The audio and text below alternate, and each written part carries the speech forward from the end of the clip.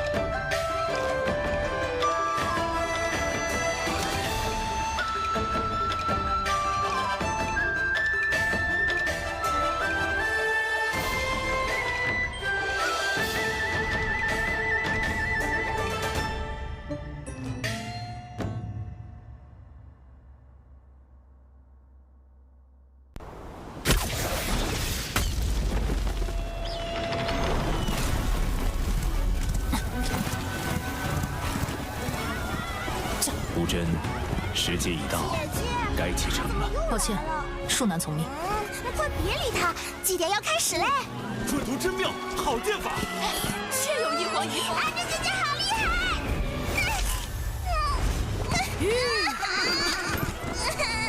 别怕，看阿姐射他下来，为你报仇。阿珍，你要去哪里啊？骑慢点儿！这是长大。混沌真气，乃救世关键，简直像坏你人。绝不该安居一隅。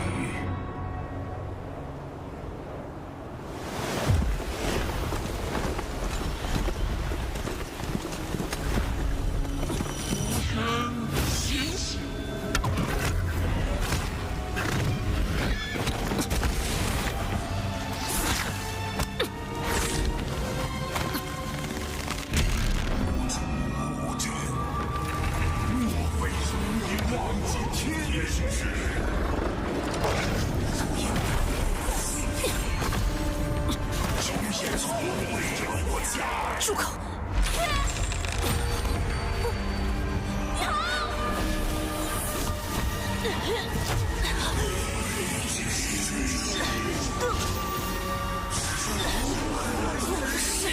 别说了！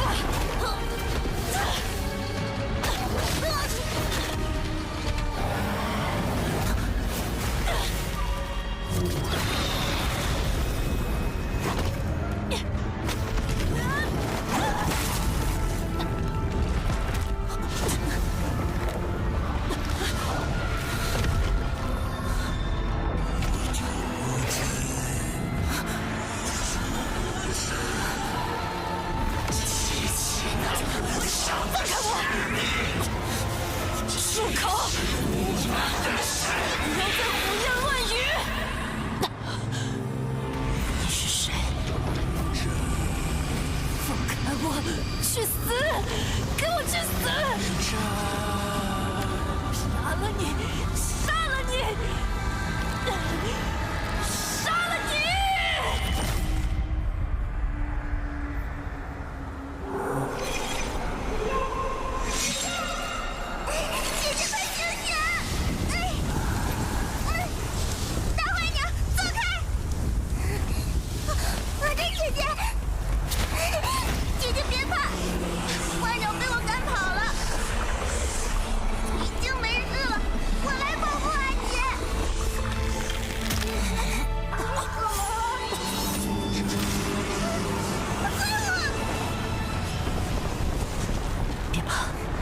阿姐在。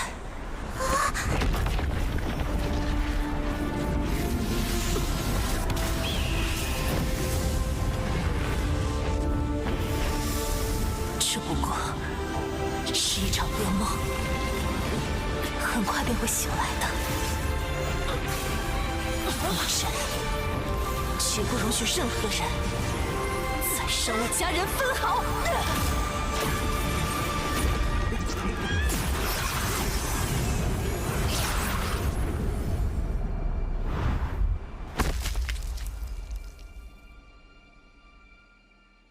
不是说要留守家中，心意已决。别多问，上路吧。姐姐，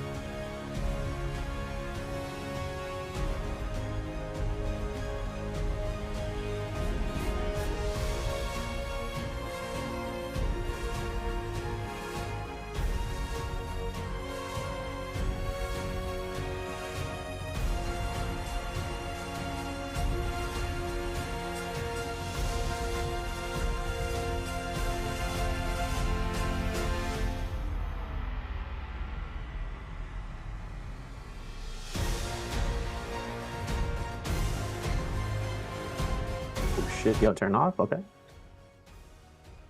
Hey, ladies and gentlemen, we're back and we're in here. It's Severio alongside with C8 with creatives for day 2 for the solos this week. It's going to be an exciting time. I don't know if you guys have been watching day 1 for Monday, you know, when it happened on Saturday, but listen, a lot of things have changed. I don't know if you guys were aware of it, but there's been a lot of changes to CA, especially with the martial artist solos. Yeah, I mean, I got a little taste of it yesterday there with the trios, but today, you know, for trios alone, it changed the momentum a lot from what I saw yesterday compared to what we've been used to for a very long time here for the Pro League. But, you know, something we're always used to is these tush drops. As we know, every single time we're live here with NARAKA BLADEPOINT Pro League, we have that full, we got triple 60 minutes now with a 10 XP plus the avatar. Okay, I see him. Champions Bubble. Okay, don't miss out on those. Yeah, those are good gifts. Yeah. Do you know what the stream event is? I actually don't know. Yo, no clue. No clue. Oh, Serene Treasure Dress choice gift? Oh yeah. That's new chest, man. Okay. There you go. New chest. Yeah, you got the whole new Enor skin. You got the Cyrus skin going in there. If you want the Viper martial art fit, you could get that potentially. Or the Lonnie fit. Just keeping in mind that, you know, going through. But getting us a chance into bringing this down. You know, when we had a martial artist solos last year, at least, it was to define the pick bans. We had that in the quarter final, you know, in terms of like bringing it down to the latter half of the year. Then it was being brought up in J-Cup. And having all the players to kind of go into this 1v1 mentality. I mean, it was 1v1 so that you basically came through and you understood that the players are going to neutral gameplay, right? Like one ban, which means that you'd end up only having a skill. You can still grapple, you can still heal. You just wouldn't have ultimate. But now, this year, it's going to be with ultimates. And that changes the flow. Completely. We're seeing Fairy Shen being brought out here. We're seeing V2 Syra to be brought out here. You know, seeing Tumult taking a dominance in the Force, you know, may be awakened. But one part that really kind of comes down is that this also comes with points to be earned. So at least 2 points at most for the player in first place, runner up with 1.5 for third and fourth, right, in those semifinal rounds. Yep. Then you get a chance in getting a warm-up round to go through here. Yes. I mean, that right there, that's one of the big key points that I saw from day one was that Faria was being played down those realms. You know, she was known when she first got released how she's able to stall out the Yang, right? You can look at her martial art as kind of like a Yang status, but overall, just she does so much damage once that ultimate comes into play. She's able just to apply so much pressure. So now Faria, she was in that last selection picks throughout last season due to the changes where every player had to play a different character, which we still have in play now, but with only 8 players in the server now, you know, you kind of have a little bit more versatility, I would say, compared to when there was the 12 players where, you know, once you're in that second to last section, you know, you were kind of forced to play that Wuchen Faria or, you know, or rarely come out with like a Matari pick or something, whatever you were feeling. But most of the times, you know, you were forced to play that Wuchen Faria. Now with only 8 players in the server, still having that ban system in the heroes, you kind of, you know, have, I would say, a better chance of having a better game. You know, most of the times it was very rare to see a Wu Chen really pop off. I mean, we had some throughout the seasons. I mean, one out of the top of my head also was Wang Liang. He's able to, like, you know, have a really pop off game with Wu Chen, but it didn't really happen a lot throughout the remainder of the season. And, you know, Faria, she looked like she was really struggling as well, being in the last seed pick as well. So overall, I think this 8-player system is going to change a lot for me, Severio. I'm very interested to see how the pace is going to be, because we're used to that full 12-man server play, but now with this difference, I'm not really too sure.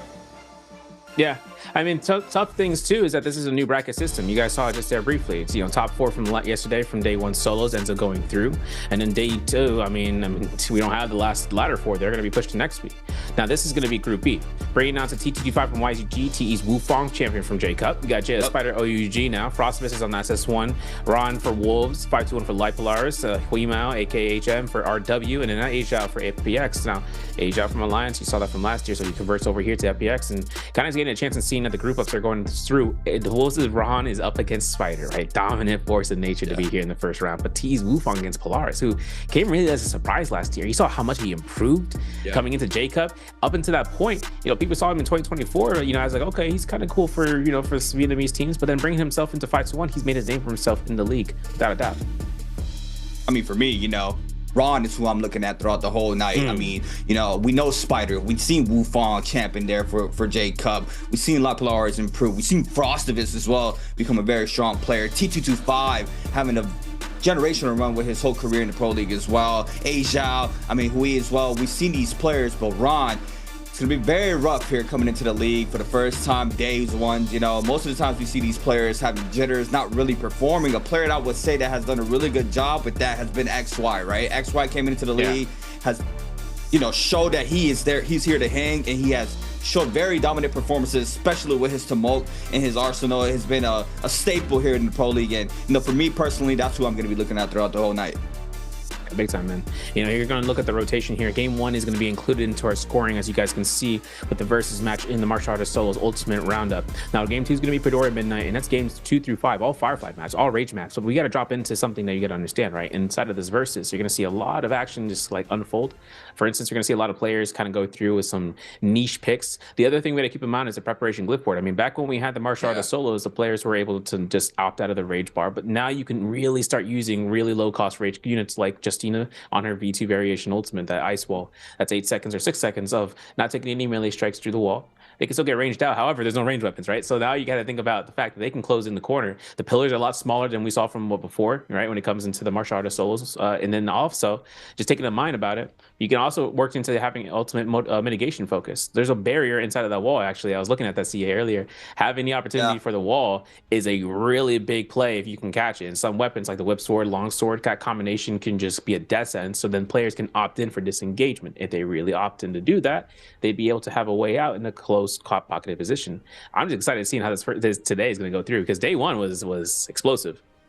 Yeah, me too. I mean, especially just off the start. You know, I'm going to be looking at weapons. What's dominant? I mean, obviously, I think the flying knives are going to be a very strong weapon, as always. We've really seen that weapon just take over the whole league. Overall, it's just everything in the kit there that you need for a weapon type alone. But you know, I kind of see, or I kind of feel like we've been seeing like certain weapons with certain characters. A lot of the most like running staffs, right? You're able to get that re-whisk there off of R&B focus. Nunchucks have been very popular as well. The standard, we've even saw a dagger, I believe, from XY on day 1. So overall, going to be keeping an eye out of what these players are going to be playing with which specific heroes. You know, everybody has a specific play style, but yeah, I mean, having that ultimate in play is going to be a lot different. 0 bans are in the pro league, which is it's kind of crazy to say, right? Even when we would think about it, the 1 bans were in the pro league, but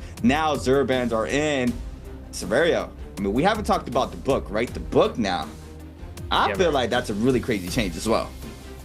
Yeah, and the other thing too is if they end up getting that book, I mean, that's just because the fight lasted so long, but we've seen fights last for a mile, right? When it comes into staying alive. In trios, they almost had it. I mean, we almost saw the book there in trios, but the other thing too is that in solos, time is a lot shorter. So the player's going to be having to kite a lot longer, and even if that comes down to decision making, I mean, they need to do that for a reason, right? For the cooldown, for the F skill, that they don't want to go down.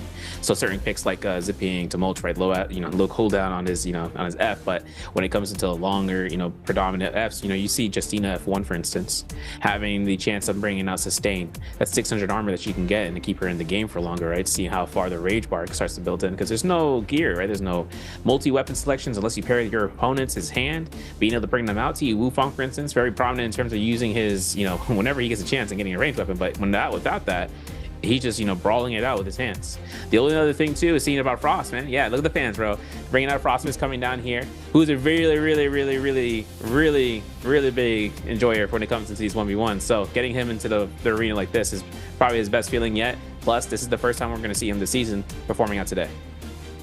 Yeah, and under the SS1 title, I mean, organization, I'm not really too sure.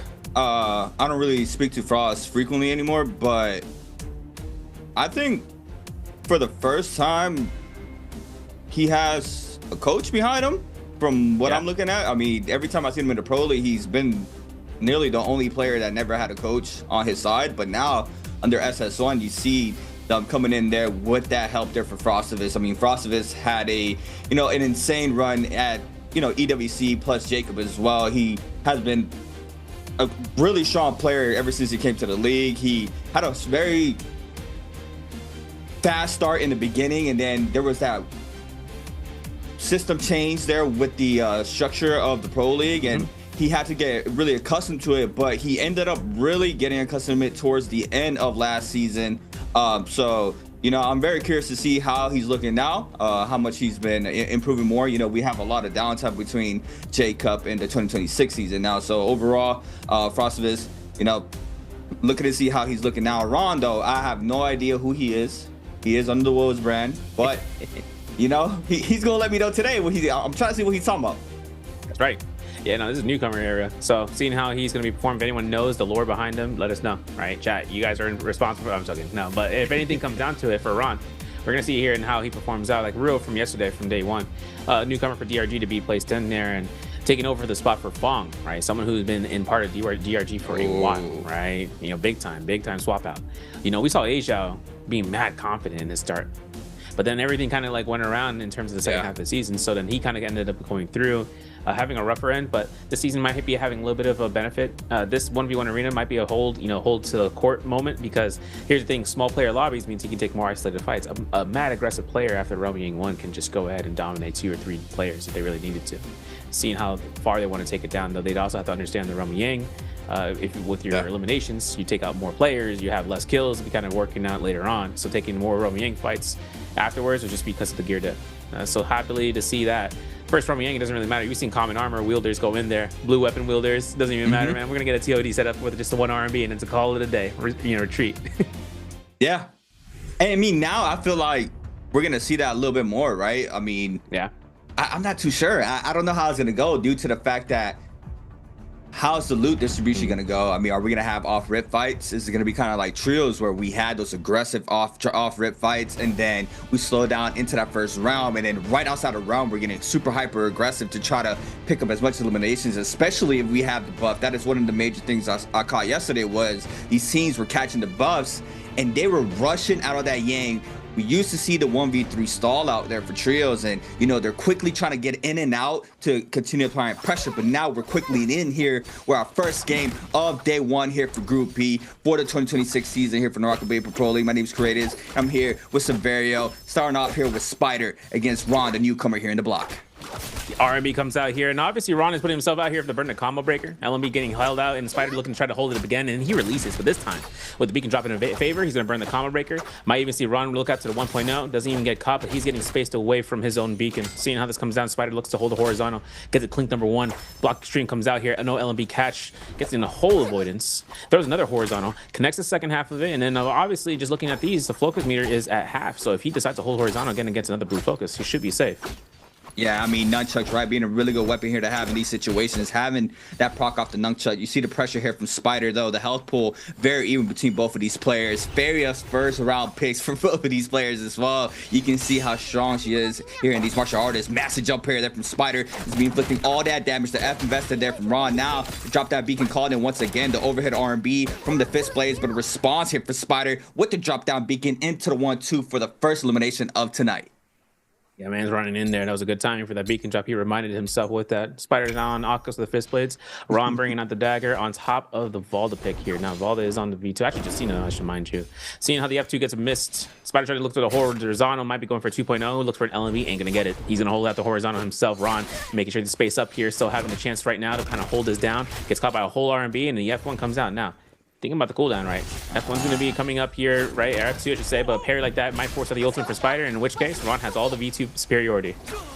Oh, he catches that V2 freeze. Beautifully done. Into the soul break 1-2 for the extra damage. Spider now trying to back on up, but he has that F2 and iron play. Catches the dazzle off the F2, plus the extension off the grapple bump. 1-2 in the corner. Tries to go for the V2. Doesn't manage to connect. Now the second wave of snow coming in there for Ron. Manages to connect off the 1-2-3. Spider now trying to back on up. Quick reset for both players. Dagger in hand once again for the Justina, looking for the opening off the LMB focus, but gets recaught off the Prio. The 1-2s times 2s off the jump LMBs into the F2 for the confirmation Prio, and again another set of time 2 of the jump LMBs, and now it's looking rough here for Ron. Yeah, he's holding horizontal here. This is all going to be an angle for who's going to get the clink into a jump LMB symbol. I mean, listen, Spider's looking to try to space this guy out for cooldown. 5 seconds left for his F2. Having around the pillar is not going to save, and Ron's going to go ahead, be in close proximity, looking for another LMB. Double tap dodges the repair dodge. Might be even an F2 angle right now for Spider. Holds it down, RMB. Doesn't get the roar out. He was looking for it. Doesn't even get a raw uppercut. Ron is going to go ahead and try to space out. The level 2 not being available means that Ron can cross F1, but he instead presses out the V2, getting Spider caught horizontal into the soul break into the R&B, maybe even a 1-2-3 hold check, and he gets released on 1-1 with Ron and Spider turning it around. Ooh, okay, Ron. Okay, Ron. I like that. That V2 to the left, predicting his tap dodge. That was clean there from Ron.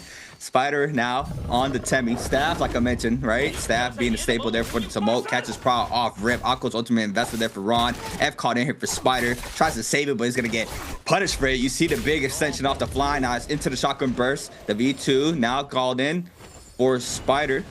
Looking for the whisk down. Catches off of this. Beautifully done. Has another re-whisk. Can extend off this as well. Cancels. No, goes for the straight jump LMBs. The V2 connects there onto Spider. Ron going for the extensions off of this. Recatches prior off the tap dodge. Beautifully done here from Ron. It's going to be a lot of damage here for Ron. Spider now loses all that armor. Gets re-cut off of Wake Up. And now Spider trying to make up the distance here to try to close out the health pool here between Ron. Yeah, this is kind of rough right now, but Spider's looking to try to go ahead and face him out.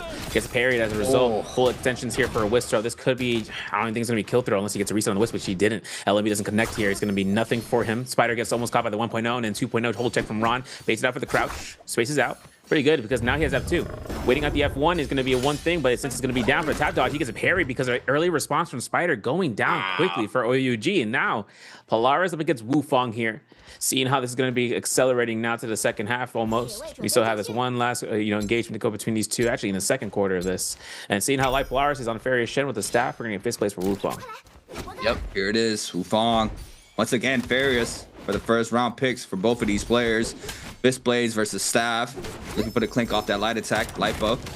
Looking for the jump on bees. The V2 can down. Wuong gets cut off the prowl. 2-1-1 there. F caught in to avoid that. But beautiful lunge there from Lipo with that full extension. Does it a little bit too early, I believe. So doesn't get the capitalization off the grapple buff. And now Wuong tries to create the space. Go ahead and overhold in there at 1.0. Looking for the perfect opportunity, but you see Lipo jumping. Does get cut off at the 1.0. Doesn't get cut off the tap dodge, but the 1.0 there from Lipo responds off of this. Tries to cancel the slap. Doesn't manage to connect just far, but Wuong now just eating up so much chip damage. Look at him just slowly getting chipped all that damage off, and now he's trying to play around the pillar. Yeah, I was about to say, takes a beacon, he gets it.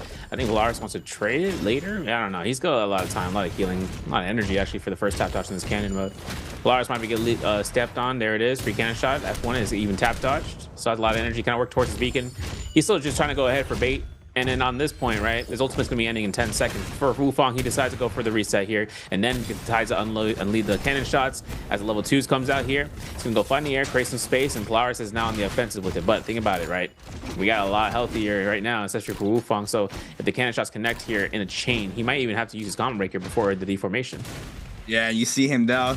Tries to capitalize off of this. Goes into the skies there with the ultimate there from Lipo. Lipo still applying the pressure off the missiles. Looking for the chip damage. Doesn't have any full charge missiles thus far. So he is going to go ahead and re-top off the armor pool. Doesn't manage to connect off of this. Oh, he's cutting the camera there to make sure he doesn't get shot. He's staying like literally right above him. That's actually very interesting. Wuong though, since it gets parried. Lipo now trying to respond. The book is up. The book is up, Scenario. The book is up. They're trying to capture waiting, it. Bro. Wait, you see Wuong though staying dead center. Lipo has to try to contest it, but massive parry there from Wuong. Jump on the base ×2 goes for the second area R&B. Good damage since the 1 point off by the LMB, and Lipo still trying to play around the book, but now both of them are even right in the center. You see Lipo still trying to play ring around the rosy. Goes for the jump LMB, has to F2, overholds since the lunge, cancels it, doesn't manage to connect off of this. Both players playing for that blue focus. He overholds, gets the damage, the F called in, and the R&B finished there from Lipo to take this round. He was tricking him for the book too. I mean, you saw how much Polaris was looking at centering, and I was even thinking that Wuong was going to go for a release on the horizontal at that point to catch him on the roll, but nope, didn't happen. And Wuong's now on the fly. Nice clink off of it too. Seeing himself off the side with the combo breaker being burned off, Wuong looks to kind of go mad aggressive, and I'm not gonna lie, the flying ice is the best option for him in this round. Yeah, I even forgot it did that. I mean, he just forces out the F there beautifully. And, you see now Lipo losing a lot of that armor. Wuong, though, staying up here in the pocket. What's going to be the mix-up here for Wuong? Going to go ahead and invest the Tomoke ultimate. Doesn't manage to catch him inside the ring. So now Wuong's going to be forced to pop one powder in. Tries to predict the whiz. Doesn't manage to do so. Re-risk there through the wall. Still overholding. Looking for the perfect opportunity. Still doesn't manage to connect off of these wrists. And now the ultimate is gone. The proc comes in off the nunchucks now. Oh, beautiful dodge there from Wuong to avoid that follow-up there from the proc. And we see Lipo now still applying pressure. Wuong eats up so much damage. And now it looks like Lipo's going to be having the upper hand. Yeah, Horizon gets released out there, the 1.0s again and again and again, and gets caught out to the LMB. Doesn't matter though. He's got a combo breaker. He gets a whisk throw. The blue focus into the whisk, into the connection for the parry, and that's gonna be Wuong going down here for 1-to-1. These are a lot of 1-to-1 fights. I'm gonna be honest. Yo, we should have had that prediction in chat. Yo, we should have set that up. Nah, it's all right. It's all right. We got a chance here now. Last round coming between Polaris and Wuong in the qualifier fights. V2 Syra on Wuong, seeing the V2 Yakos bringing it up, or V1 for Life Polaris. F2 gets held on. RMB instant release. We don't even need to worry about the combo breaker from Wuong. He doesn't need to utilize it. This is gonna be a whole horizontal situation, but I don't know, man. That grapple comes out to get easily punished. You can see slaps coming out from Low Polaris. He's been lurking it around, and he's been able to kind of work this out. 1-2s. Wuong looking to kind of get the horizontal again. Now they're almost even for trade for HP, and now that comp comes through here for the ultimate on the Yakos. Yeah, we see it now. There's going to be a lot of pressure here onto Wuong, but he does have this ultimate to try to ice it off. Lipo now is going to get caught off the 2-beam charge. Good damage here from Wuong. Tries to full track him. Doesn't connect off the second. Now the dazzle is what he has to be aware of. And there it is. Can pop one in. Please plus catch the pry off of this as well. Goes for the 1-2. Into the LMB prow. Beautifully done there from Wuong. Optimizing the damage here into the RMB focus. And just textbook there from Wuong. Right. Goes for the 1-2 off the dazzle. Catches Prio just to finish off that elimination. Yo, crazy dude. He did his taxes, not heal. It's crazy. Everything was getting done there. Now it's up to H-Shao. Now it's up to H-M. RW. Nice gesture, nice bow. FPX is like, all right, honorable fight, I guess. I'm like, dang, that's H-Shao in his horror. That's who he is, bro. That's his nature. He's that character. He's that guy. I'm the alpha. RMBs comes out here. 1-2, jump LMBs. Might be a chance right now for H-Shao, right? Jump LMBs comes out. Might be even connections off of the LMBs, but then again, jump LMB comes out here from HM, which comes out for a supreme RMB, jump LMB, right? That's a lot of damage. H-Shao is going to have to burn that F1 for sure. Yeah, I mean, it's just back-to-back catches like that just gets you caught up. And now the V2 gives you a little bit of leeway here to pop one powder in. You see Asia trying to retop off that hull pull, but now the Farrier is ready to go back on in. Going for the aerial 1-2s, trying to see if he can catch, overholds it, gets the damage, forces out the Farrier. F now has the chance to try to get the prob, but no, it's going to be the Farrier HM there with big damage into the V2 beacon. Doesn't manage to recatch Pry though. He was looking to try to extend it, and now Asia forced to pop the F once again, gets a little bit of that armor back. Staff though doing wonders, plus the slap, tries to cancel it, goes for the 1-2, but Asia applying pressure now. It looks like we're going to be having a back and forth fight between both of these players. Yeah, I'm literally thinking about this V2 being casted out here from H-Shao, cornering him off from his beacon, but the problem is he's on it. Now the freeze is guaranteed if he looks at this beacon, if he looks at cannon mode, right? Something. If he wants to throw it in midair, I wouldn't be against it. He gets caught by one cannon shot to two, man. That is rough, bro. He saw that lineup. He's like, I did the math. Yeah, yoink. That's gonna be it, bro. That's gonna be leading into round 3. Another potential for round 3, because you know for a fact H-Shao is not gonna let that one go. He's gonna be playing his Farrier Shed pick, and now Akos pick up from HM. Nah, that was a disgusting flick there for HM. I know, and we need a POV of that. I know he got a flick so crazy right there, but overall, now on the Akos, we got Asia on the Farrier. A little bit of swap, but now HM on the Fist Blaze this time, looking for the Scare Rush, manages to connect, catches Prior as well. No dodge there from Asia. He's going to get punished for it. You see him try to skirmish on now, but he's going to eat up the damage off the 1.0. Cancels it with the crouch into the F2. Beautifully done. Now forces out the Farrier F. Has to be forced to mech on up pretty soon. Didn't think they caught Prio, but they did, and now the Farrier mech is coming to play. HM does have a lot of time just to stall this out. Yeah, and this RMB is going to release HM. I mean, I'm being honest, this man has all the moments in time for himself. If there's no reset happening for A-Shao right now, he's going to be just going in full red eyes mode. And he did get the armor heal, so this is going to be a deformation in 3 seconds. Seeing about him getting a little bit of air time. One last cannon shot confirms it for damage, and then having to go up against a full Aquas ult, this is going to have to be tap dodge heavy. You know what I'm saying? Like, look, F2 gets caught out here. Combo Breaker's already invested. Now the Aquas ult in his face. What's he got to lose, right? V2 in midair. There's going to be a jump, LMB spam, boom, and there's a pounce. Waits it out, goes for purple focus, doesn't connect it. This is a huge setup here. Wait a second, we got to restand, right? No, we're going to go for the 1, 2, 3. Oh, wait a second, we did something a little tricky there, man. F1 is still available, though. Or F2 should be coming up in a second for HM, and as for A-Shao, he is not going to go down with a 1-to-1. He's going to go down to a 2-0. Favorite for his opponent. Now, Frostfist, T225, last one. And this is going to be a holy one. Look at this. Dagger Justina versus Farrier Shen with a dagger. It's going to be a clink off, man. Yeah, and Frost got the outfit. He got my favorite outfit in the game, not gonna lie. This outfit's so tough on Justina. Overall, though, T225, starting off with a beacon down. Frost here. Dagger in play, right? I mean, Dagger, one of the OG weapons in the game. Been super strong for a very long time. You see T225 as well, playing that weapon. F1 called in here for Frost, or F2, sorry. He's gonna get a little bit of that shield back, going for the 1-2s there. T225 applying the pressure here in the pocket. Can't tap dodge, though. He's right on your back, staying in the pocket. You see it now. Frost is responding here with the 1-2s. Both players clink off of this. No parries thus far between anybody. So now Frost gonna be forced to pop this V2, overholds the 1.0 is good into the soul brick. The fairy F called in, and now he clinks off the F2. Frost is now trying to play inside the ult, but T225 was able to stall that out, and now reaggresses with the aggression. Yeah, and you take up a lot of damage for that. Second beacon drop in play, and then V2 here for Frostvis doesn't even go through it. Goes for the F1, still cancels out. Wow, T225 wasn't prepared for that, man. And look at that, Frostvis gonna get a pillar. Just try to break the line of sight. Knows that the angle's not gonna be too good for him. Could be cannon on here from T225 when he pulls up to him. Yeah, V2 to mitigate this all, and then he gets a free little bit of damage or a little bit of heals. I like that. Even though he's gonna lose out a little bit there, he actually has the HP preparation glyph board, so he's up to 80 there. And then again, seen in the skybound, you can see T225 look for a pounce on his head, doesn't even get it. T225 goes again, attempts number 2, and then he's gonna do it again, try to get the cannon shot, which he cancels 1 to 2. Then having F1 again, Frostwood says, I'm gonna go right after your cannon form. I need to burn your combo breaker. Parry baits on 1, and no soul break on 2, which gives Frostwood a little bit of time to get the F1 out. Both of these players they're literally in sync. They're literally doing everything pretty much at the same time, right? The dodges, the clinks off of this. You see him staying in this pocket overall. The R&B focus now for Frostovich. Tries to stay in that purple form, but he's going to eat up a little bit of that chip damage there. T225 now still staying in. Clinks comes in time 2. Another Justina V2. And you see how strong she is in here, right? With that V2 ultimate, being able to get those ultimates out back to back gives him that chance to get those resets in. But now the book is up. Massive parry there for Frostovich. And this could be the turnaround that Frostovich needed. No F2 yet here for T225, though. There goes the F once again for Frostovich. T225 though playing right inside that book area. Massive parry once again for Frostovich, and that's gonna be it. What a fight! That was a very prolonged fight there for the first round.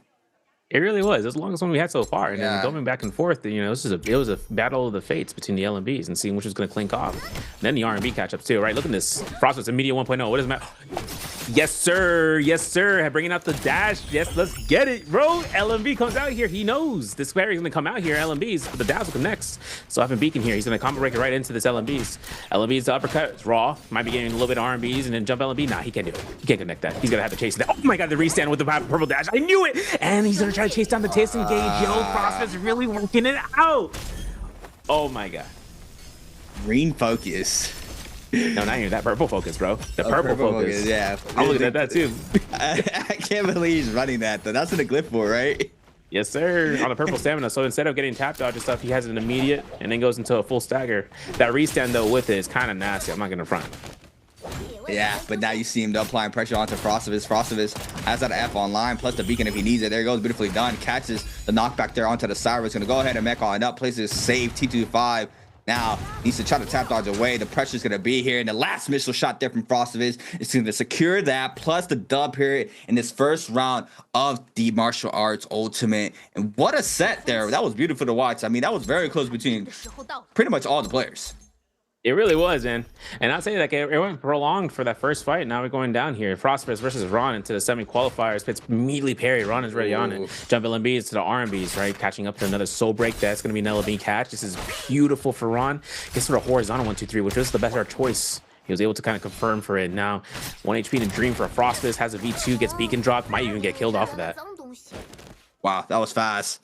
That was fast. Ron parries on 1, as we see it now. Frostovich is aware of that for sure now. He knows needs to be a little bit more aware. I mean, the way that he was fighting against T225, both of the players were literally just trying to play for the clings and in the lights there. But now it's different opponent. Got to be real careful. Beautiful dodge. Parries on 1 once again. Ron, though, is going to eat up all this, or he's going to be able to capitalize off of this. Frostovich now going to be forced to mech on up. You see him there in the player cam, not too happy about having to invest that ultimate as early as he had to. Ron, though, with the V2 is going to get the freeze, and now it's a mix-up, but you see Ron flicking, looking for the predictions there on this freeze, and not going to lie, he's looking really clean. Yeah, now the deformation from this Fairy Shen gives Ron all the benefit here for the deformation. Look at this, right? Yeah. Even after Fairy Shen deforms, he's going to get frozen out of it. since he falls right into it. Oh, actually gets a tap dodge on it, and that actually instills him to have an even fight at this point. Nice parry. No combo breaker, right? So we got to extend this as far as we can. Frostwave gets the corner. Will he parry dash into it? Yes, he will. LMB won't connect there. It's going to be an F1 immediate. Seeing how the RMB charge up, though. I don't know. Frost is going to release. Ooh, gets clinked off, gets spaced up. No stanchion coming off of the kicks, and he might be looking for this LMB scenario from it for a parry. Then he walks right into the RMB. No raw uppercut from Ron. He's going to hold out horizontal and wait out the early parry. Gets a combo breaker or invested for the soul break to space out here. I call him an EU player, man. He's throwing them all out.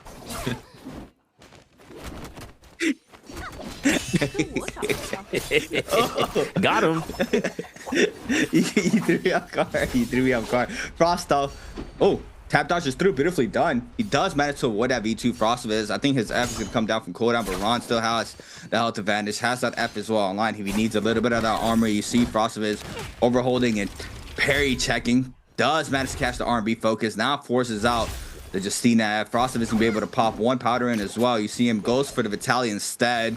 Going on in, cancels that early. 45 seconds, book spawns now. You see it now. Frosted is front and center for this. Ron needs to try to contest the 1.0 off the staff. Beautifully done here for Frosted. Is back to back as well. Eats up the damage. Ron now has to fall back and retreat. You see him trying to space it out here. The soul break is invested, but the F caught in there from Frosted. Nice tap dodge as well. Nice weave there from Frosted to avoid the soul break. And Ron now 1 HP, forced to pop this F. Does manage to do so just in time, and it's just a one focus act decider, and we see it there. Ron still alive, has to sustain for that, but not for long. And now 1-for-1 apiece. Ron and Frosted is going to round 3.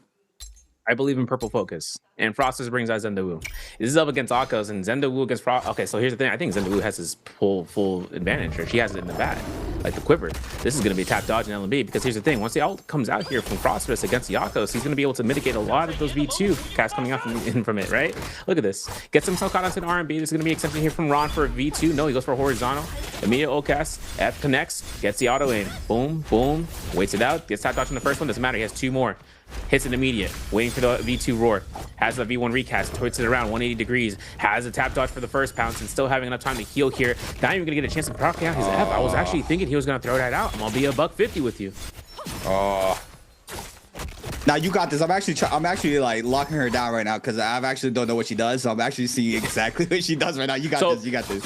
So here's the thing, right? Her F1 is enough here for a parry, right? Frosted might actually have this to kind of TOD for a little bit, up to 200 HP at most for Ron here. He's really going to set this up here for RMB. So this engagement is still available for Ron. As you saw, the combo breaker though gets a little bit of heal once he throws it out to his opponent. Tap dodging through the F2 roar. Getting caught by the horizontal on the back end though is going to be enough for Frosted to go down, and that's going to be up to the case. Yakos just spam it. That's all you need. Now it's HM versus TE's Wuong. Both on the Fairy Shen. This plays for Wuong though. I surely thought I was gonna clink. I thought he was gonna release as well, but no clink. Beautifully done there for Ron though. Goes to the I believe that's finals that he goes to, but Wuong on the other hand, HM. Nice prow here off the fist blade. Crouch LB for the extra damage. Fair rounds ones. I mean, this is staple is what I'm seeing. A lot of these players are liking this Fairy Shen here for the first round selection. Overall, though, you see how strong she is. Ooh, catches Koopa Stomp in the midair. Has the F to avoid that, though. Was forced to pop that F. We'll find out fast falls. Rolls that second missile as well. Now, just a little bit of spam there from the Rockets. You see him getting caught up with a little bit of chip damage there ×3. Misses the 4th, but now still going back on up. A little bit of pressure still unfolding for just a couple of seconds due to that old running out. And now Wuong with 83% here on this ultimate, looking to build up that rage and catch fire once again. Scissor 1, 2, 3. Nice dodge to weave that. Now, a lot of these players going for that fake off of that slap. You see it here. The 1.0s get damaged. Wuong now V2 beacon down. So F is always forced out of that, right? If you don't, you're going to eat up that blue focus damage. You see it here once again. And this is going to be an R&B angle right now. I mean, Huey Mao gets it. Maybe look for an LMB. Ooh, he's going to spam it again. He's going to get the LMB. Nope, he got crouched on. Now it's going to be an early parry. Wait a second. Wuong's going to be working this out, right? Jump LMB. R&B. There it is. Jump LMB comes out for the slap fade now, and he won't get another one because that's going to be another hit. Jump LMBs are all he needs to get the elimination. That's clink offs. So getting Wuong into this win means that he has a chance right now to kind of work this into finals. He's going to be playing out his Tumulch into the Flying Knives. 5th place for HM, though. I mean, here's the problem, right? Tumulch is going to be a really tough opponent once you run into the wall, because if you get caught out, HM is already aware of it too, by the way. He's escaped from a Tumulch wall just to make sure in case the ultimate comes out. In this case, there's a Wistero. There's going to be an immediate LMB attempt here from Wuong. He goes for a clink off, and the slap feint is going to come through, and this time for HM, boom, gets avoided, and that's going to be ult cast right then and there. Yeah, and now the pressure's on. He's going to respond with a 10-minute ultimate. Uses the V2 to avoid getting knocked back, because that could have been bad, but now rethrows the V2. Wait, you're able to rethrow those back to back now? Back to back. So he walked up. He had enough time. That LMB is massive, bro. 1, 2, 3 vertical crouch LMB. That's enough to kill 1-to-1. Let's get it. Yo, you look at HM. He's like, you seen that, bro? Yeah, let's see it for round 2. Let's see how this goes. Wuong gonna bring out Syra V2, right? We saw how long that lasted, and this is a Shunwon first time pick that we've been able to view. So let's take a look and seeing what HM brings up here. Ooh, he weaving, schmoving, catches that off that F, beautifully done. To 1, 2, 3 as well. Good damage off the flying knives. Now Wuong forces a shot to stay in the pocket, catches the prowl. Now there goes the ultimate. That's a combo breaker. Nice weave off of this. Catches his weave, throws the gold daggers again, and again. Playing Winter Soldier again. Goes for the clink off of it. Yeah, but where's his nerfs? Where's his nerfs though? Where's the Shunwon nerfs, bro? I'm waiting for it. Meanwhile, V2 Syra comes out. I don't think my boy's gonna be coming out here alive, bro. I think he's gonna get Elsa ulted, man. This is hostile. They're gonna have a chance out here for OHM. He's gonna be done. All right, no heals. Yeah, I was about to say, man, take all the time you need, bro. Take it less. Okay, sit back up. R&B goes out for a meter dump in seconds. You know there's no combo breaker. F1's gonna come out here immediately at the end. If the dash R&B don't kill, this will. LMB comes out, boom, recast. He jumps to avoid it, gets parried immediately. 1.0 comes out. Wuong takes himself to finals. He's up against Wolves' Ran, R-A-N, also known as. I redacted my statement. We're going to go ahead and get into the finals. We're going to get us into this. Wuong's up against Wolves' Ran. This is both Fairy Shen, both fist blades off of the round 1 fight. Yeah, I mean, I'm looking at Ron's neutrals, looking really clean. I mean, he's very patient, and he has really good decision making as well. I mean, not that I just cast her some, I guess. Jump LBs off the beacon ×2. Now this time Wuong responds with a beacon, catches the prior off the tap dodge. Now he's gonna eat up all this damage ×2 on that. Good damage, forces out the F from Wuong, but now the beacon game is in here for Ron. You can see Wuong just trying to stall this out. And like I mentioned earlier, I mean, they just staying right on top of them so they can't get their camera angles on them. Beautifully done there to avoid that first missile. Doesn't get cut off the second as well. Plays around his beacon just in case he needs to try to go ahead and engage with that alone. But he's doing a really good job thus far, just avoiding all the pressure there from Ron. Yeah, it really is. Spacing up here, he is out of his line of sight in the cone above him, the cylinder. So now coming to Wuong, drop down into 2.0, making sure the LMB is possible. He still has a chance right now. 1 R&B in the dream. LMB comes out here. He's still holding out for horizontals, and then there's going to be no catch there. Having the beacon at 83% right now for Wuong means that he has all the time in the world right now to kind of look for this. A little bit of damage left and right. Again, Ron is not really believing those blue focus horizontals, but now it's going to be invested. And now it's going to catch for the second. The third one's going to clink, and then the LMB 1-2. Wuong looking for another LMB attached. If he can attach the jump LMBs, there's enough chip damage to kill confirm. Okay, gets a little bit of raid. Has this in the bag if he burns with the combo breaker, which he hasn't done so, and he's going to have to burn his beacon for this kill. Yeah, but now all he needs is one shot. You see him now. When it is out. Oh, flick. Yep. Forces out the F as well. Look at him. Yeah. Yo, look at his mouth. Yo, my man on the camera. You saw my man in the camera? They're looking kind of active there. All right, I'll stop. I know this is Wuong game, man. He's at 1 kill already.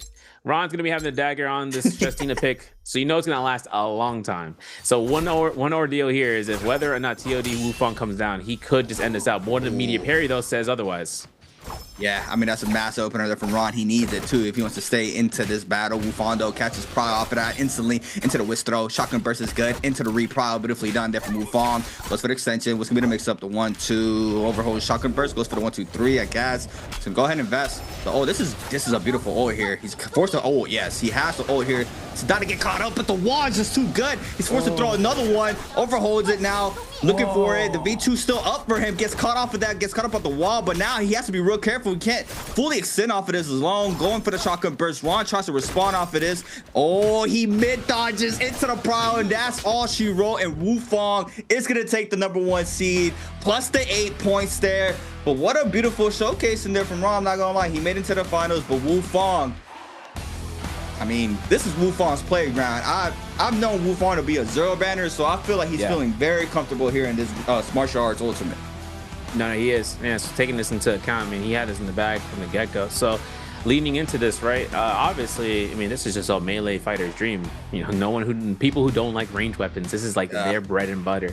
So one other opportunity is just seeing the high volume of weapons to be at the same is also another thing to consider. I mean, you see all these players coming through here using the fist blade, using the daggers, getting their staffs on, right? And then all of a sudden, you know, we didn't see any whip sword, no whip sword, no long sword. And it looks like actually with that's kind of a rare instance. I'm okay with that. It has a lot of exit lag for the R&Bs, but once you hit TODs and the Romiang, you know, that's going to say something different. And actually, you are right.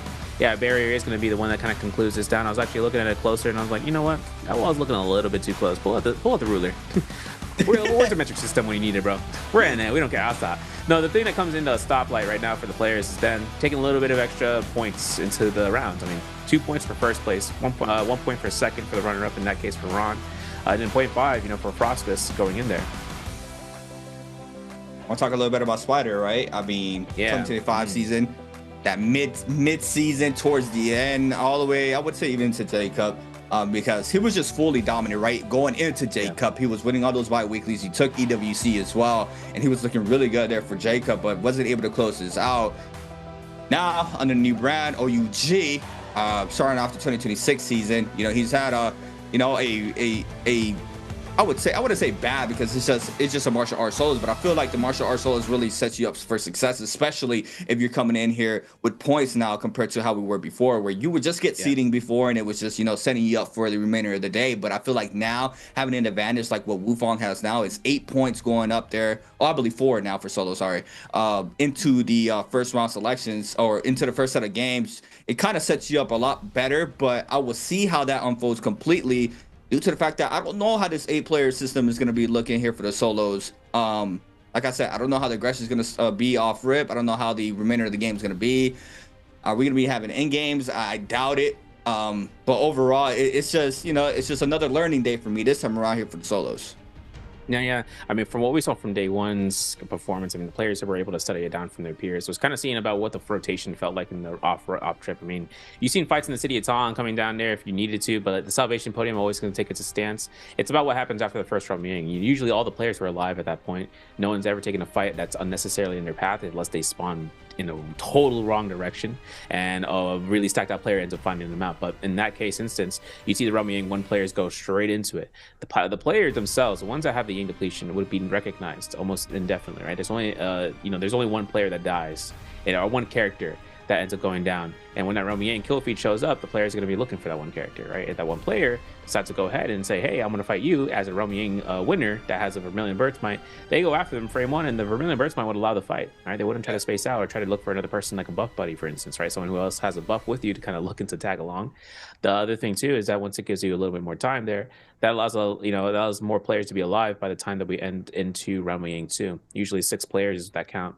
Then allowing to have 6 players by the time we reach Yang Spiritwell means that you have someone that's a little itchy about getting into a fight, not getting the opportunity to pick up a bloom in a multi-way, and then all it comes down to is just the position of where that circle is. I mean, in Holoroth, you'd end up having the Starry Cat, Killer's Crest, right? The Monolith and Plume Castle. Other places you have out in Morrisal, seeing about where the Celestial situation comes down to, or if you're in the field in the Northeast, some of those players really start to look into those opportunities just in a slight moment, picking the fights that they know that they can take. I know that comes down to weapon selection and Jades the most, but then again, it's just the character selection that you were able to get in your pick phase. Oh, it's 2. Okay. 2 for first, 1 for second, and then 3 to 4 gets 0.5. Oh, yeah. Gotcha. Yeah. Okay. A little bit of highlights here, though, for our first game 1 here for the Martial Arts Ultimate. A lot faster, but very beautiful fights that we've seen thus far throughout the whole bracket. Really showcasing here from Wuong, being able to snag up first place. So he's going to be having that first round pick. And there goes the flick. I knew it. This is the flick. HM now here in the corner with the V2. Goes for the air R&B. I'm thinking, can you V2 F2 into V2 again? On V2 F2 on Aquos? Yes. What? Yeah. So that really caught my attention because, you know, Temmie was a really good counter to Aquos for a long time, right? He's able to lock him down.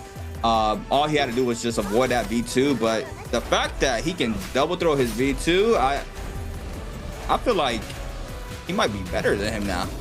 Look at this. Yeah, so I mean, the thing that happened in that corner was that he was able to walk for a second, and when the meter came back up, he was able to kind of come down with the storm.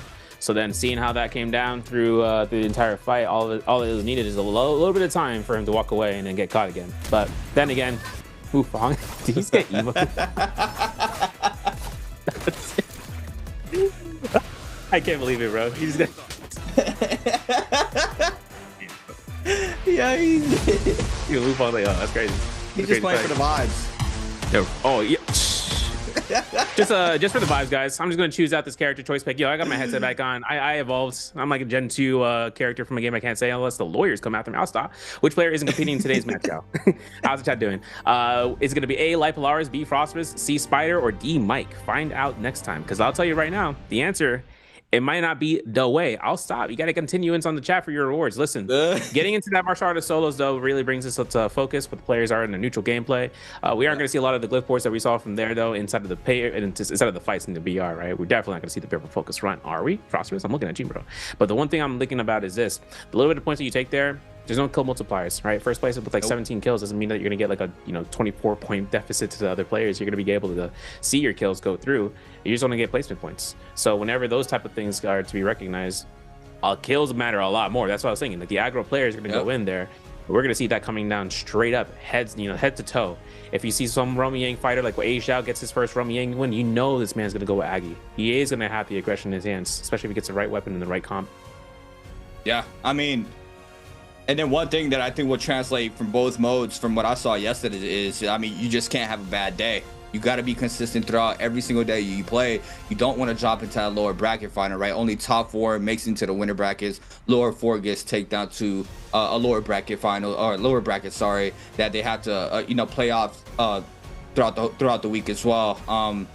As well as the maps now being all Fireflies into our 6th game, which is the mirror match. I think that's also a big change as well, where we're going to be having that hyper aggression every single game. You did get your warm up now, you got it out the way. This is where you really had to just wait it out and try to get as active as possible. And we saw how structured these players were. A lot of the fights really prolonged for a very long time. So right now lobby B is looking or group B is looking very clean from what I've seen. Rondo, I mean, surprised me, not gonna lie. It's not easy to do what he just did. He just caught second place in a very stacked lobby with a lot of now NARAKA BLADEPOINT Pro League veterans, right, throughout the whole run of their career. So that's a good start for Ron. I just have to see how he looks in the BR. Obviously a whole completely different game, a lot more aspects, a lot more changes, or just everything, right? So different in the BR.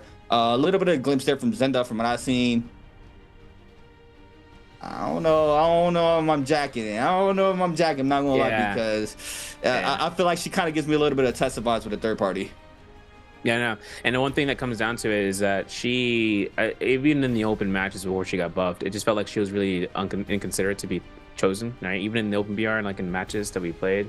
And the only thing that comes down to is, even with the recent buffs, right, she's faster to shoot her arrows out. Her V1 recast is a lot faster. We saw players even bringing out V2 just because of the multi-hit format. It's able to bind players out. In-game circle, she's a threat, so players might even opt in to take her out, right? That's what we kind of thought we were going to see, coming down, and then it really became apparent once Arana was able to get 3 hits on the bind, and then all of a sudden, everyone was last hit by his crossbow, so then everyone gets wiped out at the same time. He picks up 3 eliminations. Seeing how she ends up going through, though, in a 1v1 scenario, I mean, she rocks the world in a 1v1 scenario sometimes. But the only thing is that that's requiring a setup. Some characters don't even need a setup. They just need the ult, and then they're going to be doing their round 2 fight. For her, she's going to have a rough time off rip. One thing is a little bit sustained from those arrows that she's able to shoot out, and her F1 recast would come down to a little bit of the fights that she can keep in the loop. But the moment that she ends up getting crossed out, I mean, it's over. But here's another benefit of her, right? She sees Zendu, right? She's someone that can go in and out of a fight. I mean, with the V1 or even the V2, she still has those FCast arrows, right? The 3 arrows that she's able to throw out.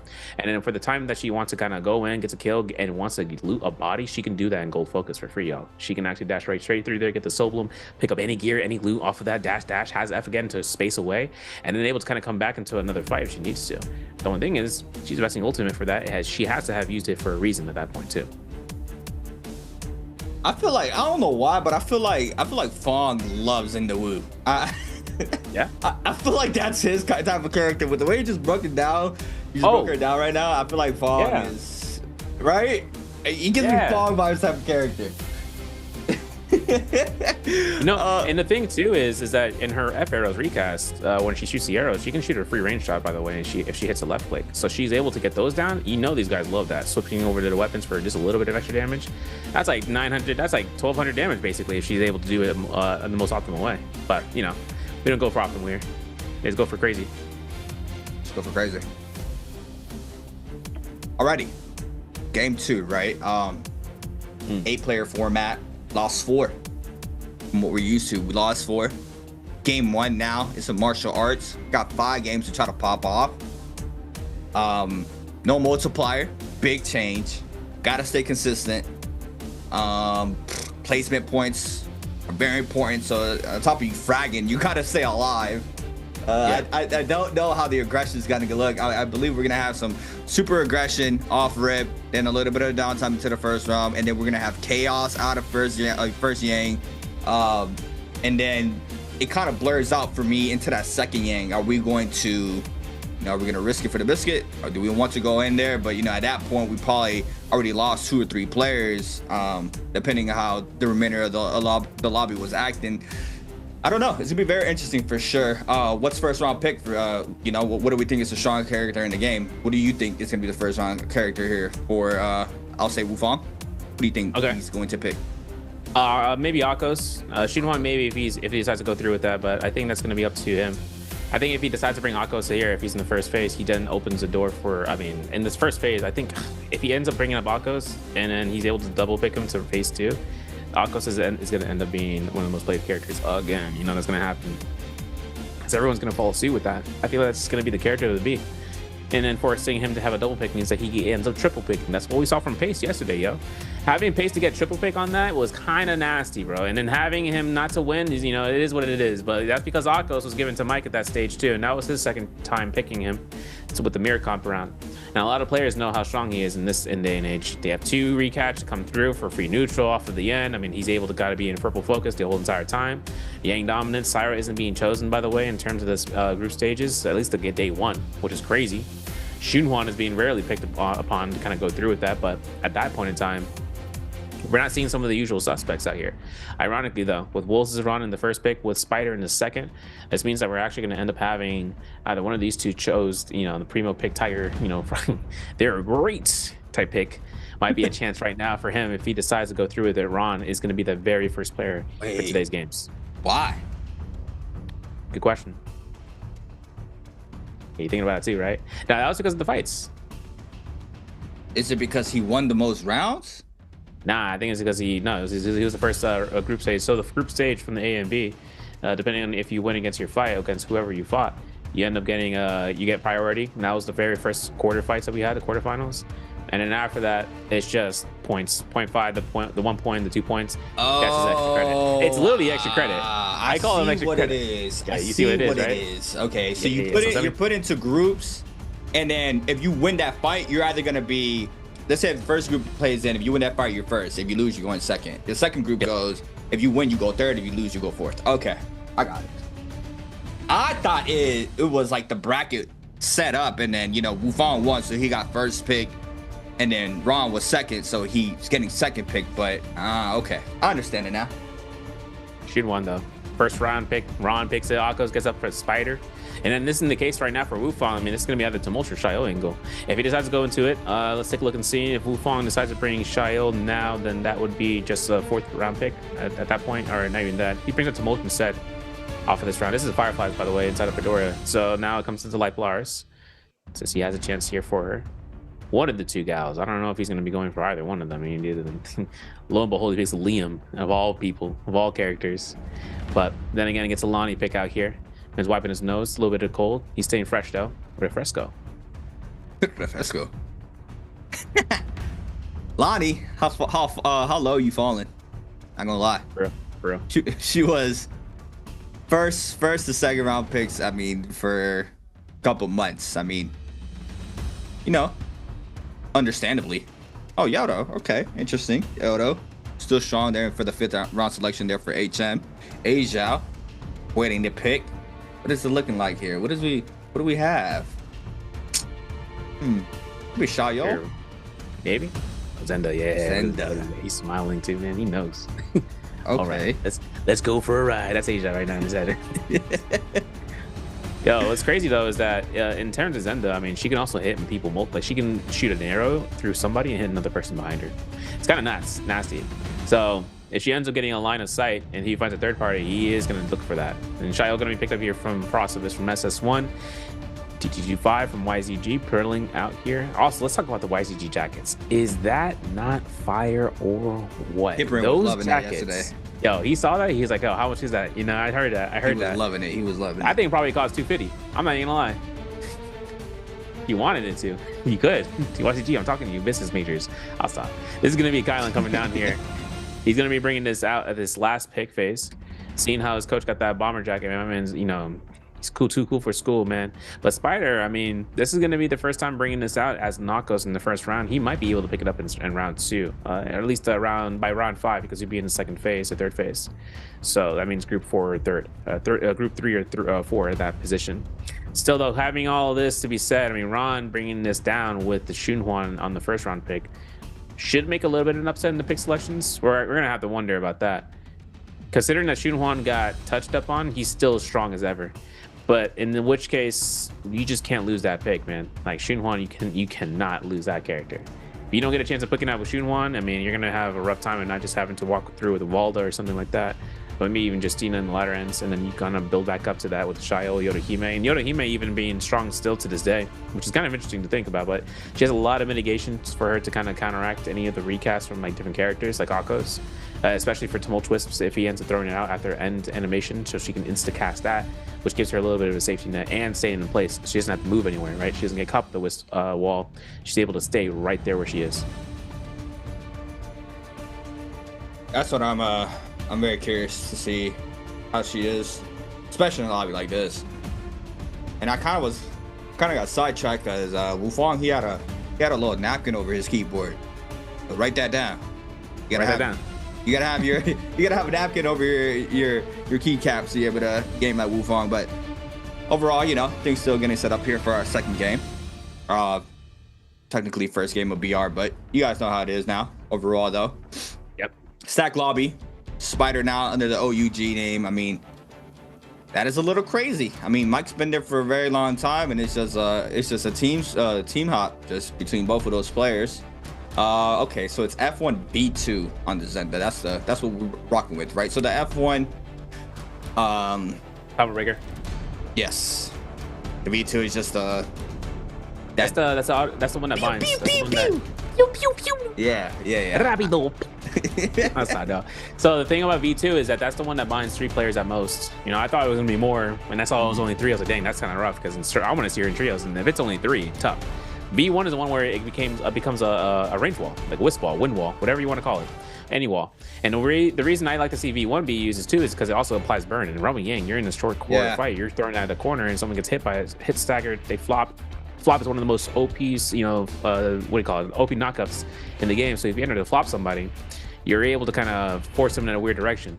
This spawn, though, at Tranquil Courtyard is kind of nasty for Ron to be right in the heart of it. If I 2 and Light Polaris in the north, and this is Firefly, so if FPX Star is looking for that, SS1's Frost, I don't know if he's going for that Firefly there or if he's just going to opt into Ashenfall, though. We're going to go ahead and start game 2 here.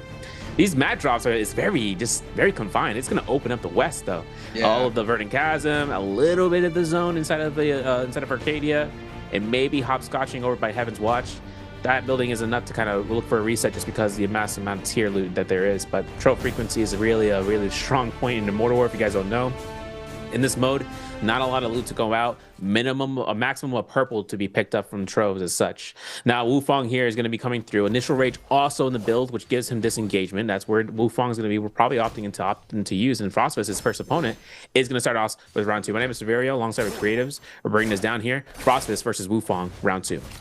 Beautiful product for Frostfist. Does manage force out the Temi F, but he's in the air. Beautiful F there to counter that grapple bump there from Frost. And now Wuong got it back on up. Nbpl not yet there. Overholds both players. Send it. That's a clink there between Wuong now. Looking for the re-engagement. Tries to go for the parry bait. Beautifully done here for Frostfist. What's the mix up 2-on-1 into the R&B focus. Beautifully done. R&B jump L and beats. Good damage there. Now Wuong forced to pop this zap. But a 1.0 there from Frostfist. Being able to snag up the first kill of game 2. Beautifully done from Frostfist now with 1.5 on the board. And there's a purple weapon over there. You saw that from OG Spider. Yeah. His purple flying eyes already. Having blue armor. He's just going to loot up everything. He's got Volpines already. That's already done. My man got the quest line. This is like, I was talking about this. It's like, this is one of the few areas that's available on the west side. He already went over there. He probably last second dropped. We didn't see nothing about that. T25 is already over here, though. Island Ultimate's at 70% rage bar right now. As for Spider, he probably had to invest his ultimate. There's no way he's at 26% right now, unless he had taken no fights whatsoever. Then again, Spider works his way all the way towards Twilight Swallow. If he could just try to break the line of sight on a HM, which, by the way, RW's HM is on the Yorohime. I don't see his rage bar, but it looks like A Xiao is already taking the fight against Ron, and Ron taking the spell for the jump LMB to F1 Shunhuan recast. It looks like A Xiao, though, is still holding on to that combo breaker, and Ron is looking to run. Rod is looking to run. Yes, sir. Yes, sir. A Xiao, though, you know, so much damage. You see it here. Loses all that armor, half of the white HP. Now the ultimate coming out here from Lee. Now this is a lot of pressure in the ground. 1-2s. Gets a common armor, so beautifully done. Now it tries to respond with the F there. Gets recaught off the prod, though. RMBs, 1-2s. Jump LMBs for the finisher. And Ron starting off hot as well for his debut here in the Pro League. Beautifully done here on that first seed selection with that Lee. I mean, I see why the character is really good. Man. He hasn't dropped, man. He hasn't dropped since his launch and his preview into the NBPL. So his value is just going to be invaluable. Now, Frostfist taking that win earlier, it means that he has the size of the Skygaze Cove in his palm of his hands going to the captain's quarters. But one thing's for sure, right? RW's HM was about to take a chase onto Spider, decides to go right back towards Northeast, hitting himself towards the Verdant Chasm. Looking to see about those Fireflies, which is left on the ground. I mean, there's no Fireflies here at all. But he's able to kind of work this round of Tros because From 1 happens to be very, very fast inside of solos. This is going to be something to think about for the start of your loop pattern after you lose a fight, to be prepared for it. We're looking at Spider, though, taking a nice fight at the Hall of Eternity. A lot of armor to be on standby for him in case he takes his full end aggro against Wuong. Yeah, and once again, he has that Wolpine, so it's a very hard task here for Wuong. You see him trying to cut out the pressure. Wuong does not have a resurrection, so he needs to try to stay alive here and not make sure his game 1 doesn't go the way he doesn't want. But Spider trying to apply as much pressure as possible, staying in the pocket. Massive parry from Spider, gets the damage, tries to go for the air RMB, doesn't manage to do so. Now he's tap dodge there to avoid getting caught up there off the cross up. But the 1.0 there from Spider gets the damage, and Wuong is out of game 1 just like that. And that was pretty quick. Yeah, it was quick. That was his reset, too. So think about it, right? Spider just happened to be there, and that comes down here. Ron goes down by HM's hands on 1-kill elimination, and Ron's going to be on reset to duty. So if he's going to go to Imperium, he's going to have a rough output. But this is Romy Yang. All the portals are going to be set up here in a second. As for A Xiao, though, this is A Xiao on his reset. HM is not going to mess around. I mean, this is a Yorohime F1, by the way. So he goes in here. He's got 8 seconds to decide whether or not he's going to go for a recast to teleport or for a knockback for the combo breaker.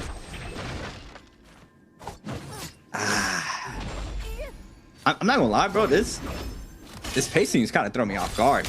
Are you feeling it? Yeah, it's kind of slow. I'm not gonna lie.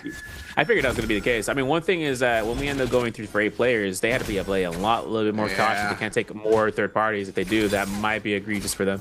Looking at HM, though, he is getting melted alive. V2, remember that?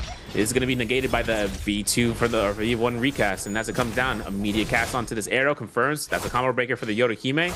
There is no more arrows in the quiver. My man is a 1.0 from death. 1-2 dash RMBs. 1-2 doesn't get it. Gets caught with the F1 kill, and that's gonna be A Xiao taking his gear from his dead corpse. That's a nail biter there for A Xiao. I mean, the coffin. Yeah, that was a very close fight. The Yodo's still in play though. HM, A Xiao. Let's to see another day. Spider, on the other hand, posted up for the Roman Yang. Once again, has that Volpine. Got to keep that in mind going into this first round. Could be a big change decider here, depending of how the fight goes and who he goes up against. But T225 as well, posted up for the Roman Yang on the Kylan. Purple dual blades, Halberd, sorry, in hand here for himself. Spider just waiting this out. Fong out so quick. A Xiao, we almost had a six player game, like first 2-3 minutes. Yeah, and if A Xiao didn't get himself into that dash RMB situation, he would have went out to the lobby, man, but he was able to keep it up. He had the stamina for it. Though, looking into this first Romy Yang, you know, it's crazy. Spider not dropping his Wolfine. He's going to keep it in that first Romy Yang. Finding the valley. I mean, before we've seen players drop it, right? Wong Leon / Edward, they would end up dropping it down. But then having the audacity to bring it to Realm 1 is it's kind of crazy. But he's geared out to his mind. So if he has 18% mitigation, I say take it. And he's going to be running in here against A Xiao. So A Xiao bringing blue rarity weapons up against 80% on that mitigation mark. Spider just rocking down here with purple flying knives. Has himself for a cannon. Just a will in the way. Zendu versus Yakos. All right. Let me peep how she does against the Yakos. She does really well against the Yoda, actually, so that wasn't too bad to watch. But now, F invested here for Spider, doesn't manage to connect off, but now forces out the Zendu F really quickly there. The bird's out. Spider looking for the skill rush. Try to play it around the pillars. Asia waiting for the perfect opportunity. Stays in that blue focus there to avoid getting caught off that prile. And you see it now. The cannon shots being invested here for Spider. Not being able to catch up here with the movement of Asia. You see him playing towards that middle side of this realm. Overall, though, F still was not caught there from Spider. Second invested, but nice ship parry. And this is, I mean, the second time I see Spider doing this. Behind the back ship parry there for the confirmation parry. But overall, Asia just eating up so much shit damage. And there goes the ultimate here to be invested. Yeah, and this bow shot's going to hit a little bit of heal back, as you saw. And he gets another hit. He's going to be dashing around the corner. Doesn't get it. Gets tap dodge on. Going for a reset. Baits out. F1, last one arrow in the quiver, which gives Spider probably the full benefit this round. I mean, he loses Vulpines. Is it really worth it? Let's see. He gets to try to go for a 10 for the heal. This is V2, by the way. He's going to wait out the V2 on that V2 pounce. Gets a chance on the releasing there. V2 pounce comes out. RMB gets held. Aisha does not know the fury of the Zakas is going to have 1,000 health in his back pocket, but he doesn't lose it anyway. Spider gets the kill elimination on the leaps. Just not scaled out that he was hoping for, but then you saw the chase down from Spider putting himself on there. I mean, he just went in the moment he decided to braid out. And look at this, Rupture Gale Ore being picked up here, having gold flying eyes picked up, and Spider can make that Telluric Crystal a magical chance for his cannon to be upgraded. There he goes. He's going to do it outside the Rum Ying, and this is going to be a big setup for him, man. This is really big. The gear gap is going to be massive now that he has a Rupture Gale in his pocket, plus 24% mitigation. Zendu scales off of weapon or armor? Oh, for her weapon, bro. she shoots arrows. Yeah.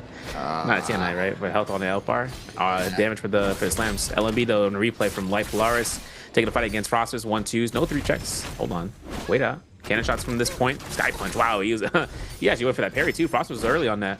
Though looking at Life Polaris, he threw it again. It's kind of a scary moment though, to be honest.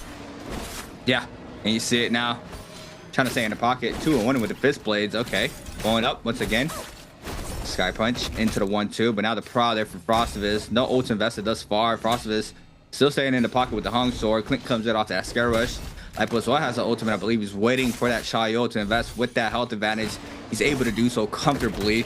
Thus far though. Catches a raw Sky punch. There goes the Shayo ult. But now there goes the first shield proc. It's going to mix up here. The second one gets procced up as well. Lipo waiting for that perfect opportunity there to iframe it with that ultimate. Gonna go with the F first. There goes the ult. Looking for it. Gets cut off the chain instantly. Beautifully done there for Frostovis. Now, on the ball throw. Not good thus far. Going for the TP. Overheads. Goalie stance. Connects there. Beautifully done there for Lipo. And that's how he wins out his first round. Really is coming down here. We're going to get a fight outside of this area in Skygaze Cove. This is rough for A-Shot to kind of look to this kill because Polaris is looking for it. And he takes a whole R&B from a gold or purple greatsword. This is rough right now, right? He releases it in Polaris' direction. 2.0 angle comes out here. T25 almost getting caught out by the cannon shot. This is coming down from Spider behind them. And T25, boom, almost goes down here. A-Shot tries to go after the Soul Bloom. Can he pick it up? Yes, he can. He got ultimate. He can space out with his F recast. He's got a little bit of time, though. He gets parried as a result, and an elimination coming down from Spider. All of these guys in the group setting, multi-way fights, you know is here. F2 comes down here. LMB 1.0 comes through. Spider picks up the Soul Bloom, and all the Vermilion Bird Smite wielders are going down. Frost on death's door here. Picks up himself in the fight with the 1v1 with the man with the Vulpines. Can he get away with this scot-free? This is rough now. There goes the shield throw. Does manage to connect off of this, but now the awkward ultimate is invested here from Spider. Beautifully weaves there from Frost, being able to avoid that leap there for the Aqua's ultimate. Second shield throw is good there for Frostovis, but now the third party starts to move on in. It's HM now looking at the Aqua, sees him weak, but Frostovis is going to be turned on here for the attention. Goes for the F2 TP into the jump LMB, and Frostovis, I believe, is out of game 1 as well. Asia, Wuong, T225, and Frostovis all out. Ooh, big damage, fixed extension there off the carousel. Beautifully done there from HM. Lipo now gonna be forced to pop this ultimate. I missed it. Not gonna lie. You missed it. I missed it. Bro, the thing about it is that this F1 is like, once you get a kill, he gets a soul release basically. He gets a reset on the skill, which I mean for F1 Yoda, it's gotta be. But the thing about it is that he's scaled out his mind too, so right. So don't even worry about it. Polaris is spacing the heck out. There is no Vermilion wield or there's no Vermilion or Yang depletion wield there. Everyone is free from the taking. So we can either brawl it out or we can go to round 2 for extra kills? Question mark. This is where I'm thinking about it. This is where it's kind of coming down to like when we see the scrims for NA, EU, and whatnot. Like if you take the fights before second round, there's 4 players. Are you trolling? Is this going to be just optimal play? Are you going to get a free Rum Yang as a result? Are you going to contest for it? That's just the idea about it. You know, whether you're going to take the first one extra elimination or you're going to eliminate the equate. Either you get the first elimination or you get them out the equation. Okay.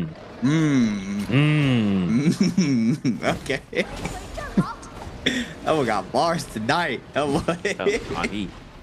On E. Oh man, but HM, I mean, he's had a really good run thus far here on the Yodohime, as you've seen it here. Perfect third party just not too long ago. He's waiting for that second round. Definitely they're going to be taking this. You see Spider already waiting this up with the gold flying knives, waiting for his opponent. Not sure if we're going to have a second set. What is that? It's Phantom Step, and then he has Roger Script too. Oh, that's how Phantom Step looks now?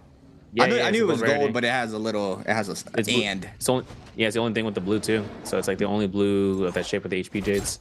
Yeah, having that though is kind of tough right now. Who's his opponent? Ron, bro. I mean, maybe he could COD him. He's got the stance. He's shooting one lead.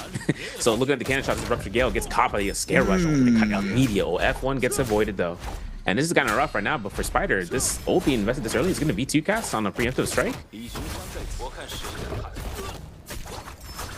Oh, there goes the pressure now.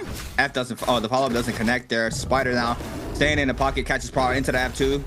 Doesn't get the knockback, goes for the V2. Doesn't hold that F long enough, so the Dazzle did not connect there off of that F alone. But now Spider needs to try to back on up, but has to deal with the pressure here off this lead ultimate. You see it now, the daggers being flying out, gets cut off the second, the third as well. It's good there. Going for the weaves, going for the connections there off those flying knives from that ultimate. Ron has a little bit of more advantage there on the health pool, but Spider still up, goes for a quick reset there. Gets one powder off, cannon shots flies on in. Now the overhold inside the pocket. Ron looking for the one, does manage to connect. Now the F called in once again into the follow-up, and that's all she wrote right there. Spider with no combo breaker in play with 1, 2, 3, but a Vulpine Excellence. I said we gotta remember it, and I forgot about it. Yeah, man, I was remembering the entire time. It was kind of rough for Ron. I mean, he knew he was going to commit to that, and he knew he was going to get the point to where his HP reaches 0, but he wasn't going to be prepared for the 1000 HP pop. Now it's going to be a chance here. We're going to see a Skyforce being brought up, Golden Nunnies, Velocity Untold as well for the Nunnies. So he's going to be he's going to be just holding horizontal, throwing them down, and nothing you can do about it, man. It's Yakos. I mean, he either holds horizontal or you get caught by EF2 at that point. I'm doing mathematical equations in my head right now. Yeah, you're running down? Calculator? Yeah, because, I mean, this is what I'm thinking, right? Spider had Vulpine Essence off rip, won his fight off rip as well. He started scaling very beautifully, won the first round, got that gold weapon, kept scaling up, found the perfect location of the commotion right outside that first Yang. We dropped to 4 players right after that first Yang. We went to that second Yang. He went in there with, already fully scaled up. He wins the second Yang as well. So, I mean, I feel like it's just going to be a one-player dominance every single game, just depending who's going to be that player. That did happen for a little bit. 7 eliminations. I think that was from round 1 or from day 1. I couldn't remember who, but they went down in 3rd. They were playing Shun 1, and they got eliminated hard. Someone reminded me in the chat. That was a moment that was kind of like, okay, so there is a way to target that person out, though. Whoever's going to be the dominant force. Seeing how this comes down, though, here's the thing. No Vulpines anymore for Spider means that he gets caught out. He might be eliminated. Depends on who he's going up against, who's going to be able to float him off, since he has to invest his ultimate beforehand. HM, for the instance, right now, he's just scaling around. He's got himself 2 eliminations, even though there's only 1 Yang depletion is coming down here, which is Ron. So kind of seeing where HM is going to stand up here. He's a bit of ways away in the Skygaze Scope until he reaches the front side. For all these players right now, but timing, right? Polaris getting caught by the 1, 2, 3 by Ron. And the Bolt Rod being in the hands of Life Polaris, the Sky Punch is kind of clean for this. 1, 2, jump LBs, connects it across. Ooh. He made it a bridge of his own with that. That was clean. Managed to get that chip damage. Ron, though, with 3 minutes, needs to try to cleanse this out. Not sure if Lipo got free Yang or he just caught a buff. Yeah, Mystic might. But yeah, it might be buff. Yeah, probably just caught a buff. Overall, though, Ron is going to be applying pressure here to the lobby here with this terrain, though. The big ship is going to be closed out pretty soon here with the zone. Just a couple seconds remaining here, but Ron still with that pressure on his back. Needs to see if he can try to cleanse this out. 3.5 though, first round pick there on the lead. Does manage to pass Spider. I mean, he knows that's the guy he just fought. He knows he does not want to go run that back outside. But overall though, trying to see if he can scout out another player. But yeah, I think, like you mentioned, day 1 there was a player with 7 elims. He got picked out a 3rd. I think that might be the strat due to the fact that you see the character's name right on the kill feed. You can you can measure that out. Makes sense. Yeah, I feel like I don't know. I feel like we went back to like kind of like traditional Naraka, like OG Naraka. Real, like 2022. Yeah. I'm bringing it back. Put some knowledge on. Put some knowledge on them. The thing is, it slowed down a lot. I mean, the pace is very, very slow. Yes, we did have a little bit of commotion off of that first Yang, but if you think about it, we had 2 to 3 eliminations early game, which I thought we were gonna have a lot more fights off rip. I thought we were gonna at least see like 4 or 5 elims coming into play, but for this game alone, we had a very slow start after first Yang. Middle. Explosive. Yeah, but did it feel like that though? No, but the thing is short-lived. So that, I mean, I was kind of anticipating this. Like when I saw the 8-player format, this is going to be a way to kind of remember that in a competition, inches a mile for these guys. Also, rents firmament on Polaris' hand, so you might not even be able to use that. But he does have tuna, and he has a sky punch we saw from Bolt Rod. But yeah, like I was saying, so inch and a mile. They know each point is going to be way too valuable. And then when you see a multi-way fight, that's a buffet. Right, that was in Spider's hands to look into that, especially after the first Rama Yang. That's when the fight has been had. But it's about this. It's about resilience here, right? Attrition coming down. And this is the strongest it's ever been. You have to have that. Rondo getting parried. Doesn't get focused here. I hear Spider in the background with the cannon shots trying to connect the Rupture Gale Orb. Doesn't get anything off of that. Oh wait, that's not even him. That's HM with the Rupture Gale actually popping out here if he try to get it. Still though, 30 seconds on the clock here for Ron means that there is not a lot of time for him unless he wants to run right into the Spirit Well, cause some action. Then again, he does have ultimate, and that's going to be his fight against HM. Yep, and there it is. To be forced to pop this lead ultimate. Tries to shut it down as fast as possible with 15 seconds remaining. HM has a very large playground here just to continue kiting out. You see he's able to scare rush out, gets caught up in the corner, doesn't manage to catch anything there off the prowl, but it's 7 seconds and 5 now counting for Ron. I think I saw some splash damage happening, so who is going to be snagging up this elimination? It might be HM, and there it is. HM with a freebie. Just, you know, being able to force this out. Spider, though, does manage to catch that Spirit Well. Lipo playing for that flag. Spider looking at HM, knowing that this player just had a little bit of commotion. No ultimate was invested. Now I think I heard it get popped off. So now Spider has done his job. Can just wait out this ultimate as long as possible. You see him just riding the edge of the zone right there. F's called in as well. And this is just perfect, right? This is exactly what I predicted. You're fully scaled up. You're not going to contest it for that Spirit Well. You're able to control the whole tempo. And now, I mean, you see it being unfolded here. Yeah. And he's also getting himself focused out here completely. I mean, this is going to be common armor. I mean, burns are enough to kill him at this stage. And if Spider lands at least 2 Rupture Gale shots, it'll be in it. It'll be over. He's going to drop down here below, and they're going to go for a reset on both ends. Actually, just a full reset for Spider here, since he's kind of lurking around there. And HM still looking for his own heal. Under, 2 minutes left to go for that Yang depletion that's been kicked in. Kind of a conversation point about the removal of Yang depletion and whether or not it should, but that's a conversation for a different time. We're gonna have to take a look and see. And Polaris is putting himself though in position right now on the bottom of the floor in this ravine. HM gets raw, kind of disengage, comes out, no grapple to counter out, and he might scale up here and he might have a chance with his fan, but one jump LMB is a miss, and that might be it. Getting locked down again from where he just was rushing out of. The F1 to save the day, gets him right back up there, and both players right on his tail. This is hard chase down, right? He gets a purple armor reset, he goes for the common armor, not enough time to heal. He knew the opportunity was there for it, went back, but he has now under a minute. Scale rushes right into the face of him, gets parried as a result, and Polaris might even get kill stolen here from Spider. The last hit when the Rupture Gale comes through, and Spider at around 6 kills is trying to go up to 7 for his first game. I mean, that was so clean there for Spider. We see it though. Tom calling out there for Spider. Lipo loses a lot of HP. Needs to try to force it back on up. Has that Lightning ultimate online if he needs it. Spider as well is just sitting very comfortably right now with 6 eliminations. Tries to make it 7.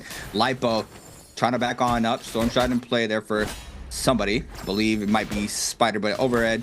They're off the proc, goes for it, connects off of that, beautifully done. Lipo wakes up into that LMB prowl, jump LMB times 3 in the corner, not enough damage there to force out the ultimate. So now you see Spider playing inside that Spirit Lori ring, make sure Lipo does not get anywhere near that. He still continues to apply that pressure over and over, the 1-2 overheads, catches proc, forces out the Aqua's ultimate this time around, and it looks like Lipo is trying to kite this out as long as possible.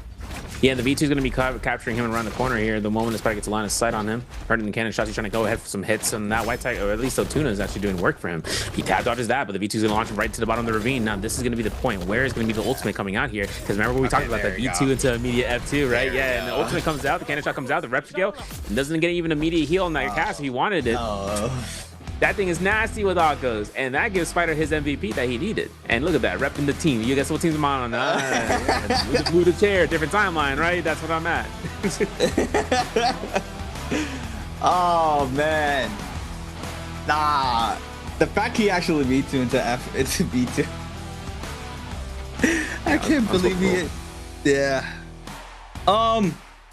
Yeah, interesting game too. Not gonna lie, I'm not really going to, you know, be too harsh on it. I'm just gonna say this is a dud game, just in the instance of, you know, it's the first BR game.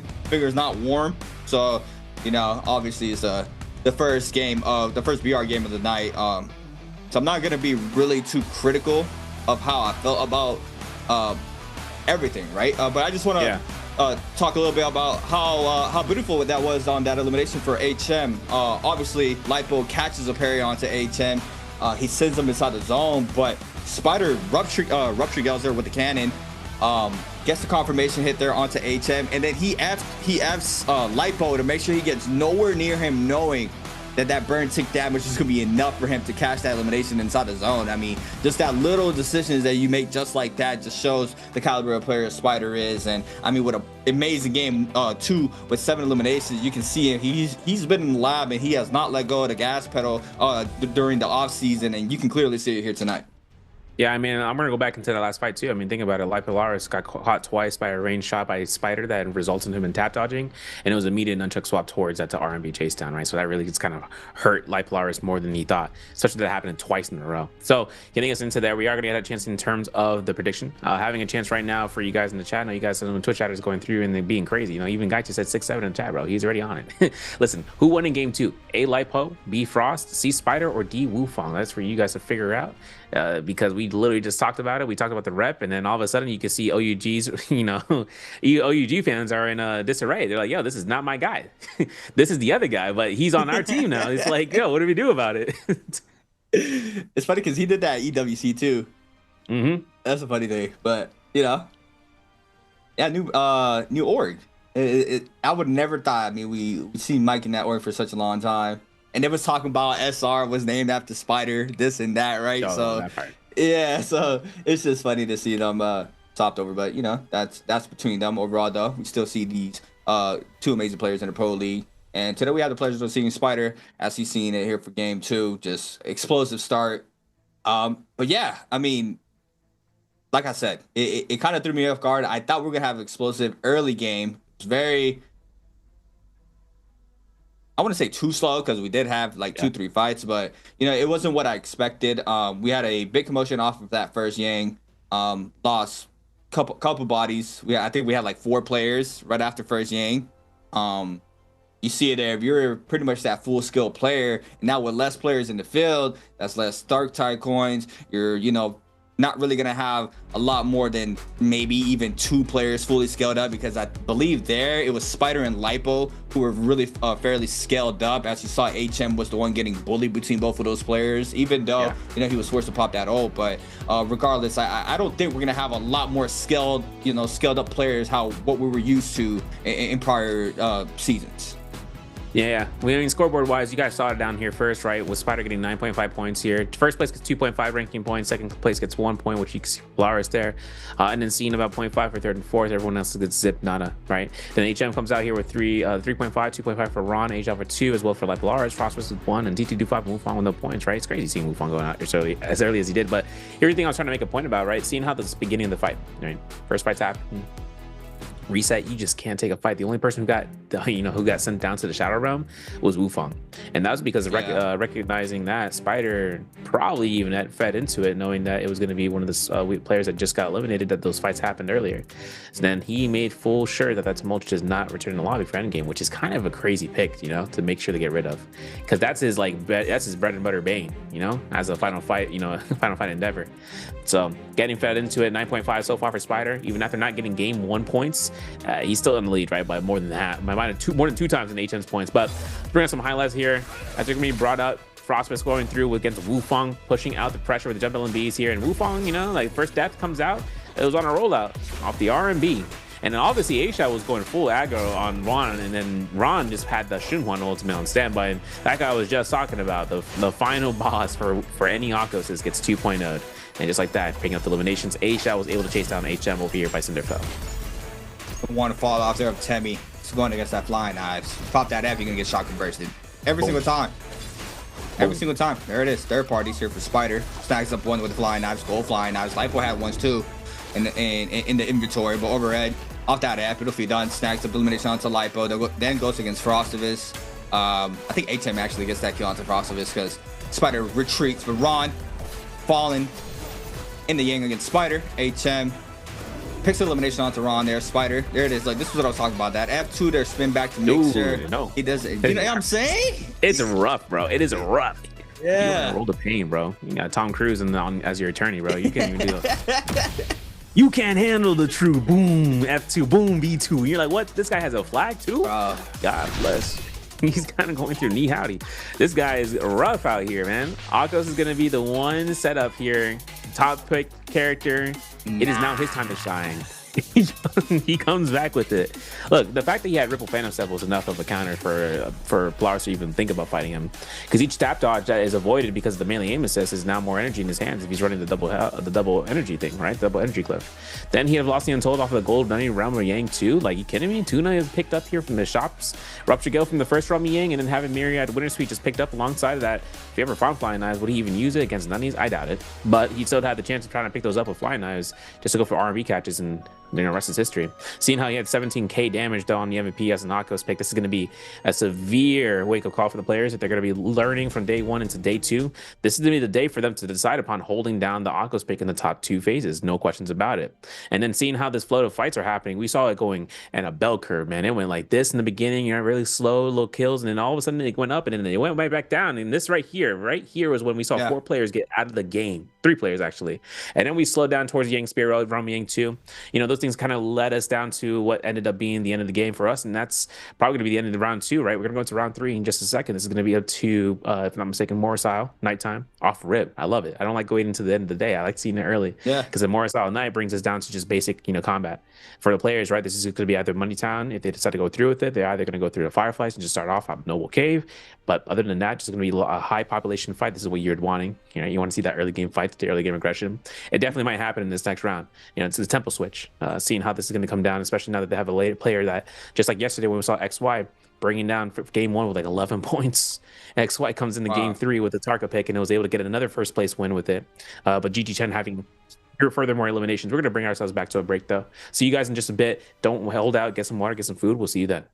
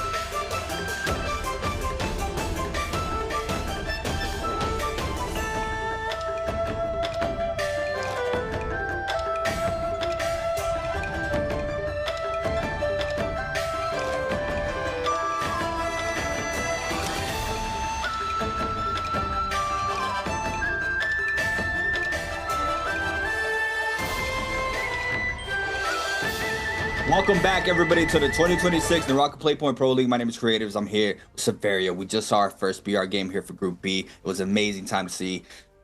Pause.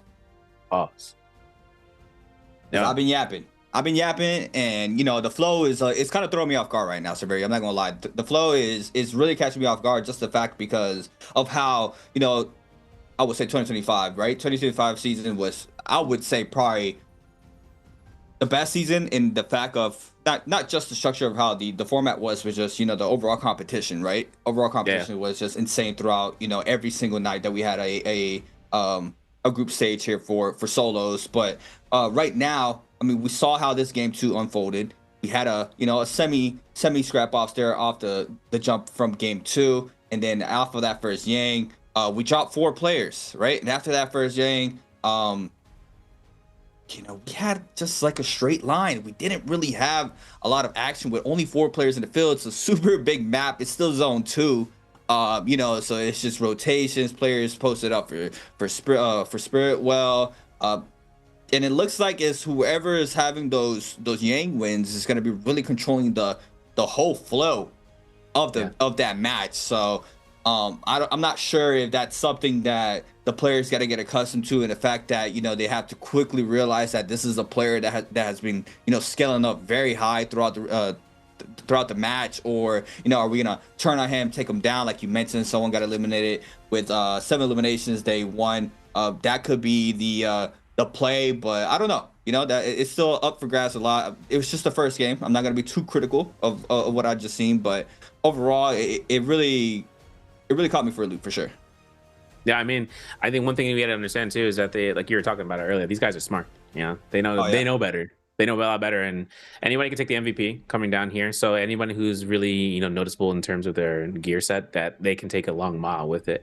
So having only 7 other opponents besides yourself to kind of think about, and having the first off drop fights to go into the second first round Yang, we end up having a lot of things to think about. Whether or not the players decide to take a fight out of the round, meaning immediate, that's what happened last round, right? If they play patient, that's because they're a towering force of nature. If other players who they show up to, right, whether it's their Yang depletion or their Yang fighter, right, the same exact person they just went up against, they have more knowledge than mostly anyone else on the map on what they have in their gear set.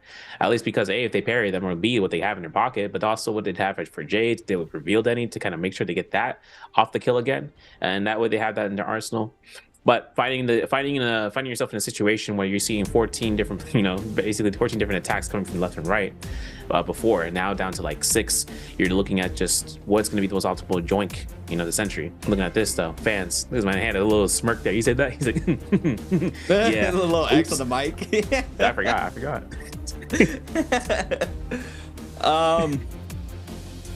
Yeah, but you know, in the end of the day, it's still BR too, right? I think like we really have to put in RNG in factor as well, especially for those early fights. What weapons are you getting? Are you getting that blue armor off rip as well? Like I feel like that off spawn fight is very, very important. Now you saw the downfall of Wuong, where he gets eliminated there by Frostivus, and then he gets caught lacking by Spider in the center of the map as well, so he wasn't able even to scale on up. So I feel like it just gives you potentially these players another homework to do of, you know, an optimal looting path, maybe which way to go, testing drop zones. I don't know. I feel like it just added another level of to these matches. But you know, we're gonna have to wait and see how it goes here for game 3. Overall, I'm looking at the hero picks. I mean, nothing is too crazy that kind of threw me off guard though on the hero. I mean, yeah, think about HM's Yorihime, right? That was kind of good in terms of how he was able to play that out. He got really shunted out though when he went to that final fight, you know, to be honest. But that was just because he wasn't able to pick up the solo, and he got denied from Spider, which is the worst case scenario in that instance. Yeah. Though he was doing good work with the F1, especially in the circumstance after we saw the big scuffle after the first round Yang. Then getting himself caught in there, I mean, I don't know if he's going to be able to double pick Yorihime if he wants to kind of go through. This is on Morris Isle, which is first drop.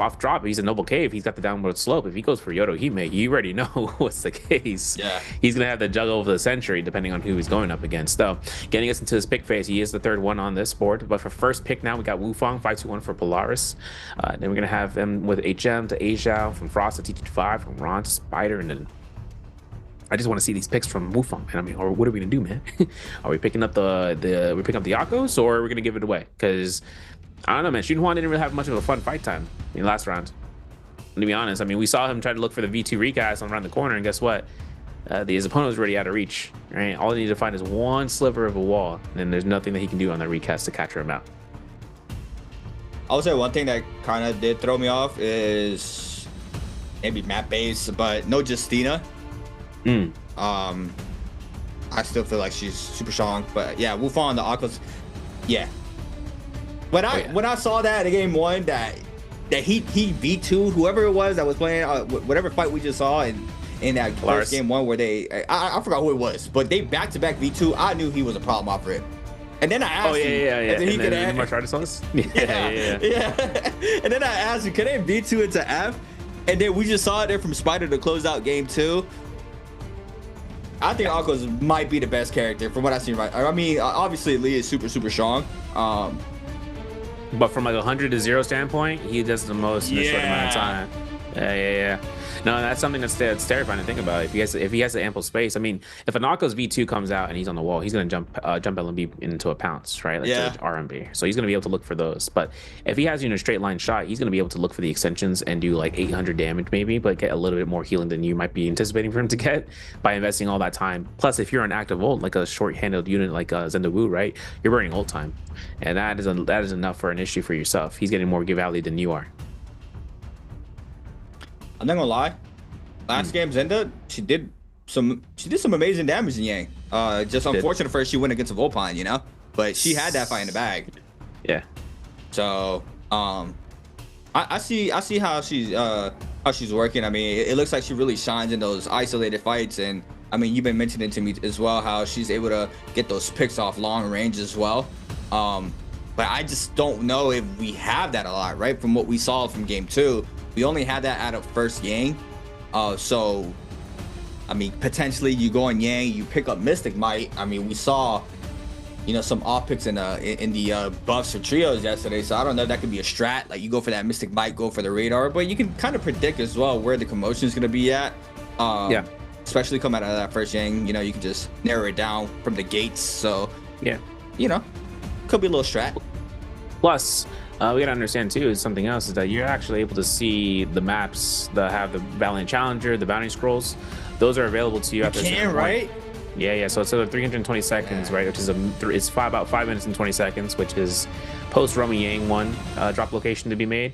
That's when you can start looking around for those, right? And then having that Valiant Challenger path through round 2 means that you can pick up the White Tiger's Prowess after the Morris Blessing, outside of the Rum Yang, right? And then you can work around with Valiant Challenger. Thing is, would you rather do that when the Yang Sparrow shows up at that point? Because then all of a sudden everyone's around each other anyways. You just the only thing you want to have is just walls. You want to be able to see past the opponent's line of sight. Every 15 seconds that ping comes out for like I think 5 seconds for you to be able to view, and then 6 seconds for Mystic Might every 10 seconds. But if you end up going for Mystic Might, a little bit of mitigation means that you get a little bit less burst out. Depending on what kind of weapons you're going up against, I mean, if there's burns, you get less healing over time, but at least you're getting heals with White Tiger's Prowess. 25 heal per tick every second. 4 seconds is 100 health. 12 seconds is 300. That's an armor bar. And if you end up skating somebody around the corner, I mean, you're able to, take full maximize the duration as long as you can for the heal, so you can go right back in. It's nothing for them as well, especially if they have White Tiger's Prowess. It's just who's able to catch someone out sooner. I gotta see more. I gotta see more because I'm just going off of one game, and one game is never the same as another. So I'm gonna the things I'm thinking about how to like capitalize off of what I saw in game 2 probably just goes off the door, just to the fact that no other game is gonna play out like that, right? I mean, it's our first VR game. Players aren't really warm as well. Yeah, they had that game 1 for the martial arts, but it's not the same. VR is a whole different demon, and we saw how it played out there for game number 2. I mean, Spider not being able to win a 0 anything. He got a 0 in that first game, and then he comes off with a pop-off game 2. It's just that's what we expect, because like I was mentioning to you, like any single one of these players can just have an insane game. And I mean, looking at Ron, the new cat on the block, I mean, I feel like he has the potential as well, but his heartbeat is skyrocketing. 141. 141. Yo, my man. Yo, pass him some some Ashwagandha. melatonin. Let him go sleep. Let him take a rest. Yo, it's crazy to me too. The fact that we also have this in terms of it, V1 for T225 on the Tumulch. I want to see how that turns out. He's not on reset, at least he shouldn't be. So he's going to be working himself into jump pounce and cold focus. Yeah. I mean, I want to see how that turns out. He's going for Fireflies off red. By the way, he's over there by Servants Grounds with 521 and HM from RW. The one part that I'm actually kind of thinking about too is the fact that we're seeing Asia bringing down the F1 V1 for the Yodohime. Spiders on the Justina, light happy about that. We're talking about points in here about the mitigation, whether or not you're going to be seeing the glyph boards of just running the initial rage and then going to mitigation path or taking disengage. But the thing is, it's the same thing as the rated glyph board. You get 120-second cooldown for getting 40% more rage. I don't really like it, to be honest, but the way it works is that you get a parry, you get a solo, you get anything on that end, you're able to or a kill, you get 40% rage damage dealt, and you can just do work with it. But let's say you're already proccing your ultimate, well, then that's a waste of time. Now T225, he gets himself caught out here, jump LMB into the fight against Polaris. Polaris already is stacking out here. This is round 3, folks. We are up to the halfway point, and a parry like that from Polaris might be death's door. Yeah, he was forced to cut off early. He gets caught off at the wisp there. Now the lead ultimate to be used there from Livo to respond there off that Tema ult, and now HM starts to move on in the back end. CT225 trying to go for some more Fireflies for the second round, and Lipo trying to cut the line of sight. He does manage to catch 50% off of this alone, but there's going to be a lot of pressure down due to HM showing up to the party. Big damage there off of that. It sends it, gets the damage. CT225 still trying to scatter on out. No white heal, so it looks like he is going to be going down, and Lipo is going to be snagging up our first elimination here for game number 3. Yeah, the solo though gets get rushed into the R&B. Yeah, he got robbed out of that too, and that's the worst case. But he got a blue armor. But here's the problem: we're in the zone. We're taking tick damage, and look at Frostbus coming out here for the yoinks. He get the last hit. Can he get it? No, he won't. HM will. Solo's gonna be picked up from HM as well. So this gives Frostbus a whole nother valley. Look at his ult bar. He's already at 100%, and so are both these guys. F1 recast gives him a little bit of healing. Frostbus burns out the combo breaker, and now the Lonnie ultimate's active. HM gets a little bit of staggers, but Frostbus already on the beam. Boom, boom, and he looks for another one. Remember, he's on V1 by the way. As it comes down to the Zendu Wu, doesn't have the auto in that he's kind of hoping for. Teleportation jutsu comes in here. HM's looking to rocket right back around for that goalie stance. And for Frost, because he has only one arrow left in the quiver, he hits it, he connects it, does get a little bit of tap dodge strength. The V1 still hasn't been casted out from Frostbus. He's going to do it right then and there, and now it's going to be the last ball. Yeah, sees it though. He's going to get punished for that. Does manage to have the F for now. The Katana not going to be enough there with that distance, and the HM is going to be able to snag that elimination. And now we see a different type of pacing here off of this game. 4 bodies down, 4 players without resurrections. I mean, I would say Spider big brain this. He landed money, got all the Dark Tide coins, I believe. So he's going to be posted at for that round. He's okay giving up these kills for now, but if he's able to take that first one a lot smoother, buying up all those resources that he needs off the buy zone, might be a little strategy that he has going on. But overall, HM against Wuong, jump on the beast off the Aqua's ultimate. Wuong catches the leap there, beautifully done. R&B V2, it's gonna F2 after this as well, but Lipo in the back end, it's not gonna be able to snag up that kill.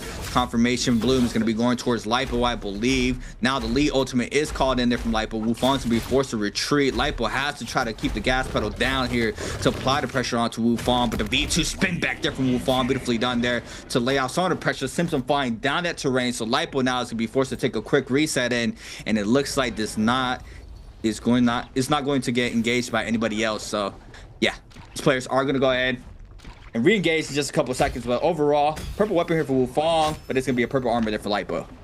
Yeah, and he's rushing him down against an F1 ready to go. F2 roar, charged up, not hit. Seeing a little pistol shots here from Polaris. He might get caught by another R&B here. There is a release. Yeah, Wuong looking for the LMB uppercut, grapple bump to the LMB, but he's gonna have to space up here with jump LMB. He takes a little bit of chip there. Not gonna be a lot here for Polaris to think about a meter dump, but he does get a little bit of chip off the 1-2s, then looking for armor swaps inside of the buildings. So he gets to the second floor, scale rushing, nicely done, but he gets a clinked off, and this is Wuong's domain, right? He's got F2 ready to go now, since he has a low cooldown, but he walks indoors. Unintentional grapple. Worst case scenario, to be honest, and Polaris gets a full reset on armor, gets a vitality heal, and he's set to go for round 2. Lipo's running combo breaker. I think he forgot to change his glyph board, or the disengage. Yeah. Oh, we're gonna see. He got a bar. I saw it. Yeah, the bar. Yeah, the bar is a disengage. Yeah, so he's running that. I'm not sure if that's what. Look, you see it? I don't know. Yeah, I don't know if that's what he's wanting, or he forgot to change it, because in that game 1 is really good. But overall, look at the damage. He'll be forced to pop this ultimate. Wuong though, he going against this lead ult. finally gets his Aqua's ultimate. Nice weave there from Lipo, but gets cut off of that into the 1 for the elimination, and Wuong being able to snag up that kill. Lipo out of game 3, just like that. Second round pick, I believe, being on that lead is out. And yeah, I'm not sure if anybody else is running that. From Tumult we saw from last round, so that was kind of coming down to that. So whether or not we are able to kind of see that rock out. That was from Wuong, by the way. Though we're going to get a chance to look in here. Spider with purple weapons and Tuna as well. So he's going to have nunnies and fist blades. Bringing it out with the common pistol, though. That's okay. It's a little bit chipped there. T225 already on the fiery cave, if I'm not mistaken, if he's on spawn here. And as for T225, this is going to be a mention, right? He's going to be playing out the Tumult and Tumult on the V1, which means he doesn't get reset wisps. He's going to be able to kind of space up into the sky and then like gold focus something down if he wants to. That's the difference between V1 and V2. Both of them have the same duration, if I'm not mistaken. So when he ends up going through there, he'd end up going off without the reset wisp. But here's the thing, right? In that case, he'd be able to have a wisp ready to go for a combo breaker instead of having to throw his wisp if he gets caught in a sticky situation in a close quarter. That's the benefits between the two variations, at least for him. See how he works it out in his combo. Maybe he even gets a wall extension with the gold focus knockup when he hits somebody. That's what I'm hoping for, man. I want to see the shenanigans. If he gets that going on, T25 is the one person I know who could. But as for the first Robbie Yang here, we're going to see Wuong coming down here with the fire as target lock. That's his own jaded choice. Full mitigation. No questions about it. One of the strongest starts in the game so far, and he has 2 eliminations going headstrong into his first Robbie Yang. And seeing how this ends up going through, considering that we saw he died in 8th place last round. But this time he's still in here, and his opponent's going to be Spider, the one who took him out. Yeah, I mean, Spider has a good setup there on the Jades already. I think it was full blues and 1 or 2 purples. But overall, Wuong starting off high, going for the drop down R&B. Doesn't manage to connect. You see him, though, looking up, trying to see how he's able to catch this neutral against Spider. Spider, though, playing some perfect space here. Does manage to weave that. Forces pop Zeph, though, to avoid getting clipped by it. Now Wuong gets clipped off the scale rush. No, nice blue frame there. Catches Prior as well. R&B doesn't manage to get the focus attack. And now with the response here from Spider going for the 1.0. Wuong now can be forced to try to back on up, get a quick reset, and as well as Spider. Yeah, and this is an LMB catch right now. Wuong looking to try to look to the matchup here, and both of them almost got baited out for each other. And look at Wuong, immediate V2 on that catch, and just in case, a V2 dap dodge. Yeah, Spider's moving on here. He's got this in the bag with the fist blades. Look how fast he's out. The V2 catch is going to be anticipated from Wuong, though, from Spider's hand if he's on the scale rush immediate. There it is. F2 won't be enough here to do anything because Combo Breaker is still available, so he just jump pounces. He knows it's going to be the only option here. It's a little bit more chip damage. He's going to save that F2, though, for the cast on the ultimate for the Justina if he needs to use it. Spider will go for it. Wow, wake up LMB, catches Prowl, doesn't go for the 1-2, knows that F is online, so was forced to cut it off short, but now he's going to respond with the Justina ultimate. How are the dodges going to be looking at? We're going to have to wait to see, or the dashes, I should say. Goes for it, goes through, no freeze confirmation, looking for it. Wuong, though, playing around the pillars to make sure he has a little bit of cover there to avoid any of those dashes. Spider, though, being very patient here in this situation. Wuong as well, just overholding, waiting for the cooldowns to come back on up. He catches that F into the Prowl. The 1-2. Crouch on the B goes for the 3 instead. Now the Clink comes in. I'm not sure if Spider was forced to cancel that ultimate. It might be a timeout here unless Wuong is able to catch that Dragon Slayer. Doesn't matter to do so, but the Prior is going to be going towards Spider. Big damage, and that's all he needed there. And Spider with some very, very good patience there, waiting for the perfect opportunity. And this is what he did last game as well. He's able to win these rounds. Go Halberds. He's going to be able to get... I don't even know what that is. I don't know what I like. Alchemy? I knew, Yeah, like I knew Alchemy? what it was gonna be. I got you. Alchemy, yeah. So, I mean, his position, too, for Alchemy, I'm going to have to look into that where he spawned because it's going to be coming down. Next fight, I didn't even see who won between this one. Frostfist, I believe. Maybe. No, FPX won this fight against Asia versus Frostfist. So, purple armor here from Frosty on the Zendu V1. Having his chance here to hold an LMB. I mean, on the middle of the F1's F1 for the Yodo, he gets copper and parry, and the F1's still available for the recast and the combo breaker. He holds LMB, but might have canceled a little bit early. Ooh, gets into the recast, and he has his ultimate to go off in this. The Yodo Hime is going to be fainting him for it. First cast comes out for a recast on the ultimate. Oh, okay, so directly that's already on there. But then he goes in for a bow shot, tap dodges. Demon Incarnate form recast doesn't come out to give a little bit of heals. A Shao puts his corners around. All he needs is to get one LMB to one LMB, and that's it. And then boom, bow shot. Doesn't even have a pistol shot in him to cast it out. Frost is going right back in there. Wait a second, recast is good for damage. LMB catch is all about neutral at this point. LMB doesn't cut out anything. Combo Breaker is already invested here. A-Shot looking to the LMB release. Hello. There it is. One hit. Pistol shot. This guy should have been dead like a mile ago. Still alive. Still alive, dude. I noticed his last game though that she does really well against Yodo. Like she can really just shut the pressure down there from the blade. But overall though, you see it. Frost, that's this one's Frost. Beautifully done there in that Yang, being able to take that Roman Yang from its burst right. Needs to try to see if he can capitalize with that buff online for just a couple extra seconds. A minute left. Wuong on the other hand though, you see him. Needs to try to cleanse this out with 2 minutes on the board. A soul goes down, but I believe A Shao might have picked that up. Wuong, nope. Quickly grabbing that bloom as fast as possible. Shai ultimate invested here in the corner, catches splash damage onto 2 as well. Beautifully done there, but overall Wuong now is going to get fully looked by the remainder of the lobby. And look, everybody's starting to post up here, so this is going to be body shopping here pretty soon. Yeah, and we saw this from game 1 too, so or round 2 I should say. Yeah.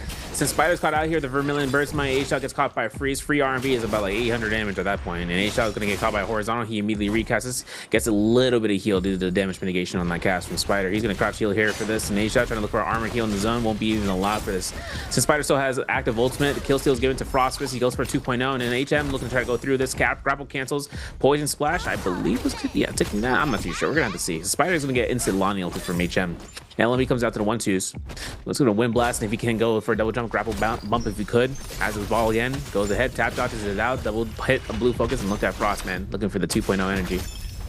Yeah, he's looking for it there, and he's the healthiest one out of the 3. Spider still has that Vermilion's burst back for 10 seconds, so he just has to give up this elimination as you see it here. Frost is going to gladly take that to add another one on the scoreboard for himself, make that 3. HM now tries to scatter on out. Frost is going to stay composed, going to back on up, start posting up for the second Yang, as you see T225 as well.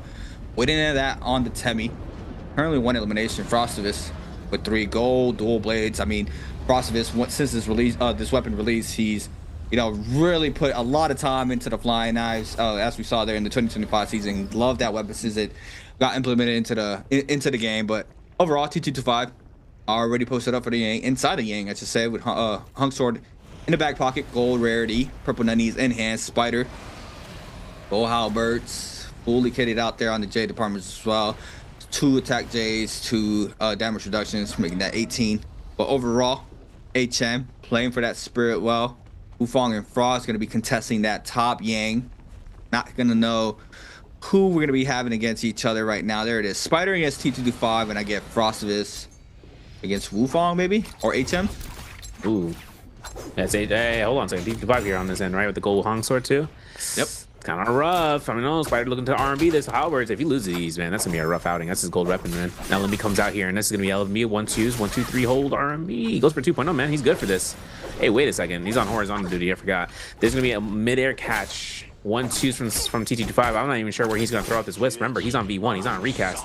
So doesn't get the Venn diagram he wanted to catch Spider. This is unfortunate. This is a full reset for T225 at least, but he can't do anything. There's no recast on the wisp throws. He's got his cooldown. He just gotta make sure he doesn't fool himself out here. Look at that gold focus though, man, scaling out of it and then having himself the audacity to release the R&B in front of his opponent's face around the pillar. That's going to be it for the F1 combo breaker to come through, and T225 just goes off for clean cop before the Justine ultimate. Yeah, and this is where it becomes dangerous, because now he can go for the extension plus pop this ultimate very, very soon to consider the pressure, but he doesn't even need it. Just catches Prio off of the tap dodge, and now he invests it just for showcasing. Spider once again scaling up perfectly here in game 3, picking up gold flying eyes this time around, gold armor, another buff, a gold jade as well. I mean, this is the big one here, the second Yang. Yeah, Wolfform Hug's gonna be picked up there. He's gonna get a replica bomb shot if he gets dual flintlocks, so that's gonna be a massive like multi-hit weapon.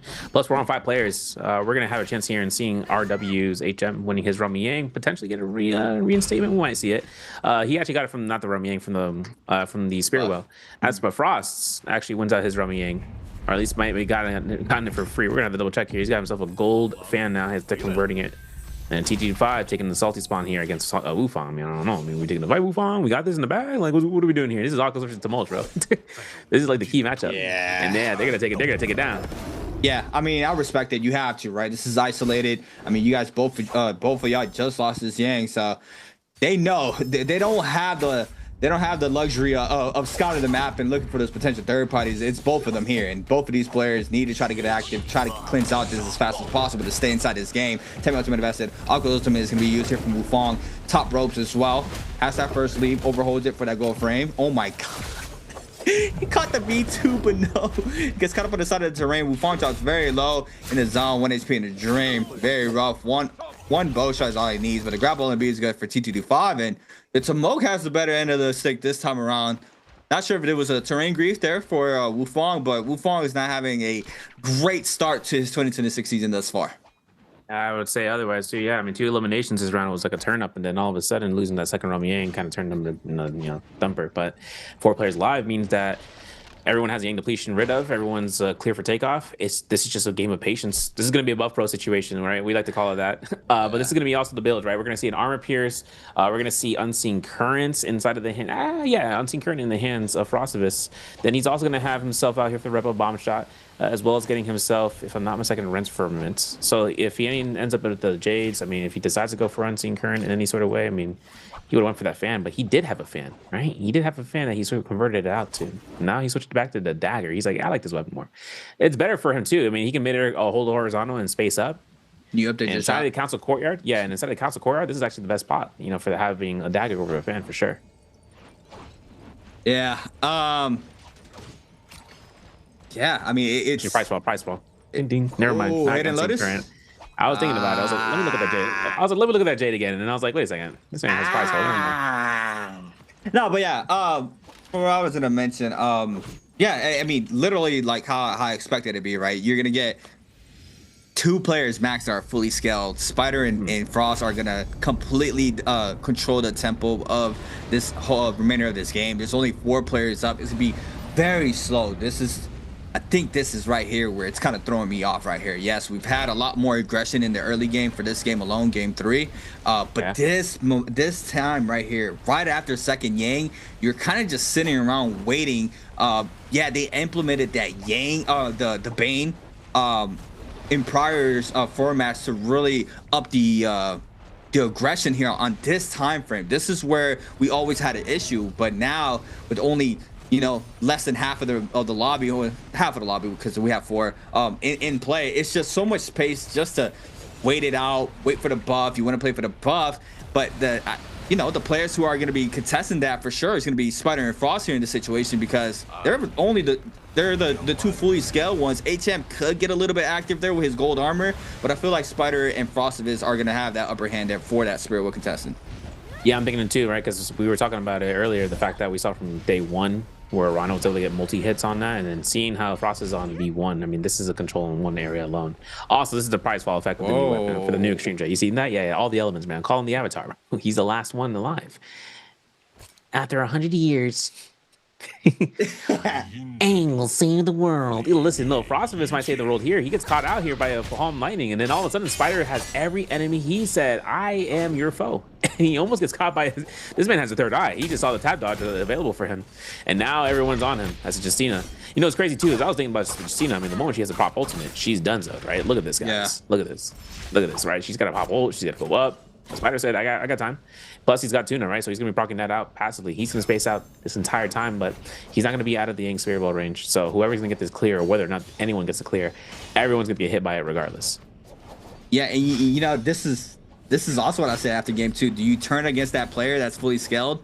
As you see it there, Spider gets shut down very quickly, and he's right back on in, right? No full chase down because they want to try to capture this. Massive whisk there from T225 onto HM. Hidden Lotus there from Frostivus. Beautifully done. He's always showcasing with that. Beautifully done. And now HM is to be forced to back on up there with the Lonnie. T225, though, full chasing this can potentially make this only 3 players up. And the 2 players contesting that Spirit World capture is going to be Spider and Frostivus. You see them full duking it out. HM still very, very low. Catches with the side of the terrain. Going for the F here. Tries to go for the drop down. Goes for the jump LMBs. R&B is good. T225 snags one up right before. Beautifully done. Now with 3. Proc comes in. These 2 players still fighting for this Spirit Well. Not going anybody's way thus far. And we see it. Frostivus might be giving this up because it's about to inflict Yang depletion up potentially, I think. Once the bubble goes away, right? Yep.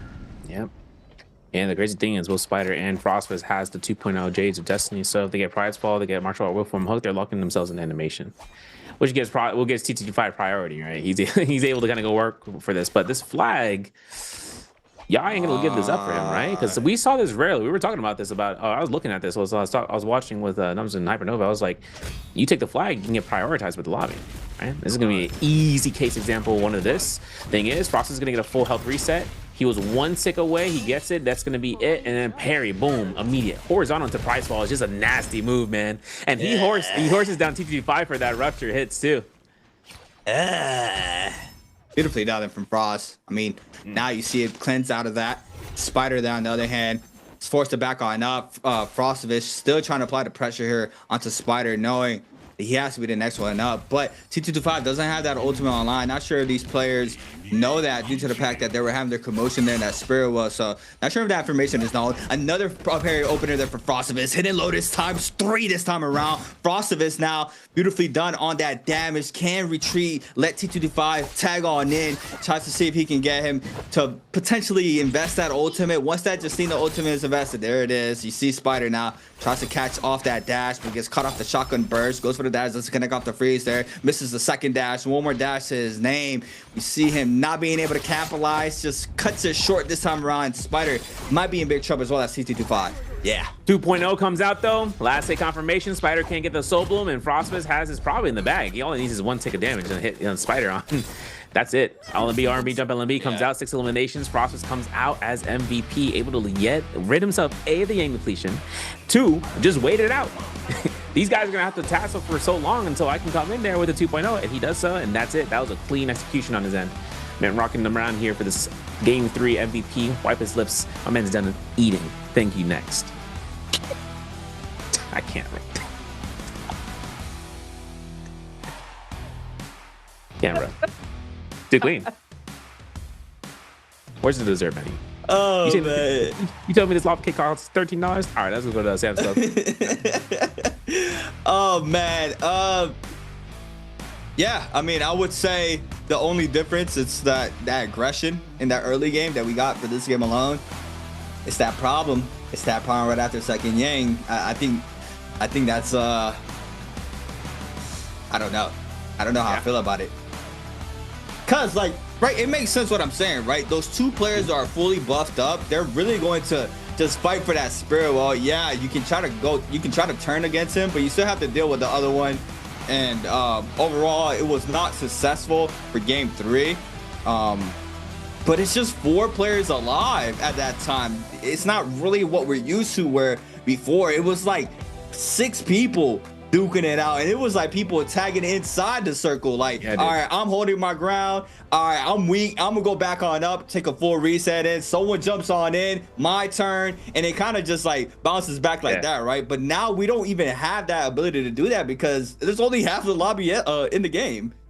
Yeah, we used to have a wrestling match, and then all of a sudden now it's a UFC match. It really turned out that way. So you can tag someone in, you know, for your duo, and then all of a sudden there's no chance for you to go right back in. In this point in time, you have to be the one taking the fight. And even with 200 HP, you have to do your best. There's no one there to like say, let me try to go ahead and team out you know, for a second.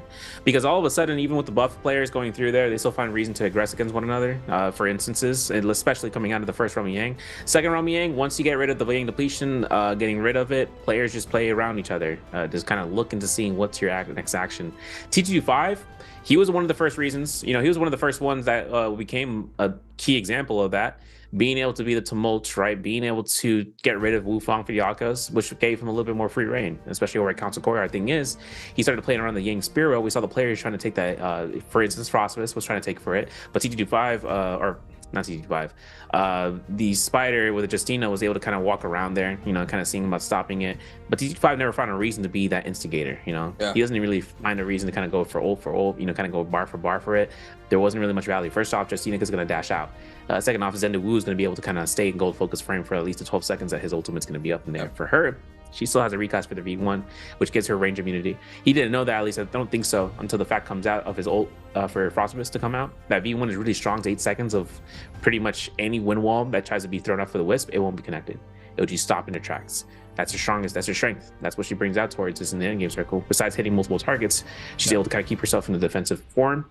Frostus just had himself to keep the movement going. Had the dagger. Had the gold rarity. He was scaled up best as he can ever be, and getting himself the MVP there. Yeah, 6 kill dub. The MVP 8.5 for this game. Beautifully done there from Frostus. I mean, yeah, looking very clean.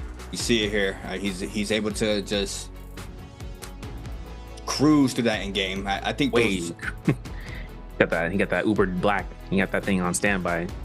The Uber, the $80 Uber. Oof. Yeah. For like 8 miles.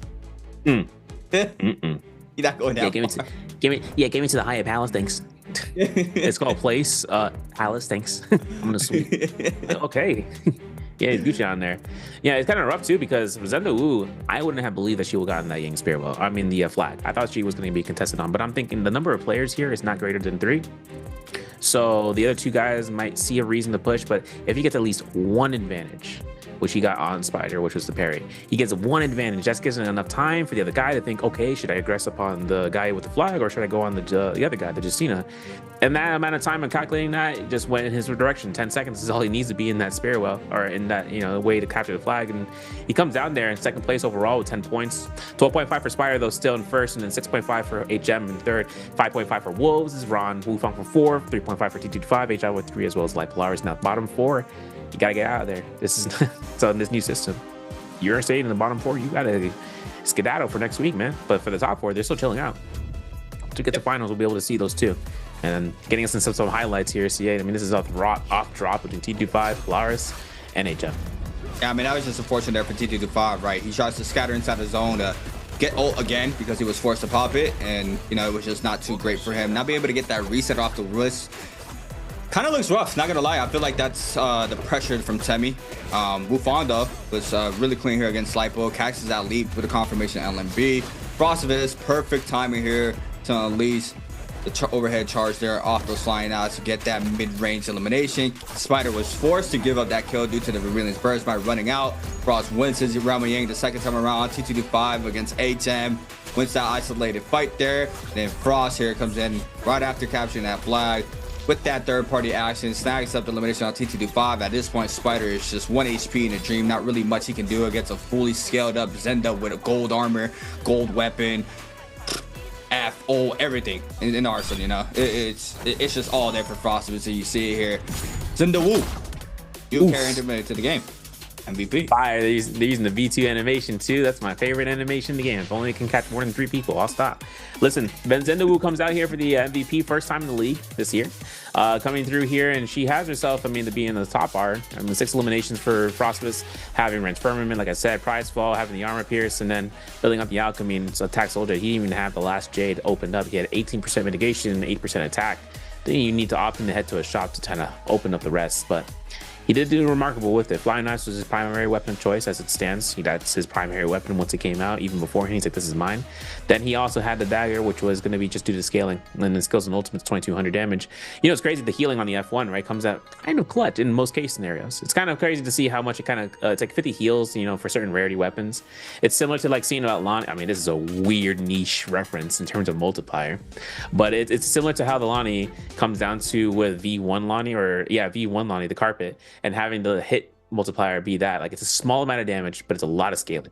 Similar to have the detach. That's probably a better example. Something that does a little bit of damage, but it gives you a little bit more sustain to kind of keep yourself in the fight. So keeping that in the mindset, having the arrows be 30% of the damage dealt when you hit a marked target. That's all the numbers, guys. I'm a numbers guy, so I run those down and I'm like, okay, well, the scaling here is pretty magnificent, for what it comes through, because 400 health can turn around and fight. Even seeing Wuong getting almost eliminated by Polaris with the vulnerability, he scaled out and was able to mitigate through getting elimination. And even then, we saw Polaris get immediately eliminated in the game. Same thing we saw from Wuong in game 2. So losing out the 8th player there, I'm really kind of like stunned and seeing 2 players go down that soon before first round Yang, because we saw from yesterday a lot of players were able to stay alive up until the first round Yang. So I'm hoping next game we get a chance of seeing about 8 players by the time we reach first round to second. Okay. Yeah, I mean, that's something that I kind of came to me last night a little bit later, that this could be a completely different once we have the best 8 8 players in this instance, right? Yesterday it was 8 teams, but the best 8 players, right? That early game can be a lot more different, right? Right now, it kind of just seems like a stomp through. You lose 1, 2, potentially just full kills off rip. These players are dropping. You're in a 6-player lobby right now. The tempo's a little off right now. In that early to mid game, but even so, if they're able to stay alive in that early game, I feel like after that second Yang, I don't think there's gonna be enough players to even try to fix that hole that I feel right now, where you're just waiting for that buff to come in, right? Where these players are trying to contest for that buff to spread a Yang depletion. I feel like that time, I don't know. I was trying to like think what can we do there. I mean, just I mean, it's RNG, I think. Because the thing is, they look for the bounty scrolls. If they get the Yang depletion or the roaming Yang wheels for the Vermilions, then the Yang depletion just goes straight aggro against that guy, right? That keeps at least a little pocket of space. I mean, that's a 33% chance of not getting that person because half the lobby would have had the buff if they won the roaming Yangs. So you're talking about, you know, potentially getting a chance there of getting a second life, fully aggressing someone who has all to lose, nothing to lose, right? So they can go crazy with it.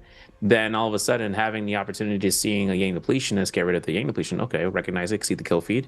And then all of a sudden you're seeing potentially 7 to 8 players by the second round. But we'll have to see what happens in the latter half. We're going to go to the interview, guys. One of our players is going to get interviewed. We'll be back afterwards for round 4, bringing us to Hollow Rock Starry Night. See you guys then. Ladies and gentlemen, welcome to post-game interview. This is Jaeger, and now I'm standing here with our player. Let him say hello to our audience, please. Hello everyone, I'm Frost from Team SS1. Welcome, Frozivas, and long time no see. And we know that you're back to your hometown and like have the holiday for a really long time. I would like to know the reason and how you just prepared for the new season. Well, I was basically stuck at my home because before I can move in back to China, I have to wait for my team base to be ready. And they're pretty much ready when March came by. So it's kind of very late into the season already. So when I came here, I only have like 1 to 2 weeks of practice. So that's what I was just been doing. Like the past 2 weeks, I was just practicing for this new season. But we would still like to say congratulations because you get the MVP in the latest game. And I would like to know because you just told me that you don't have too much time to prepare for the new season. And because we know the rule is changed now in the new season for the solo game. So at the only like a little bit time, so how you prepare for our new season? Any difference from the like in the past? Well, I think this new season, they're trying to emphasize more of 1v1. And so I was just mainly practicing my 1v1 skill. And maybe if you guys notice, I was using a talent that no one was using in the 1v1 match. And I feel like I did pretty okay. That's great, and we would like to say cheer up. Okay, let's move on to next part, answer for treasure. So now we can see the question on the screen, and if you know the answer, just type them in the chat box. After our player counting 3, 2, 1, we will take a screenshot, and lucky guy will be Whisper. Okay, so today's question is, which hero did SS1 Frozivas use in Game 3? Okay, let's talk about the latest game. We don't talk about the answer to them, but I would like to know because it's the like new hero, and so how you have any tips on using this new character because you just get the MVP. I think for now, a lot of people don't really know how to use the new hero. And so I feel like I have an advantage of using her. So I feel like for the tips, maybe just watch what I do. Maybe. Okay. There are some tricks why that hero is, I think, maybe one of the best right now. Still need to keep some secret, right? So let's looking forward together. Okay, I think we are prepared, and let's start counting the number. Okay. 3, 2, 1. Screenshot. Okay, let's find out the correct answer, please. The correct answer is A, Zendu. Yeah, the correct answer is A. And so for the new season, I would like to know, so for the Frozivas, because our rule changed, so maybe your ambition, like for the whole year, or maybe just for the first stage, what's your ambition? I think for now, I'm just going to try to get top 4 and advance through the winner's bracket. So I won't have to do extra work in the loser's bracket. Yeah. And hopefully also maybe get top 1 or top 2. That's my goal. But don't you think maybe go to the lower bucket so you can have like more chance to practice on venue? I would rather watch them fight and study them from afar instead of like being there, because if I do get to loser's bracket, there are some risks that I can not qualify. I think That's good strategy. And we were looking forward together. Thank you for your post game interview. Thank you, and we will get back. We will take a break and be right back later.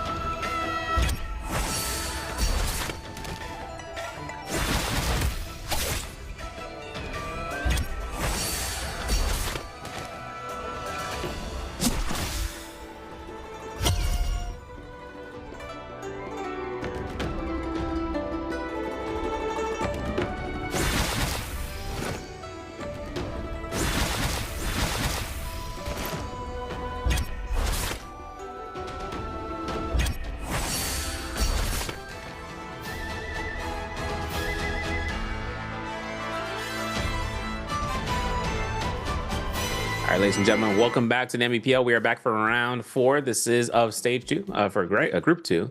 My name is Severi, alongside with creatives. We're bringing ourselves down to the second half of the day. Hall Rock Starry Night going to be our next round in here, and seeing how Spider's been able to take first place overall, especially after the MVP in game 2, we are able to see Frostmas comes out game 3 as MVP as Zendu Wu, newest character in the block.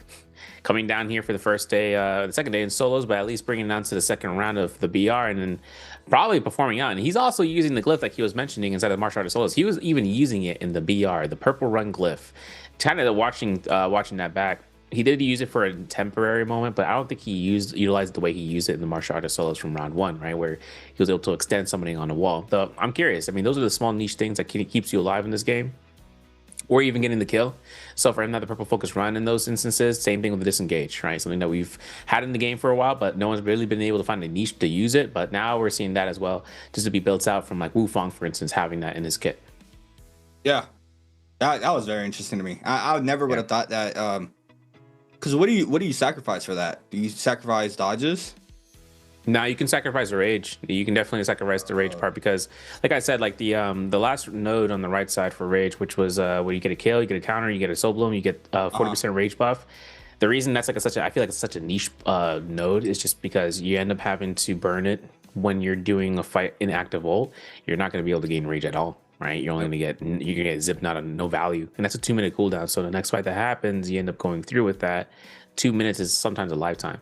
When it comes into those like for the initial rage, yeah, you might down the node path and the green path, you can end up building up mitigation hold whenever you're holding blue focus. You can end up going through with having the opportunity of starting your fight with half your ult bar pretty much, and then either going down that path of having the disengage. You just lose out on having rage over time, rage percentage over time, rage damage dealt. You kind of lose out on a lot of stuff, right? But at that point, you're getting 30% for your soul blooms. You're taking active fights at that point. You might as well be going ahead and having some sort of insurance policy, whether in the beginning of the match or overall, so you don't get infinited in the wall. Yeah, and I mean, in games 2 through 4 or 2 through 5, it's all fireflies as well. So I feel like you have like that back plan behind just to get that ultimate as well. I mean, you have the fireflies on the map.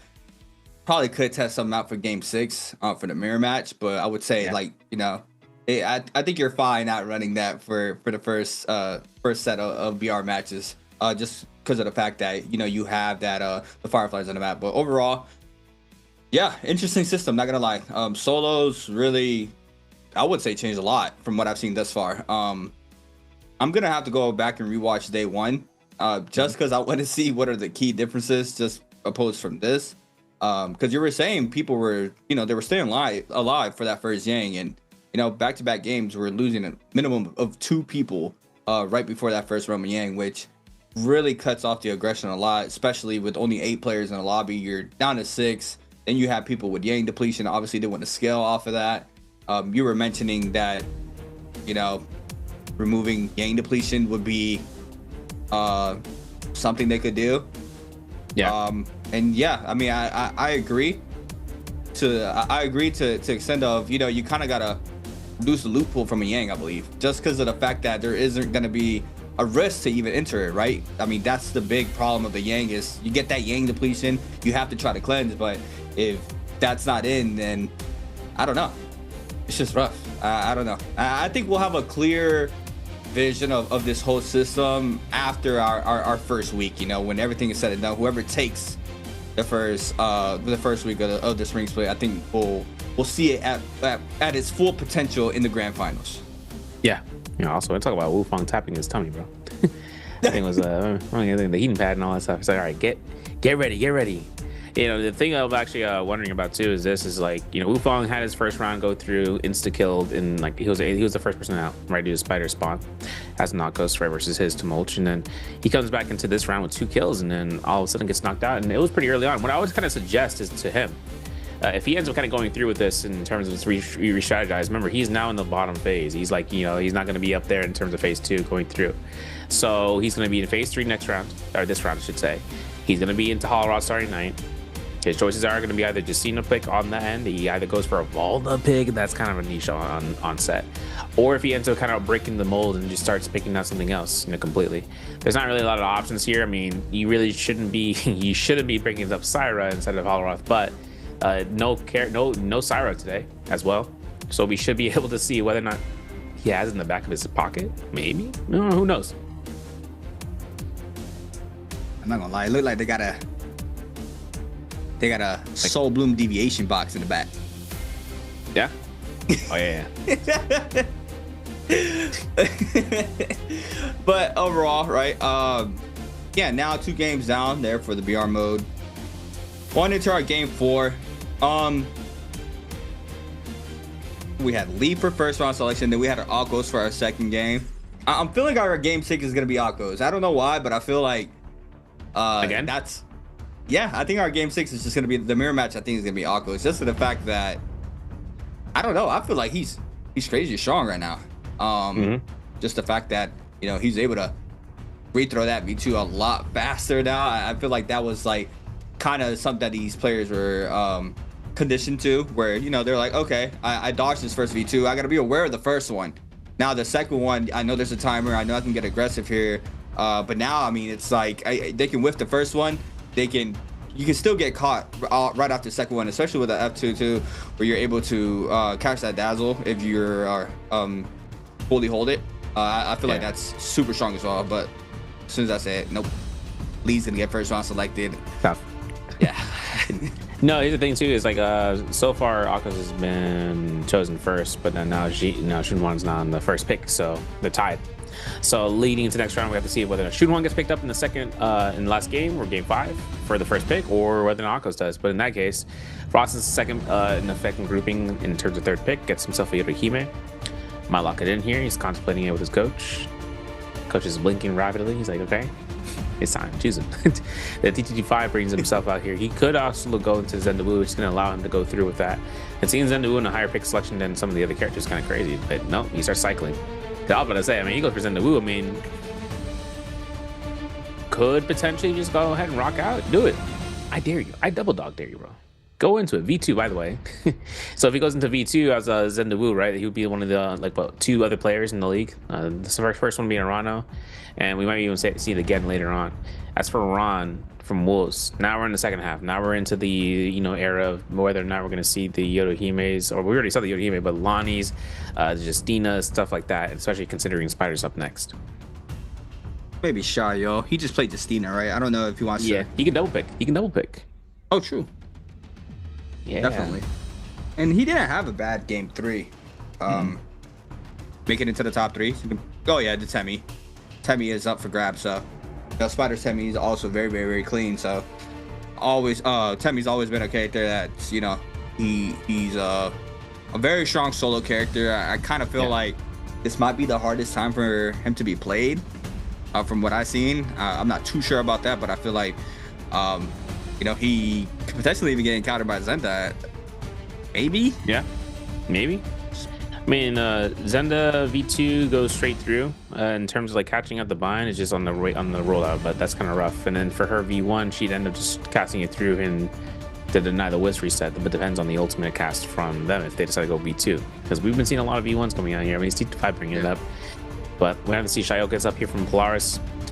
Who knows if he's going to rock the V2, because as V2 changes with the stagger reset, it allows for him to kind of get that uppercut for free, and then that would be a whole world of hurts for somebody. But I don't know, versus V1's gold focus mitigation, you either get caught out or you do a lot of damage in a multi-way angle. And so you'd be able to kind of throw that in your opponent's face, but then holding Akko's V2 recast, stuff like that.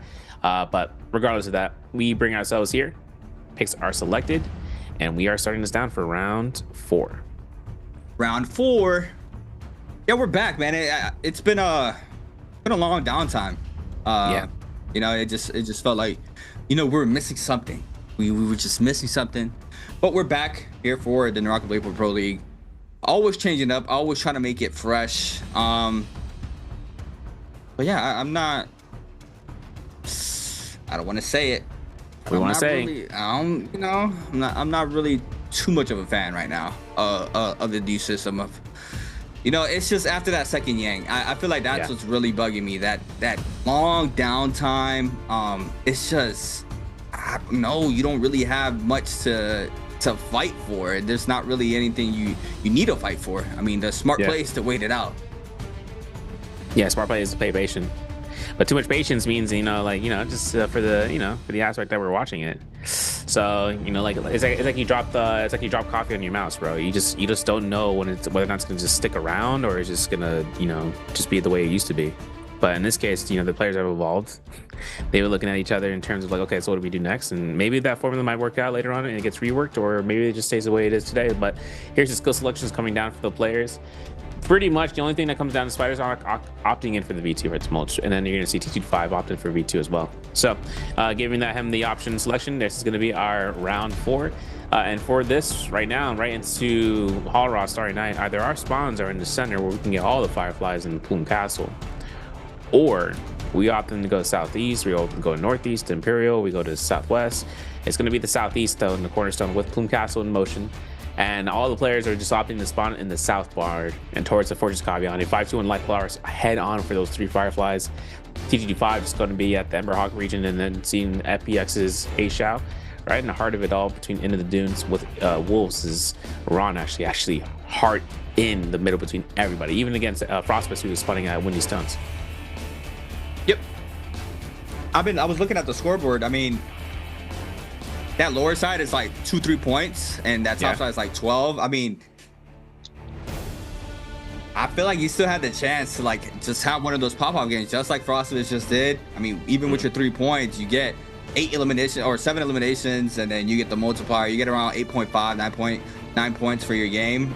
You can quickly shoot up in the overall rankings as well, right? You're looking for top 4 here for this group stage here for Group B. So, yeah, I feel like it's still anybody's game. It's just our 4th game now. We still have 2 more to go after this, and our mirror matches kind of always tend to be a lot different from what we're used to when, you know, it's a free pick. You know, it can either be a lot more aggressive, it can be a lot less aggressive. I mean, I don't know. I don't know how it's going to be tonight, but overall, you know, it's always has a different type of feel whenever we have our mirror matches, which we're used to seeing as our first game in the BR mode. Now, for this season, we have it as our last. So, you know, it is another extra change apart from all the other changes that we've had thus far. But we have a very hot drop here. 4 players in the zone. Ron, T225, Lightbow, as well as A-Zhao in the mix. But it looks like everybody's trying to retreat back up and pick up a little bit more resources before they start getting aggressive. Overall, though, 5 players, somebody else posted up. That's Frostivus. Purple weapon already in hand there for Frostivus. In these early stages, that rarity weapon just does tons of damage because a lot of these players don't have that damage reduction for that. Exactly, and the fact is he's on Yodo Human, so he's going to scale out of his mind once he gets his ultimate active here. And seeing how there's 5 players here for Into the Dunes, I mean, this is funny because we know the players saw the spawn rate of Into the Dunes, how there's at least 2 or 3, knowing that loot's going to be given to them for breaking boxes. But we're going to switch over to Spider right now, right? OEG is going to bring out here from Plume Castle. Now, he was one of 3 players inside of Plume Castle, HM being there as well on the west side for Fireflies, maybe even more the Pinnacle Town. But the fact that Spider was able to get blue armor, now purple weapon on its mulch, he's able to go ahead and run down south, seeing where the Salvation Podium is being cleared. But TD5 gets a nice scare rush here, confirms after Huimao's ultimate gas, and seeing how this comes down, I mean, we're going to even use the combo breaker here. I mean, we got no grapples. Frostbus is right now approaching the scene, and having himself out for TD5, not finding a reason to use his ultimate, pretty much was held to, you know, he stayed his hand for a good reason too, because this man's already out of there. Yeah, he has to try to ice off this pressure. Heard the third party starts to move on in. Frostivus being that T225 tries to catch on up, but HM looks like he's able to retop off that white health, grapples away. He gets spotted now by both of these players. No grapples here to T225, so he is going to be on that back lane here. Frostivus already catching up to HM, being able to scare rush on out. Ron picks up elimination onto A-Zhao, and you saw how patient everybody was in that zone. Nobody wanted to be that center of attention, and HM thought it was a lot more safer than what he expected before he engaged onto T225, but now he has to try to live out with the pressure of 2 other players in this situation. You see him trying to scatter any sorts of resources that he can. Does manage to get a common armor though, so he is gonna be able to stay fairly healthy here with that weapon, and it's just great. So, you know, it's not gonna be that much. Frostivus catches off of this alone, catches Pryor as well. 2-on-1 there for Frostivus, and that's gonna be enough damage there for Frostivus to snag up the first elimination or the second elimination. Ron, again, he's the one picking up those first kills every single game, but Frostivus now against T225. Yeah, T5 already parking ultimately. ACC is good. One's going to be for a free blue focus. It should be RMP, and that's T5 going down with ult, by the way, active. So we're burning his ultimate on that reset. Rough, right? Now he has to be without ultimate when he spawns in. Spider, though, on the other hand, is rushing this down. We see Wuong here, catches him in an LMB like that for a free 2-on-1. Oh, what a swap to the great sword, man. So yeah, Spider's out of there. Wuong's out of there, but Spider's chasing him down. He's got 9 grapples to his name. It's all right. Seeing how Wufong's gonna go ahead and approach out to the Ember Hawk, though, there is armor to be had, half of them to be filled and emptied. A parry like that from Spider 1.0 energy. Doink. But wait a second, he did it too late. Waited for him out. A little bit too confident because now there's gonna be a full armor stuff for Wufong for blue rarity. Has an LB and RB in his energy stance, but then he froze the release. No parry from Spider. No. Holds a horizontal there, and look at that headshot coming down to Spider. Is that man doing dirty work to him? Oh my goodness. Having the LB energy in him, Wufong getting headshots back to back like that forces Spider to hold. Nah, I didn't even think you could do that in land. That's actually very interesting that you can do that in land. You just pop the storm form and then you bring out the bow for the headshot confirmation, and you can see you can just continue looping that. But there was a wall that saved Spider there for just a couple of seconds more, even though he still falls. But Asia, on the other hand, is going to go ahead and pick up some of these resources, picks up a blue armor. Wufong still in the pocket, ready to get active. You see him with that little bit of that health advantage. Both players do have this ultimate online if they need it. I believe Wufong's about to get it very, very soon here. Asia, on the other hand, stop it on over. Looking for that whip sword. 1, 2, 3. Gets the damage, forces out the Justina ult. There goes the ice burst. Doesn't matter to confirm the freeze off of this alone, but overholds, fakes it into the V2. 1 HP now. Wufong gets cut off the second V2, and that's all he needed there to confirm the elimination onto Wufong. And now we don't have people fully out. First Yang is about to spawn on in. Game 4 and now looking a little bit more different. So I'm very curious to see how our aggression is going to look outside of Yang. Yeah, look at this attack though. What the? Holy smokes. 16% attack Jade and then only 8% of mitigation stuff. But I mean, that's all he's got in his hand, and that's a Yoda Hime though on purple rarity scaling. Like, Frostus is going in deep with that. That scaling is going to be massive, especially someone who may not have mitigation. Then Rum Yang, they're going to take a lot of damage there. And this is going to be coming into Polaris on the Shayo with 1 elimination. CT5 on his reset towards his north side of Plume Castle. Just getting a little bit more looted up here. He did get purple rarity Jade though. I'm not sure as to what he got so far. We're gonna have to double check and see that on the Jade sheet. But for him, I mean, rather than he gets into Rum Yang 1, he's going to have Spearwell here. So he'd be able to get purple armor, purple weapons, maybe not of choice, but at least he'd be able to kind of gear back up. Asia, though, on the Yakos up against Spider here. V2's Mulch versus V1 Akos. First one's going to be clunking down. Looks for a headshot, though. Spider gets a nice horizontal. 2.0 100 bleed might be coming out from him in case of anything. A stanchion kicks, burns out the combo breaker for F2 Akos. Yeah, he catches that. Beautifully done there from Asia. Catches the 1, 2, 3 as well. Spider loses all that blue armor, gets cut off the jump. 1, 2, jump 1, no, goes for the 3. I thought he was gonna put a jump on B for the confirmation hit, but Spider now responds with a Temi ult, and I think this is where the Akko shines, right? He's able to sustain the wall even though he gets caught up on this. You see him just holding, waiting for the perfect opportunity to start moving on in. Spider, on the other hand, going for the full reset, now ready to go back on in. Knows that he has to cut out the pressure from the Akko, so the grapple into the V2 there, beautifully done from Asia into the aerial R&B. Goes for the second time around, and Spider's going to be dropped down very low here in the health pool. Yeah, and switching on the Greatsword, I didn't even know that Greatsword was going to connect. This is going to be a rotation right down. Blue rarity won't kill, but he does go for the 1.0 here. Watches out for the LMB catches, gets tap dodged, and gets caught again. A-shot, please. 1, 2, 3 piece. That's it. That turnaround was all that's necessary. Blue flying knives in the dream, and that's going to be Spider winning his Rum Yang on that gear diff. But different, you know, I mean, listen, he got himself down there, but he got it. Prosperous. He wins himself at the Rum Yang against Wufong. We're going to get a Rupture Gale again for Spider, and he's going to have Gold Whip Sword, I believe, or Dagger. And that Tellura Crystal going to be picked up very soon the moment he gets a cannon. Ah, man, that's rough for Asia. That's super rough. Got a little bit too antsy there. And now we have the Starry Night as well, so do have the meters spawning in. If anybody doesn't have their ultimates, they're able to regen that up as well, so as you see it in the mini map. I caught that yesterday too. I was like, wait, you can see the scrolls now as well. So yeah, 320 seconds. Yeah, I that's what you're talking about. Yeah, yeah. I feel like that's a huge buff. That is like a major change, just to the fact that, you know, if you have that Yang depletion, you can try to commit to one of those scrolls to get some information. But overall, this was in the other side of the realm. Ron against Lipo on the Lonnie. Against, I believe, a Shayo, that being Lipo. Looking for the cannon shots from both players. Forces out the F, beautifully done, and then spaces out to recatch Prile. 1, 2, 3. there for Ron in the corner. Lipo now loses all that blue armor. On the other hand, Ron still applying tons of pressure. See him trying to cut through those cannon shots. The leap comes in, doesn't manage to connect. Opens up with a 1.0, jump LMBs. Tries to tap dodge the LMB, was forced to pop the Lani F, and now the Lani ultimate is going to come into play just like that to avoid getting hit by anything. Goldie stance gets cut up in the air. It's a bit of mix up here for Lipo. Has to dash there to avoid it. Beautifully done. All he needs is one cannon shot due to the white health being so low. So he has to try to cut throat there off that staff to avoid getting hit by any of that. There goes the shield throw. Connects off of this alone. And he can just space this out as long as possible because that Xiao is about to run out. And there goes the hit for the confirmation win in that Yang. Yeah, you have to usually be like a Xiao deficit. I mean, a Lani deficit, right? Like fighting against Xiao, but... Yeah. In that case, Instant just had a lot more damage dealt before the Xiao even came out. But look at this, man. First from Yang. Everyone's right next to each other, bro. Like, everyone's right next to each other. And they're all by the city of Tong. So then looking at Spider here, looks like RWHM might be the target of the prio of the lobby. I mean, this is on Dagger on the Tumult. You know, the Xinhuan ult comes out, not even having a chance on recasting. Gets knocked down. It's kind of a worse for wear moment. He's going to scare us through the tunnels if he can, through the west gate, then finding himself down south. Ultimate from Tumult catches, you know, the armor stuff from HM. Was pretty supreme there.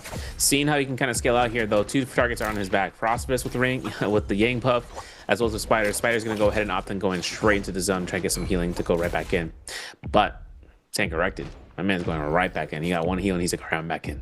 And HM is going to be the target of the lobby. The Xinhuan going down so early on his spell. Seeing how one of the primo characters in the choice picks phases just being melted down beyond belief. I ain't gonna lie, he got me. He got me. I looked up, right? I didn't see SR. I was like, wait, Spider didn't pick up buff. He got me. No, Mike's in a lot of bros. Yeah, they got me. Oh, 1, 2, 3. Yeah, Ron has to give up this kill. He needs to just you know, give the kill due to that Vermilion's burst by giving up in 10 seconds. So he does do so with pleasure there against Wuong. And now T225 going against A Xiao. Aqua's ultimate invested plus that's in the ultimate as well. Catches the knockback off of this alone. Goes for the dash off that bow shots. Overcharge on that is good. And there it is. Connects off of this prio. Now what's going to mix up is here. Justino to be invested. That's Wuong. Grieves T225. Doesn't go for the Akos. And now this is going to be a big problem here for T225. And potentially a two-piece elimination here for Wuong. You see T225 not happy about that one. 137 on the heartbeat there for Wuong, knowing he was doing some devious activities. And now he ran off with it going back to inside the zone. Yo, his heart couldn't handle it. He's like, yo, I'm doing something I shouldn't do, guys. I'm sorry. And, you know, T225 had to come up with the jacket. He's like, yo, guess who got the drip now, you know? But we're going to see Polaris going down. It's going to be 3 players after round 1. But, hey, you know, 5 players left alive go. Not bad. It kind of blows, though, that we saw Asia doing exactly what he needed to do, get the soul bloom. But he rushes right into another fight in the zone when he has rid of Yang depletion. He wasn't in a position needing to take the fight. But he said, low L target, more money for me. Problem is, everyone's out there, man. Everyone's looking for you. So now it's gonna be up the case. Ron getting, you know, the person that gave the kill to A-Shot, going for a spare well. It's gold rarity too, and we're gonna see this coming down for the quick charge center call. That's gonna be on Frost's hands. He's gonna have this purple, blue musket, has purple Hong sword on standby from his gold one, and then a gold pole sword. Really great opportunity here. Wuong outside of the Yang, the portal is gonna have that one jade and one jade only the tuna, and spear with the bow shot now. Honestly speaking, I don't know if we're gonna see that in the Roman Yang, but you know, I kind of want to see what he ends up going through, who he ends up going up against. Seeing how Spider's still in the lobby, Ron's still gonna be holding on the spare well. This is gonna be his alone, gold rarity. It's gonna kite this buff as long as possible. That's the first flint pistols I've seen these past 2 days. Yeah, and they're not even in hand. Like, you know, it's just you need Jace for it, huh? Yeah, you need to rev up, and then it becomes S tier. If you get rev up, you end up going through with it. Iron Lotus Bloom, the gold jade. I'm not sure. I haven't seen much of it. I mean, the slide is a immediate knockback for anyone in like blue and gold focus. I think it's pretty crazy. What? But you're not blue focus when you're sliding LME, so you're gonna be caught. But look at these guys. These guys aiming at the toes, bro. He saw the chunk class. He's like, yo, get those things off you, bro. Yeah, he does get a little bit of love tied there for the bow shot, but Frost is applying the pressure here. The follow up there off the LMB. Now Wuong's gonna respond with the Justino ultimate. 3 dashes. First one is gonna get punished for going for the LMB. Now Frostive is going for the uppercut. Jump LMBs times 3. Beautifully done. Times 4 as well. And Frostive is there, having that terrain in his favor. Catches the last hit confirmation there. Manages to just catch that dub off of 1 catch. And that was Wuong investing that ultimate very early there. Gets punished for LMB, and after that, This ain't NA. This ain't NA. Hey. This ain't NA. Right. They got the Hangzhou boys, bro. They got the ping. They got the OP ping. Let me talk about it. You know, Spider though. How are we doing this? Oh, yo, massive attack, bro. What is this? Yo, tears in my eyes. This man did some heinous movement, though. He can't really catch him up now. HM is looking to kind of kite around here. Scaros comes down here. Blue focus could go for it. Burned out the Shinhwan ultimate. Okay, TOD won't work because he has combo breaker. BT recast from the corner won't work because the pillar. At least he hits a vulnerability though. But this act, you know, the action here is just devastation, right? Look at this. Whisk throw into this. Multiple focus. Boom. Release. Common armor, by the way. So HM couldn't have anything to do here. That gives him a chance right now for Spider, right, with this rarity weapon. Now he already had gold, you know, dagger going through here, but scaling up here, we're gonna see Wuong out of his Roman Yang out of that loss. I mean, he took a loss in a way, in a fashion that he wasn't really expecting, but that's the power of the Yoda human with the katana, and she ends up going through with that, and not having your opportunity to cast the ultimate. But you know, you never know. You never know. You're gonna be going from TOD. You know, you're going from like 1500 HP down to 0. Yeah. For HM though, in the zone at Emberhawk, he's going off the remains of the bodies from earlier to pick up some supplies, and then going right back in. Weakness escalation not kicking in yet, but this is all he's got to do right now. It's kind of weather the storm. Just pick up scraps. Try to salvage anything you can. Try to get back into the fight. I mean, he does have a little bit of time to work with 3 minutes and 15. But there's also another player, that being Wuong with a Yang depletion. So after picking up possibly that Valiant challenge in the center is probably what he's going to go for. He could probably get information, but I don't even think he's going to need that because we got 2 other players here, Spider and Wuong, both posted up here by the puzzle. 2 gold weapons here for Spider. Once again, fully scaled up. I feel like he's had a really good tempo throughout the whole night, knowing that, you know, I feel like it's probably those Yang wins. The Yang wins is really setting him up for success there, being able to scale up in the weapon department early and then into that gold armor for that second Yang, and he's winning those Yangs very, very cleanly. And another player being Frosted as well. He's able to pick up those dubs in the Yang, and you can see how much that affects the tempo throughout the whole match after just them being able to apply so much pressure to the remainder of the lobby. We see here Wuong being the first one engaging, so he is going to get looked at here by 3 players. Ron, Spider, Frosted, gold armors against Wuong with no armor, uses a dash to try to retreat. You see him trying to take a quick powder in as fast as possible, but Frosted with that gold pulsar in hand, going for the air RMBs. Ron waiting for that perfect opportunity as well to engage. Spider overholding, doesn't get cut off the freeze, so that's the last dash invested there for Wuong, and now this is where the issue starts unfolding here for Wuong with no armor and no ult. Yeah, big issue, man. He's on. Even if he's on the advantage downhill with fist plates, there's so many other third parties that are going to grief him. So you can't do nothing about that. Rondo rushing right down the scene. You see Wuong's HP dropping down below in the seams, and he's trying to go for the underside of this to try to get some more scare rushes around the pillar. But you know, we're insult to injury. My man has a moonbane dropping down on his head. Combo breaker aside, in 3 seconds, all hell will break loose here for Wuong, breaking himself in the ankles of his opponents. He might have an advantage. He might not. We're about to see his R&B situation here. Finds himself a parry against Ron. Doesn't get caught by the rescinding ends of the Moonbane blast, but that's okay. We still move along. He might get caught a little bit here, but he goes up to the sky, and he's still working around inside of the centers of this. And seeing how everyone's trying to chase this down, it's kind of funny seeing how Wuong, look at Ron, his HP just went to the dumpster, and now Wuong's playing with fate. He's going not only underground with Moonbane, but with the roller. So having this opportunity for him to break the line of sight is just impeccable. But with a minute on the clock, we're going to see Ron go down here. And the roller coming down. Spider gets his whisk throw, doesn't get the soul bloom. HM got it, and he got rid of the Yang depletion as a result.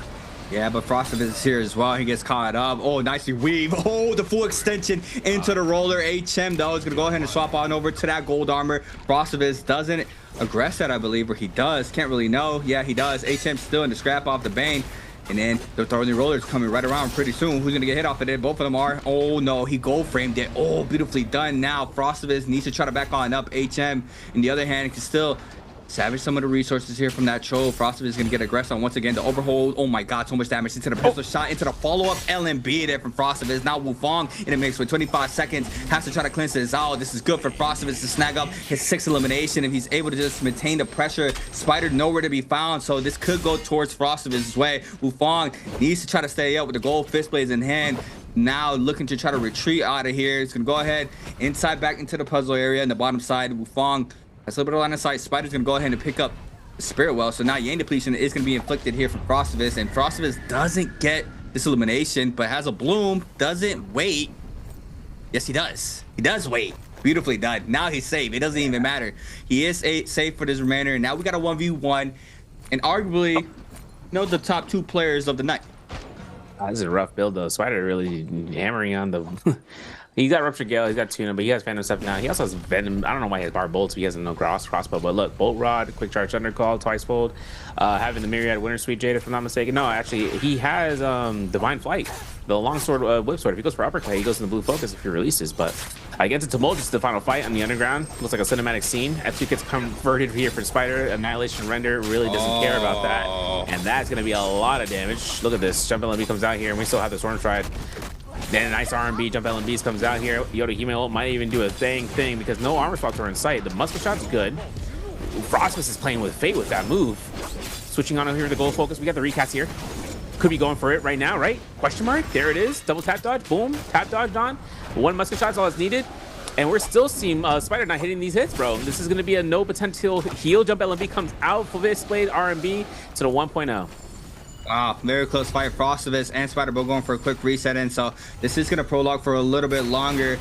Back to round 2. F available here for Spider. Frostivus overholds, gets the damage, forces out that Temi F. Nice prediction. Oh, reads it though, spins it back. Now forced to pop the Yoda F to avoid that LMB focus. Pops one pattern in. Now he has the upper hand once again. Spider though, nearly getting that gold armor fully back, but the dagger with just so much tip damage. Massive parry there for Spider. He's able to get all damage here. Beautifully done. Press the crouch LMB for the elimination. And it's just so much pressure off the dagger there from Spider against Frostivus. Even though Frostivus, I think he might be taking an MVP because, oh no, Spider does. What was it, 4 to 5? Okay, yeah, 4 to 5 definitely is able to get that because of the ranking point. But overall, once again, Spider staying consistent. Frostivus as well. I mean, I felt like we were back in game 3 with both of these players going at it, but this time around, Spider got the best out of Frostivus for this game alone. But yeah, we had a lot more players into that first round, like you mentioned. But I just feel like it doesn't really change that early late game. Yeah, I mean, we saw 3-man wipes. City of Tong saw all the fights happening out there. We lost 2 players in one fell swoop though from Wuong's hands, right? So that was a scenario where we could have had at least one person down, but in that case, 2 for 1. And we end up in the same number route of like 5, right? And after the second round, which is kind of rough. But seeing how Spider is able to get MVPs at 6 eliminations, he gets 2.5. He's already there at the 8.5 this game, so he gets displacement points. He's still keeping his first place position, pretty much succeeding down next week's games for the winners finals once we end up going into Sunday, or actually for Saturday for that. Then having the position of being a Tumult there, phenomenal game. Honestly, though, I was kind of worried about the position of the roller, but you know, Wuong did a tremendous play there, taking everybody's positions out of their hands and then putting them in a weird predicament of fighting underground and then having the chase downs be done. HM did some good work there as Chunhuan, putting themselves out to having the opportunity to just going for the recast and all that stuff, knowing that he's able to tap dodge the roller. it was kind of phenomenal there. We're gonna have the player for the winner of game 4. Who is it? Is it D Light Polaris, C2D25, B Frostivus, or A Spider? I threw you off, didn't I? I didn't put it in the reverse. Listen, everything comes down to this. From the winner's side, 2 MVPs so far for Spider. And spoiler alert for the winner, for it, by the way, today so far. And then getting us into Frostwood taking 1 MVP there. Not to like mention that we had, you know, Wuong going through today and not having so much, but he's slowly crawling up there. I mean, a J Cup 2025 champion is still kind of figuring what this angle is. And then having the position there to kind of yoink 2 kills, especially now up to 4 eliminations in that game, which is pretty good. And it's a good catch-up lead that he's gotten so far. Yeah, I mean, it's just day 1, right? For this is the first time these players have played all year, right? This is Group B, so completely different group from Group A. So, you know, it's a little bit of a learning curve. A lot of things have changed, so these players have to get accustomed to it. But yeah, man, Frostivus is looking very scary. I'm not gonna lie. I feel like he's looking a lot more polished than what he's already looking like. I don't know if it's like I said, I don't think he had a coach this whole time. If I really sit back and try to remember, I don't think I've ever saw a coach behind him. But like I said, don't quote me. I could be wrong, but I feel like, you know, that might be what he you know, just needed for the finesse. I mean, he's looking insane right now. I mean, Spider as well, like he never left back from just the dominance he had in the 2025 season, taking this MVP with 4 to 5, so close with 0.5 taking the MVP opposed to Frostivus with that 6. Wuong now, you know, points on the board for himself with that 4.5 game score. Ron overall with 2. Not bad on Ron though. Ron's debut, I mean, he showed dominance there in game 1. You can see that he can duke it off as well. He has that neutral game. He's able to win fights as well. He's pretty much, I think, if not, I think he has 100% first bloods throughout the whole night. I'm pretty sure he's had the first elimination throughout every single game that we've seen thus far. But overall standings, as you can see, it's still possible. I mean, we still have 2 more games, so you can't count really anybody out. But top 4 is what you're looking for. Yeah, literally. And seeing how Spider's getting himself at 6.5 that last game, 19 points overall, 16 for Frost, so it's not too bad. To be in the catch-up, right, it's up to Wuong and to Wolves to stay in 3rd and 4th. 7 points for our W's, HM, TT5 at 4.5, alongside 4 for Asia and Light Polaris. I mean, 2 games left. One being the final pick ban round, and the second being the Mirror Comp pick round. And looking like Yakos is taking the reins. We just got to see what happens next round and seeing who's going to prioritize which. Seeing how this comes down to some highlights. We're gonna get some reels coming through here. This is where Frost was able to 2-1 out HM after this end, and this is purple katana in the early game, so that was an instant deletion off of that with focus. And then Wuong getting eliminated here from what we thought he was, right, just throwing a wild haymaker RMB, comes down, and then Frost was taking a full chance here. Looking at Wuong, corner side, V recast, able to mitigate all the pressure there, still holds himself down to get caught by the blue focus, but then one hit is all he needed. Boom, one jump with to attempt to avoid a neutral. Yeah, unfortunate there, and I think he gets the wrong end of the stick of the second Yang as well. I think it was the first Yang where he gets just fully juggled down off that LMB prop from the katana. T225 there, being able to snag it up that kill. Spider, massive parry into the whisk, gets another LMB focus confirmation off of that alone to close out that fight. Ron against Spider. Thorny roller coming into play, I believe. Didn't even need it. A 1-2-3 was good enough there for the damage, and that was unfortunate there. I think if Frostivus would have gotten that elimination there, he would have taken an MVP, yes. But he did not. Yeah, that one elimination he needed to get, and that would have been it for him to be MVP regardless of Spider's position. But since it's just a 3-5 before that last kill for Spider to 6, that just gave him just a 0.5 difference. Remember, no multiplier, first place. Spider's MVP comes down here. We're not even going to see that. We just already know he's a GOAT. All right, how many gold jades did we have? Apparently, we just don't see that. Actually, it's interesting. So he did actually only have 1 gold jade. We saw the Phantom Step being brought out here. He had the advanced hilt. He had a Venom bar bolts. But beyond that, there we are. He actually also had desperation. So if he got low, he did more damage into the endgame circle. So bringing himself low, Sunwing's Essence, basically Immortal Defiance, getting a little bit sustained here and there for damage dealt, means he does more damage to his target.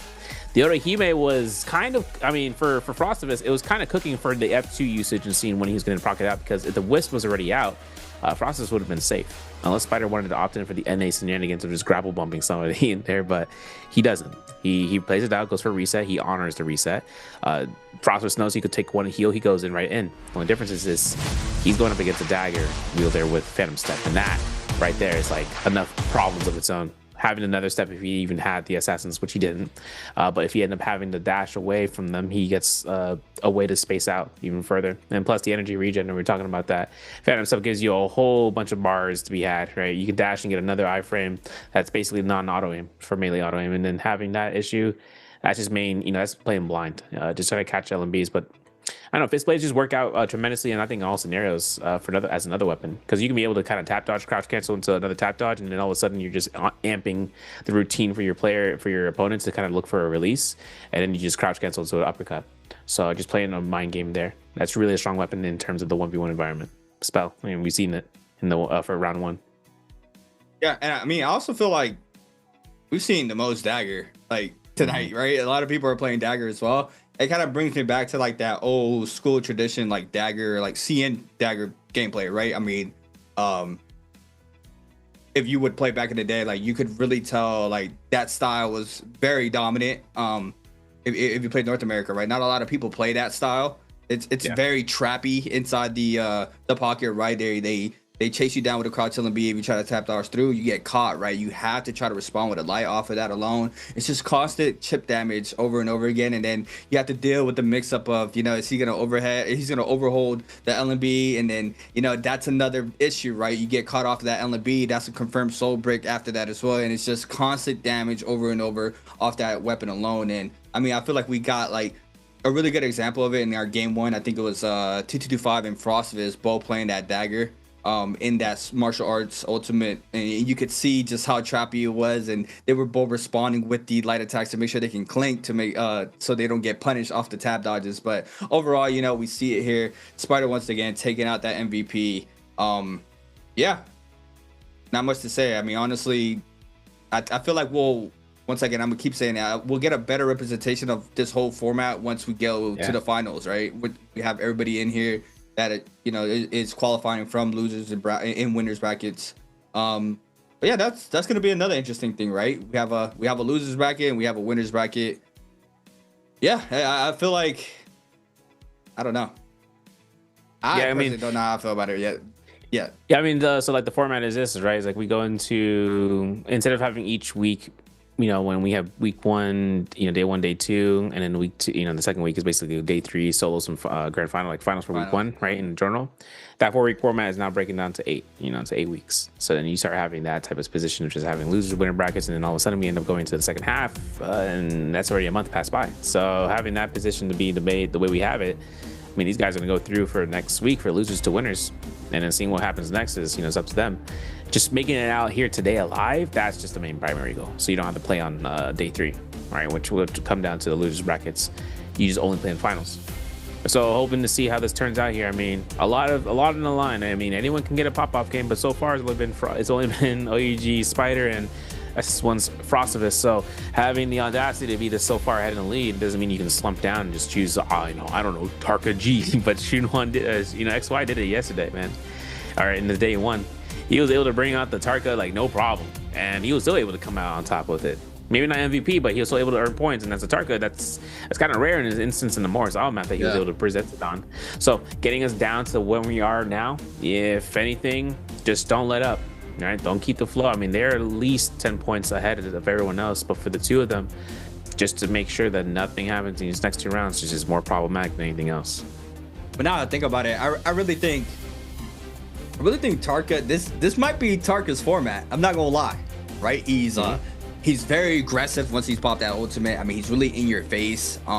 Just elbows. He has his whole rework really just gave him that finesse in his kit. And I feel like a lot of the fights we see now are just isolated, right? Unless you get Yang depletion, right? We see those 3rd, 4th party right after the Yangs, where these players are forced to try to cleanse out. But overall, I feel like this is potentially the best time to play Tarka, just in the fact where you can have those isolated fights off rip, you can have the isolated fights in Yang, but just the major drawback as any other game is you have to win it, because if you're forced into that 3rd, 4th party scenarios, I mean, that's where he struggles the most. So XY being able to make that work, it clicks for me on how he was able to do that. I haven't even watched the game, and I already know he was probably fragging throughout early to late game, just being able to win those Yangs, scale on up, especially in a character like Tarka, where he's very up in your face and he can really just punish you for any movement you do. No, really. No. You're actually 100% right on that noted. Just being able to catch a smallest instance and then you're done, right? Catching into a TOD. He was really strong with it too. I mean, he was looking really good to catch an uppercut, and he forgot how high you go on an uppercut. I was like, man, you go up that high, huh? Damn, I'm shook my head. Whoa. The problem that comes down to it is those small things can also cost you life, right? That one mistake could be enough to make the other person go ahead and catch an LMB, and it's over for you. So this is going to be the case right now. We're going to be in Midoriya Eventide. It's going to be the last Firefly map, Eventide.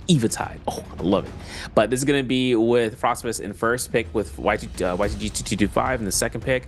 So it's determination who's picking Yakos, who's picking Shunwan. So far, Shunwan's in the lead because the last round's pick. So it really just depends if Frostivus goes to play Yakos here.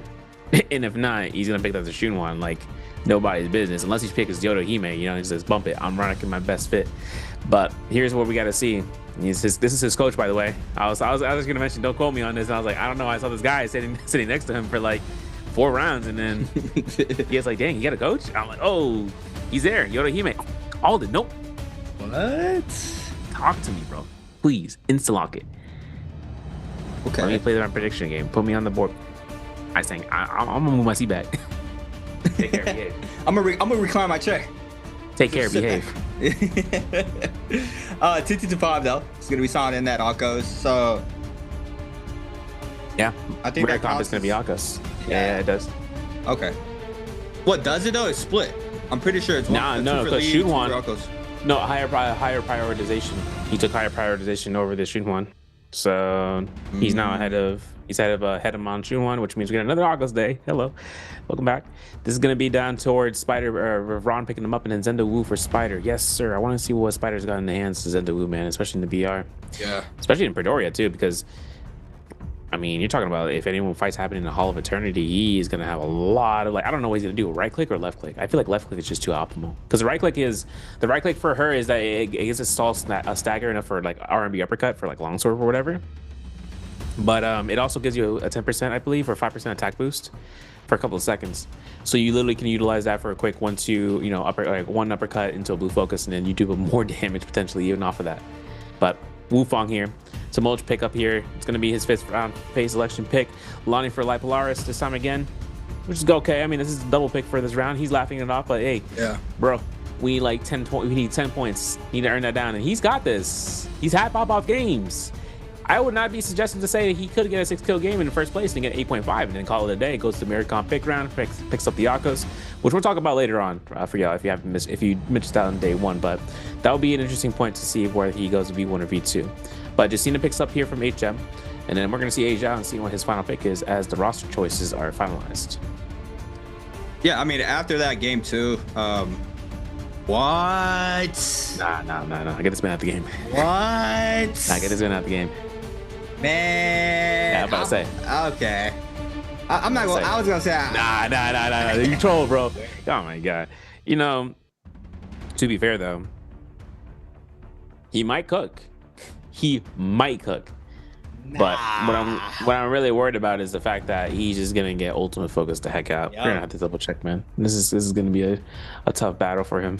Yeah, it depends on his off drop too, right? But here's the thing. So the new Liam changes. Well, what about the Liam changes, bro? In solos, you're gonna be either opting in for your combo breaker because you don't want to get caught, or you're gonna be using your V2 because it's gonna be enough succession to like combo off of it. And he's also gonna be fighting in Midoriya. Plaques in the Hall of Eternity or Imperium especially is enough to kill selection somebody. It just depends on the drops.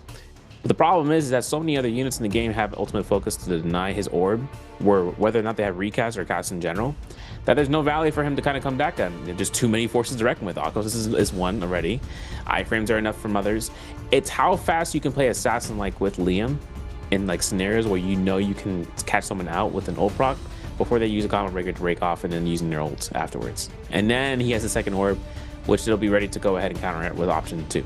So he's just been lackluster going down the path. But V1 Liam, what about the V1 Liam, Severio? I'm glad you asked. It's still dog water in the sense, unless he finds a niche with the recast, which has been applied to Liam. Because the thing is that Soblin pickups can allow him to get another cast, but that's how it was like, I don't know, a year ago when he was being used, a year and a half ago, and then still they opted in for V2 once they saw its value. And if you go back to V1, the only thing you're going to be doing there is just to make sure you can just create a field-wide of array of...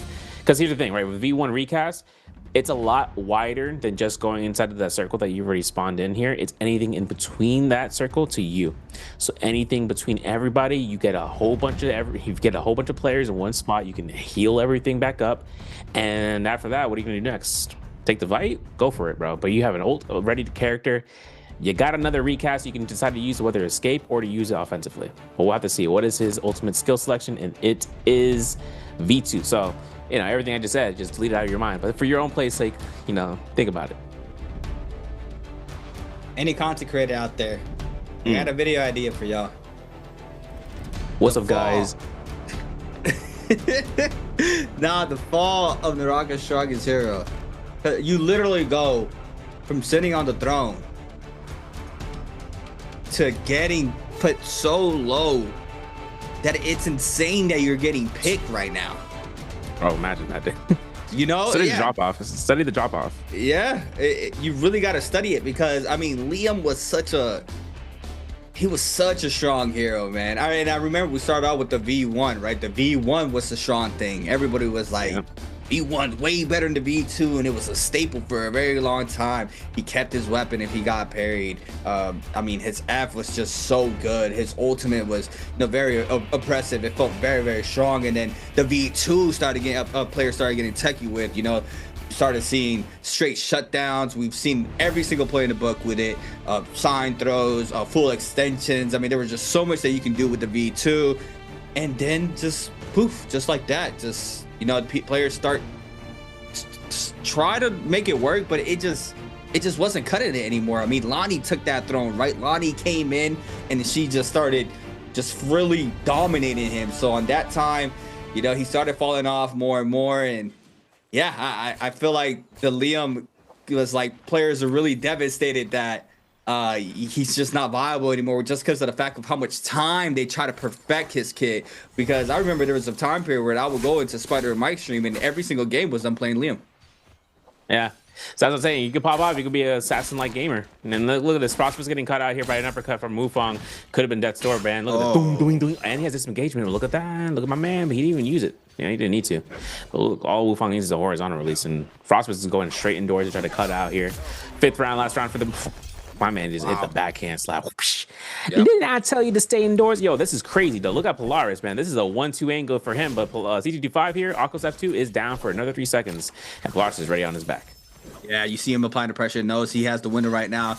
Try to snag up this elimination. Lipo goes for the early parry. He's going to be forced to pop that F there. But the overhaul once again from T225. Gets the damage there. It sims him down. And now Lipo's going to be forced to retreat here. But the third party starts to move on in. And that's HM. Got a couple players here now posted up in this area of the map. HM spots that player. But Ronnie, on the other hand, Spider, taking him for a ride. ×3 on the uppercuts into the focus attack. Big damage. But doesn't get the follow-up there due to the terrain. His body falls. Ron's body stays up. And the other hand, Asia, though, on the other hand, sees the weakest link here. You see him trying to back on up, gets caught up off the Nbpl. There goes the Zendu ult, being able to see if he can find elimination, but no, Asia there with the fan, snags up the hit confirmation, and now it's going to be Spider against Asia. And Spider looking to try to get a heal off of here. There's an armor swap right there for him, ready to go. He gets a little bit of the heals then. I'm looking at Asia trying to lock this in, and now it's going to be the whole purpose of this whole fight, right? What's going to happen here? Almost going to caught in the R&B, though. Spider gets caught up to a parry, no combo breaker. Asia's going to look to extend this. Ron looking to try to hit stagger with the whip, the bow. Jump R&B confirms. Last hit comes out here, combo breaker. Maybe you look for reset, but Asia gets a kill elimination, doesn't get the soul bloom. Doesn't. Asia now 2-piece for him. 2-piece going to get caught up here by Ram. Ram on the other hand. See him, he's going to go ahead and back on up here. Looks like Asia has that ultimate to work with if he needs it. Ran is going to try to retreat, but now the re-aggression from Asia catches him, and Spider runs it back as well. Spider has nothing to lose, right? He's sitting very comfortably there in that first place. All he needs is top 4. He doesn't even need to really full commit everything, or he doesn't really need to play it safe at all with games 5 now. Only one more game left. Already pretty much can say that he is going to qualify for the winner's bracket. On the other hand, T225 though against Lipo once again catches the damage off the 1.0 there from the whip sword. Lipo now tries to catch off the ball throw, doesn't manage to do so. T225 is hit off that splash damage there from the ball. Ran now rotating on over here. Not sure if he brought the aggression as well from the other player that we had earlier. Looks like he didn't, but Lipo is not going to be in a very good spot here. He is going to go ahead and back on up, and it looks like he's not going to be able to live out this pressure from T225. Yeah, and seeing how this goes on, Lipo doesn't have ult to kind of work this down, gets parried immediate, no combo breaker. It could have gets kill steal here. Yakos ult to invest into this kill is going to be T225's gain, and that's going to be it. I'm working around T225's dash angles though, man. Who's the third party coming down here? HM? Yeah, rock it down, bro. Seeing how this comes down, T225 putting himself out to the long sword. No one's gonna be chasing him down long enough more than HM. And then looking at this reset coming through, he cancels ult, reserves a little bit of that rage. Goes right for round 2. Frost is still on the other hand, taking the fight against Wuong for round 2. You know, we know he has a pole sword. Right, we know we got a pole sword, but we got a purple dual blades, and Frostbus just holding this down. Not having to invest his F2 is pretty supreme, and seeing how Wuong has been forced to use ultimate, we can't take that corner fight. That was too risky. So good thing the Frostbus forced him to kind of go off of that end. Thought he can keep looting on Ascension form, and otherwise C225 taking his fight against HM takes him to the corner, forcing out the combo breaker here. R&B immediate to ult cast is actually kind of peak, and then a guarantee freeze with the imprint, giving HM his first kill. Yeah, that was clean. He iframed that. Make sure he stays intact, then gets confirmation freeze for the elimination. Now forces T225 into that Soul Ultra right before that Yang. Not sure if T225 is going to be able to, you know, go in there with confidence now, losing pretty much all his loot. So he has to pick back up where he started off here for this game 5. Overall, though, ran. And, yeah, Lee, I don't know.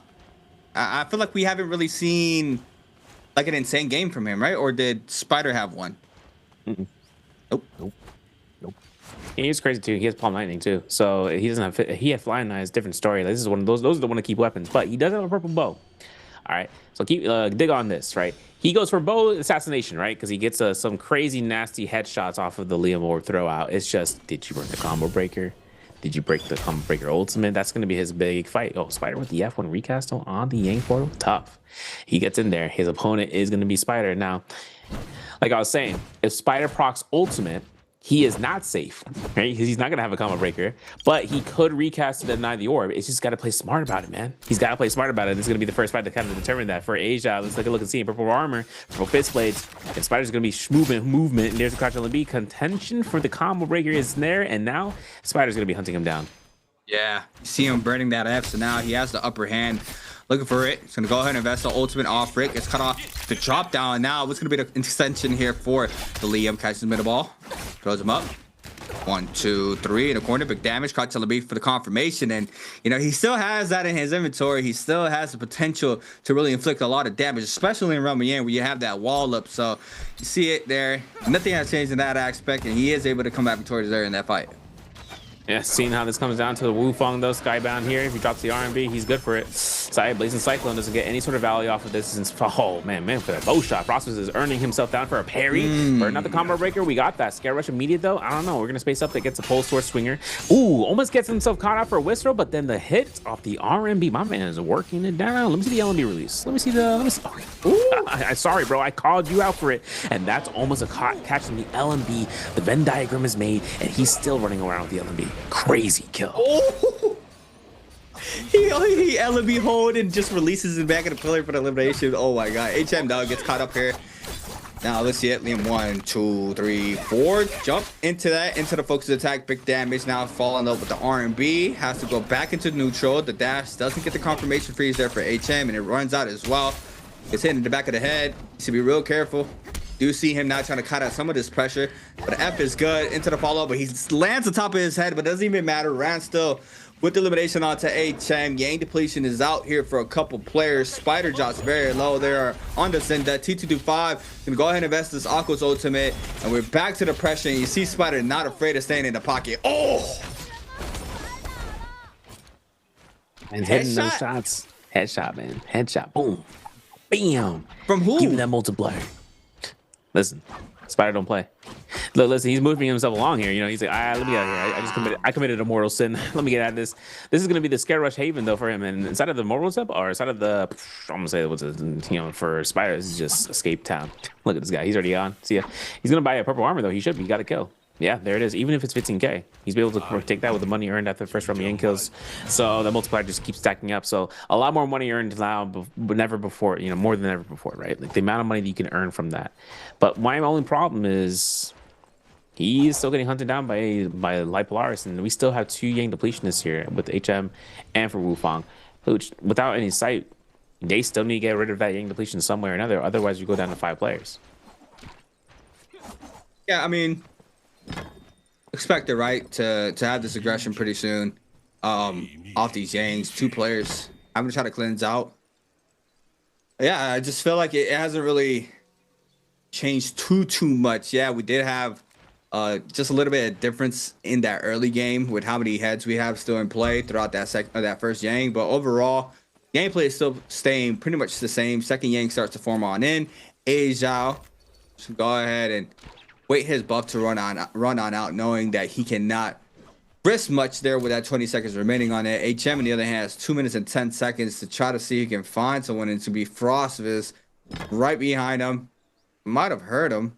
Looks like he is going to just go towards the gate, potentially see these players. Yes, so he needs to try to get aggressive. You see him, cannon shots flying on in, so they know this player got some going on with him. They don't know what it is because they're already in the fight, but they know HM probably has some aggression that he needs to deal with. And now you see Lipo is not having too much of a great time right now with all that armor almost gone. Yeah. Seeing how Polaris comes out the R&B, I mean, he gets caught out this with the old cast, but more importantly, it's just the amount of space can he create. You know, this is inside of the ancient stockade. He could potentially try to make it to underground, but I think that'd just be locking himself in the corner. Gets himself the whole class off of the F. Might be looking for LMB if he could, but the uppercut's good. It's true, and it's going to be an RMB release. Even if he cancels his ultimate, not going to have a chance of that out there. So when pick up for Wuong, though, means that he's getting out of the Yang depletion. You know, HM, though, is the only other person that needs to get rid of that Yang depletion. Ironically, he's going up against the person who just got rid of it. Nice freeze coming down here. Target prioritization onto the Mulch is going to be necessary here, especially since Prosperous is right there for it. And Ron is going to be on the outskirts right then, and this is going to give Wuong just a lot of space, right? And for HM, I mean, I don't even know how many seconds on the clock he has in the Yang depletion, to be honest. Another 50 seconds, so he's going to really look towards this. And he decides this not to aggress the Liam in this situation. He decides to go straight towards the one person I didn't think he would go over, and that being the Shunhuan Li. Incredible. Yep. Applying pressure. Gets him very low, though. They see him.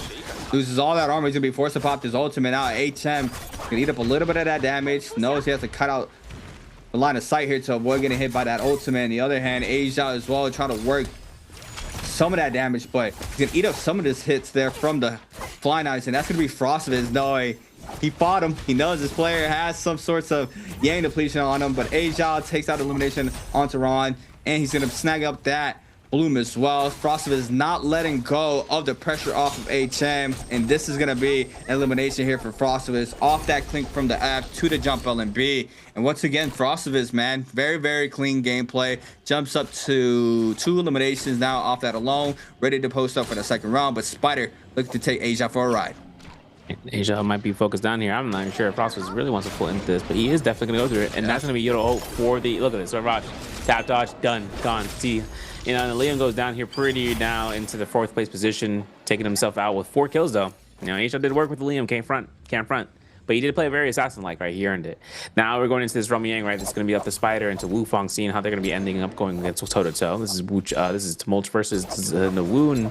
This is going to be the ample fight you've been waiting to kind of look into, seeing how this gold longsword is built up. Spider gets an immediate scare rush in his face, and Wuong waiting this out here, gets a jump LB. His side uppercut is actually good for this combo break to be earned. Yeah, and that's going to be Clink holding out, doesn't get it, still looks away, space away, holds RMB. Double tap dodges in a repair dodge potentially from Spider if he needs to. Doesn't have it for him. He has to go for ult cast.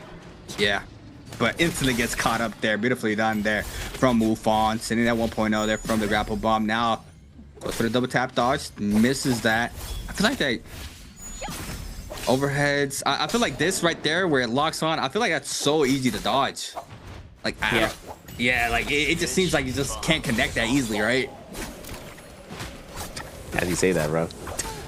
As you say that, bro. That's just timing, though. Look. Yeah, that's just timing. That's just timing because he popped that ultimate, so he thought it was safe. Oh, wait, what? Whoa, no problems because that F was online. He was trying to finish, but wow, what a parry there from Spider. Oh, my bad, man. Spider. My bad. It's gonna write you a letter declaration. He's gonna make an apology video. There's gonna be a chance here. Phoenix Blast. Seeing Gold Pulse Sword is gonna be a quick charge thunder call built out, and then for Spider, right, this is coming down to 3 kills, right, on Zendu. So potential second MVP there. I mean, we lost Asia who had 4 kills, and then up to this point, so whether or not Frostvis won his Yang, which in this case, are we still fighting in the Yang? We gotta double check that. See how that goes down. Yeah, it looks like Frostvis is actually gonna be on the outskirts with this, and this is gonna be up to him against Wuong taking his way to the shop. But for Frostvis, right, 2 minutes on the Yang depletion, leaving out Wuong alive. Has himself a Moonshard Storm, has himself, you know, with the Burst Arrow, has Reva Bomb Shot, Palm Lightning, the Tuna. I mean, he's kind of stacked out as could be.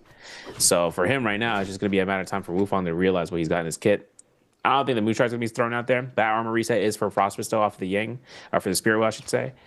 And gives him a holy opportunity for a reset. And Wuong is taking the fight exactly where he needed to take the fight. In terms of Frostvis. So let's see how this all comes down to it. Wuong gets caught by 1-2, holding the RMB, dual flintlock shots to try to stack up the rev up bomb shot. You need to hit 6 shots before you can actually start using the bomb shots. So that really just has to be made for Frostvis in this manner of speaking. Can you not get free Yang no more? No, you can. You can? Okay, so he just went to the Spirit West to have that armor swap, huh? Yeah. No. He got the he probably got the Yang and then went to Spearwell, all right, to kind of claim it. You see, you can't. So here's the thing too. You can't get a buff. I don't know if you saw in trios. You can't have buff. You can't get. You're not gonna get an ult refresh by having a buff already, and then getting a Spearwell buff, like on the ground. Okay. So if you win Rummy Yang, you get a buff. You can't ult when you're clearing your Spearwell, expecting to get your ult back again. You can't. It's not gonna work. It's not anymore. So that comes down to that. Oh no. So Frost.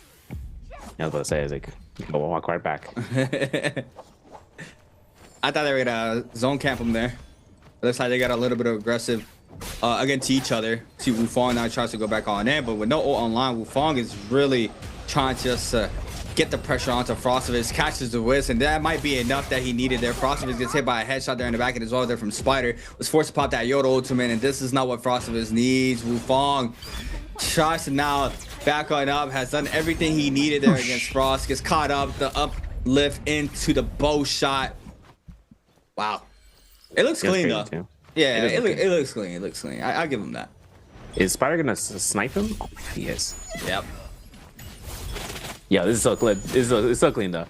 This character's in. Look at all his armor gone. He has recast too. Doesn't go through walls though.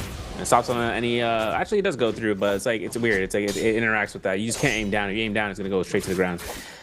No R&B catches here. Jump LMB to jump LMB. The armor swap doesn't even come through here in the mindset. We just go for a quick elimination like that. Snap of a finger. Spider just gets MVP. And bringing himself up. That's 3 today. You see, that right there, like, I feel like we've been getting that a lot. You know, instead of last game where we had a very exciting 1v1 at the end, I feel like the most of the games, it's kind of just like one of the players is already super low and they invested everything, and you know, it's just the third party or that third party player just coming in and just cleaning up, right? I don't know, man. I don't know. Yeah, power scale. Power scale, man. You literally get 2 fully buffed players throughout the whole game now, and yeah, they control the playing field. Wuong though, I'll give him this. He did a really good job there, turning the tides onto Frostivus, making sure that he can try to stay alive for a little bit longer. But unfortunately for him, he wasn't able to bounce back with that Zendu ultimate already in play there for Spider. So unfortunately for Wuong, he is still in that top 3 or top 2. But you know, overall, Spider has just been showing a very dominant performance throughout the whole night. But yeah, I mean, now we're going to be moving on into our mirror match, our last game of the day. And you say it's going to be Yakos, correct? Yeah, it has to be. I mean, Yakos got his prioritization in that last phase. And he's got hit by the sun. With coming down towards it, he ended up into phase 3, which gives Yakos the prioritization over Shunhuan. In which case, it's actually going to be a reason we're going to reach it out to. Which hero did YZG's TT25 use in game 5? Is A, Yakos Hu, B, Xiao Wei, C, Matari, D, Shuan Li. Now, I already answered this for you guys. You gotta figure out which one I'm talking about. But TT5 was in the same grouping as Frostivus as it came down to the pick bans, or rather, not in the pick bans phase selections, but also in the fight in the martial artist solos. So you can kind of understand what I'm trying to bring up. Since Frostivus, it was the first pick, and you know, with TT5 being the second pick, Frostivus opted to pick up the Yodohime due to success the game prior, and then giving Yakos or Shunhuan Li that gave Yakos to TT5, but T25 wasn't there in the end game, man. He wasn't there to stay alive. That's kind of rough outings. We saw the whole fight in the Ancient Stockade where everyone was hounding down towards the Liam at that certain point. But even before that, just looking down towards the lowest health target, that was HM, right? HR's HM really just put himself in a corner where he needed to get that kill. Then the focus was on the Shunhuan Li. And all of a sudden, I was thinking about that. I was like, man, you're taking out the Shunhuan Li might be the optimal choice there, because you saw how low his armor went down towards him using his ultimate to kind of scale out, and then the whole lobby went to turn on him, even with the Yang Spirit Well being up, or the Yang portal being up for him to kind of just digress towards. Lobby doesn't care. Too much of a threat. They don't care. Just like Spider, he don't care. He's like, these are my MVPs. What you talking about? 5 eliminations, 7.5 games for that game. Asia though takes second. He had 4 limbs on the board with 4.5. Wuong was top 2, but now no multiplier, right? That's a big change here in these matches. No more multipliers. So the placements, yeah, I give you a little bit of points as you saw there for Wuong. He got 1 for being the second, but overall, it doesn't do much to you if you're not picking up those eliminations throughout the whole game. Yeah. So he's gonna be snagging up that 3rd.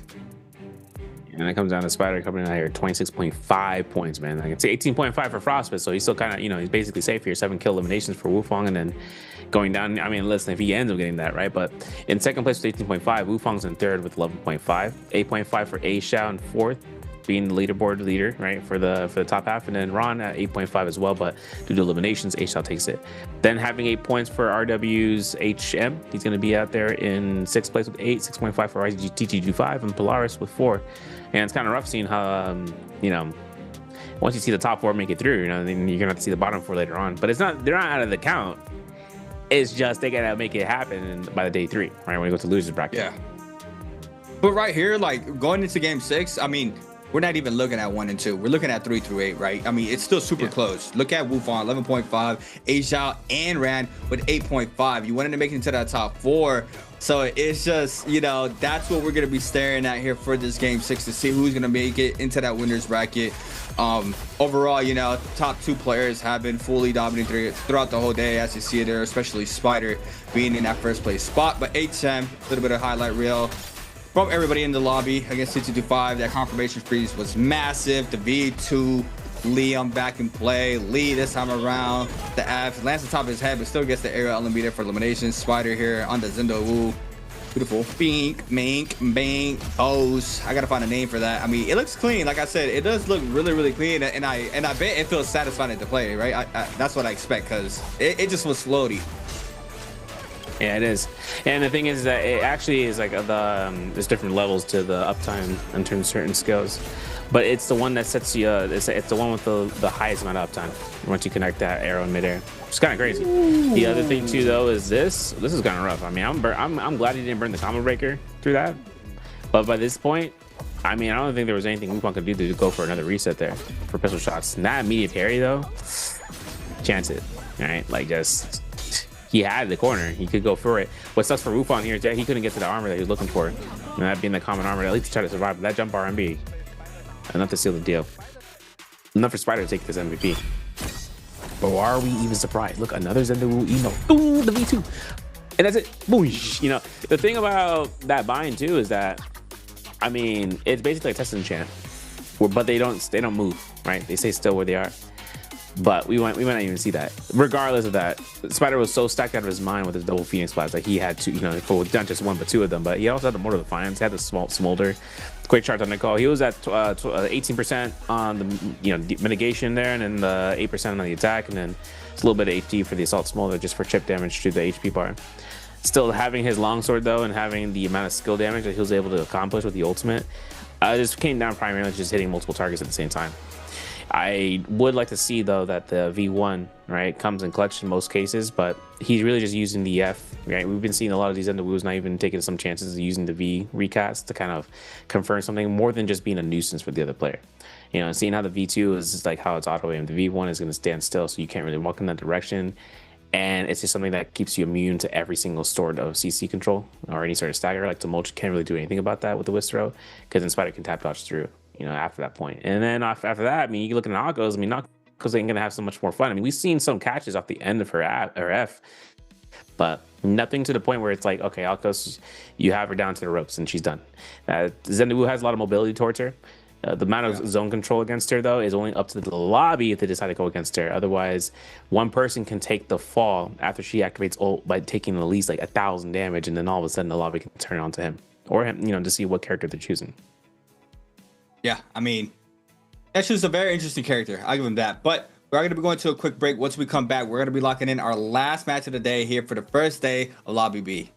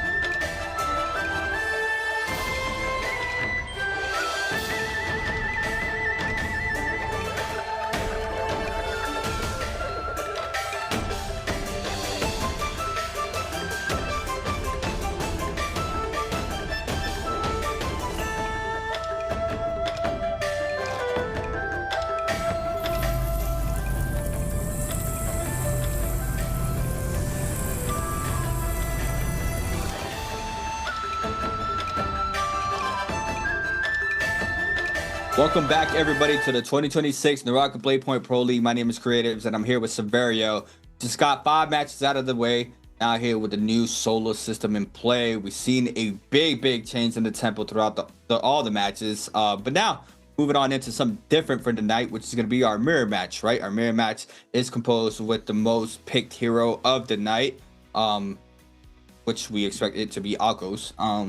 But overall, you know, we've seen pretty much Spider and Frostovich just going head to head throughout the whole night to, you know, for that first place spot. But Spider just been having an immaculate night thus far with that first place, locking it in. He's pretty much sitting comfortably at the top towards that winner's bracket from Group B currently. But yeah, Severio, talk to me. How do you feel about this new system? Are you liking it? Are you what's in your mind? Let's I mean, one thing to the hospital. Yeah, peering into it. So let's talk about that. Yeah, it's gonna be on the EMT truck. We're moving. So the thing that's coming down to this is while I'm on the respirator. One part that I'm really excited about is the mirror comp round to be at the end to see the end result, you know, because once everyone gets comfortable using a certain character, that comes down to it. We end up bringing down the pick bands to kind of come through. But everyone that decides upon using their, you know, selective heroes, like the double picking and all that stuff, that's the part that I'm kind of like, okay, maybe the double picks can be backed off on, you know, because that gives you individual choice picks that you have to run into certain round phases selections and all that. But then again, it opens the door. If everyone wants to double pick something that's kind of more of their strength, they'll be able to kind of work into that in their phase pick selections if no one else decides to pick them up. Even if there's dominant forces like Yakos is out there, they still have more motion in terms of looking to see about these niche picks like Asia bringing out 4 kills on a Liam that we rarely would have seen otherwise. Yeah. And yet he still was able to pop off, whether between the Tincture Woods into those fights in the Ancient Stockade. So finding this out, I like to see that one, like the mirror comp being at the end of the day, but the only thing I'm kind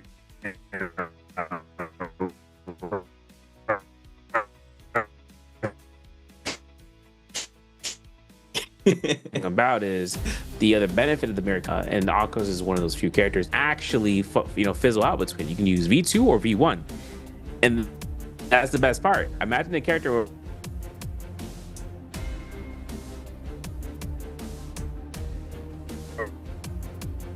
Okay, I think Severio's having a little bit of technical difficulties there with his connection, but you know, I thought he was gonna level out because he kind of lied in the beginning when I first asked him how he felt, and then he came in, we heard everything he had to say. Everyone's running the same ultimate, but you can run two completely different opposite end ultimates. Fine. Am I really back? Oh, hello? Yeah, I think you're back. Yeah, okay. Okay. So yeah, anyways, you're back. the point I'm trying to make is Yakos V2 versus Yakos V1, exciting times because there's two very different ultimates with a very strong, you know, output because you can do one or the other to counter the mainline ultimate. But I still want to see I want to see more individual picks later on in the season if we can, rather than just trying to go for double picks. But it may not happen. Frostwolf did really good for the Yodo he made rounds as a result. So you're saying that throughout your whole 5 games of BR, you're forced to always play a different character, just the exception of it being the mirror match? I would like it to be that way, because double hero points, I mean, I don't like the double hero points gives you a chance of picking up another character, but if you're able to play individual characters, you at least be able to play a different character each round, right? Yeah. So if you know, I'm not saying you drop the ball with your character choice and then you don't perform well, but if you do, you can't go back to that character. Like you had to pick someone else. You had to pick someone else on the board. So you know who gets prioritized in general instead of being able to be double, or in this case, some characters can be triple picked. Yakos is going to be one of those again. Double picking Yakos in the round pick selections give you a third time to bring out this character, where everyone else is running it. It's just you're gonna have to play out. That's what we saw from day one. Pace was able to bring out the double pick Yakos in his first 2 games, or at least kind of bringing that out in his pick bands, and he was able to get Yakos as a third time. And I'm like, man. Just give him the most broken character, and he's able to pick it up in the phase 1 and the phase 2. But regardless of that, right? We have ourselves to kind of see what the players go through. I know some streamers are looking at this if it comes down to it. But like for instance, Shunwan Lee, I don't think anyone's gonna be rocking V1 Shunwan Lee, bro. If they even shows up there, because Shunwan Lee on the V1 wouldn't be something to be reckoned with if you can go for neutral gameplay. But V2 is just way too strong for that. Yeah. I mean, it's just like you're just fighting perma gold. Like on top of that, he can stagger you mid, like right after a gold frame. It's just, I mean, it's just too good. There it is. There it is, Junwan. Yeah. Yo, it's not Yakos. OP. Damn. Yeah, I guess because the third round he got first phase pick, but I don't know. I thought I was gonna see the Yakos. He got picked in the second phase. My mistake. It's okay. I mean, look at the skills. Look at the ultimates. No one using V1. Thank goodness. I thought someone was gonna be like the oddball child out there, bro.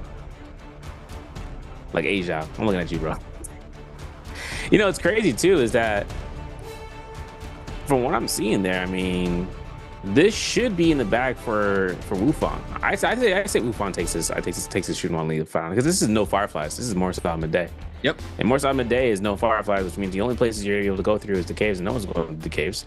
They're just taking these raw dog fights. Look, OEG Spider right there. So it sounds weird to say, but OEG Spider is going to be right there inside of the Artisan's Grove, just taking the money town, just like we saw from last time. Polaris can look to try to aggress that. I know that for a guaranteed fact. He loves to go ahead and contest those positions, and then going back into it. You can see Wolves' Ron taking Sunbelt Dwelling next to Wuong. Epic's A Shao actually wants to spawn right on top of him. TT25 right there next door. It's gonna be. I feel like this is gonna be chaotic. Not gonna lie. I feel like this is going to be a lot more aggression. Just because of the character pick, I think it's just gonna be just more chaotic overall. But yeah, locked in for our last game of the day here, the mirror match here for Group B of solos here for the 2026 season. Another year, another season. We're back. I mean, it's been a learning day for me personally because I didn't know what to expect. Same as yesterday, right? I did trios yesterday, and man, I'm not gonna lie, I feel like this format worked so perfect for trios. For trios, it was like it just changed the tempo so much. But overall here, Frostivus against Lipo. Lipo catching Prowl here off the Whip Sword. R&B's jump LMBs ×2 gets the damage on the third as well. Now Frostivus is going to go ahead and respond 1.0 in the face off that stab with the R&B. And now Lipo going for that common armor swap, going for the counter grapple into the cannon shot. There goes the F, lands on top of his head. No, catches the raw uppercut. Doesn't manage to connect off the great sword, and now it's going to be Lipo's turn. Yeah, and R&B is free. Yeah, Frostivus goes down like just like that. Yo, Frostivus sat down in the back of his... Because he thought the great sword went too far, bro. I honestly would felt the same way. And then look at this. They showed the triple, the quadruple jump LMBs, man. Couldn't do nothing. TT25 and back to the first life. And A-Shao comes down here, man. Look at Wuong, though. Side of the crow's nest. Did Wuong go down? No, there's no way. But then again, he is looting around really far down there. So A-Shao won't go down further. He still has a little bit more time to loot up north. And then you can see Ron is out here with nunchucks. Yeah, Shunwan Lee is going to be such a mirror. Like, you don't understand, right? When you go into Rama Yang, the Shunwan Lee ult versus ult recast is so tough. Or the Shunwan Lee tap dodge attack recast is tougher. Because everyone that goes through it that has to tap dodge it to avoid the second one, and then they throw it, and then the other guy tap dodges it, and they avoid it. It's just a back and forth. It's a cycle. But it's fun. It's fun to watch. Wolves' Ron, though, has himself only on the Nunnies. I'm kind of curious in seeing whether or not he is going to be working south or north, because noticing his directional, I mean, he's got a compass that's going all over the place. Yeah, he hears the grapples. Needs to get active, though. He has some ground to cover, right? He is in 5th. He has to make sure he doesn't get eliminated. Asia already starts off with a kill. So that is going to bump it up there to that 9.5. So he needs to try to stay up here. He needs to try to pick up some points on the board. Make sure he wins his realm as well. So he's posted up for this later game here for game 6. Spider, though, on the other hand, got some more. They gave him a little bit more drip. I see him. Got a little purple drip on Lipo. That purple armor, purple weapon. Good scalage here, especially in the early game. He's able to inflict a lot of damage. Looks like someone is going to be able to have a bounty on them, but Brown Yang starting to form on up. Nobody's down. All 8 players are still up here for this game 6. We're going to be taking it to the Rama Yang. Yeah, it's going to be interesting, right, to see this Frostivus, though. The poison shrooms. What you got? Yeah, pole sword there. Dang. Okay. Hey, listen, he ain't in flashbacks. He's like, I don't want no great sword anymore. I don't want no great sword. Yeah. I think rag, man. I went too far. Way too far. Although he could have avoided by going left. I'll stop. I think Frostbite though would want to kind of keep himself just occupied out in the zone. From Sunwing all the way maybe to Wooded Haven if he wants to kind of urge himself around there. But I think it's still in the zone, so he's still got to be careful about that. TG5 just gets blue armor just because of that. Then looking over here, HM looking at this fight, the recast on the Ron. Ron actually getting a nice little bit of damage here. Recast is going to be had. Both of them trading. Okay. And now here's the magic. Ready for this? Watch this. Boom. Tap dodge, boom. Tap dodge. Doesn't tap dodge? Yo, Ron, what are we doing here? It's okay. It's okay. You know what? Might be a little bit of a stump, right? There's a catch.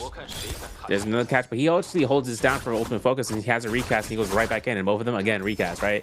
No value. But this LMB, that's all he needed. 1, 2, boom, boom. That's it. Ron's first life, and HM gets his first elimination. So holding mitigation there, probably the most optimal. Then again, you kind of worried about the fact that the other guy decides to do something different, that he's going to wait you out for a jump crouch, and then, you know, you get caught. But that rarely happens there. You just got to be looking to be mindful about it. And then by the time you throw your third blade out, you should get a recast. Now, as for this, though, are we going to be fully aggressing H-Out just because the way he looks? Probably. That's an LMB from Spider, and that's going to be a full juggle for the RBs. He jumped, so he's able to get the grapple LMBs there. So he gets that damage inflicted there onto H-Out. Oh, but yeah, I mean, Battle of the Shadows, right? Oh, beautiful parry there from Spider into the R&B focus, forces out the lead ult there from Zhao, drops down with an F. Now there goes the weaves. You have to match this as we saw earlier. Weave, tap dodge, goes into the follow-up as well. Now it's Zhao's turn. Spider with beautiful movement as well, manages to avoid it. Just has Ultra Instinct all across the board with this ultimate. It's just so strong as you see it here. Who's gonna catch the better end of the sick once this rotation goes over? Here we go. 1, 2 on the daggers. Spider applying so much pressure into the follow-up. It's still good there from Spider. And Zhao eliminated, I believe. No, has a second life. So he's safe. HM, on the other hand, is going to be waiting for this Yang. And, you know, this is rough, right? You have people getting aggressed on here from Spider, which he is very comfortable on the top side of the pyramid. And you kind of need, like, HM, Ron, Zhao to really capitalize off the situation to try to close out the gap there for that 4th place spot. But overall, that HM Ron fight was very massive because both of those players are still fighting to make it into that top 4. Yeah, and seeing how this comes down to Spider is just running around the map, just roaming, he's on side quest duty.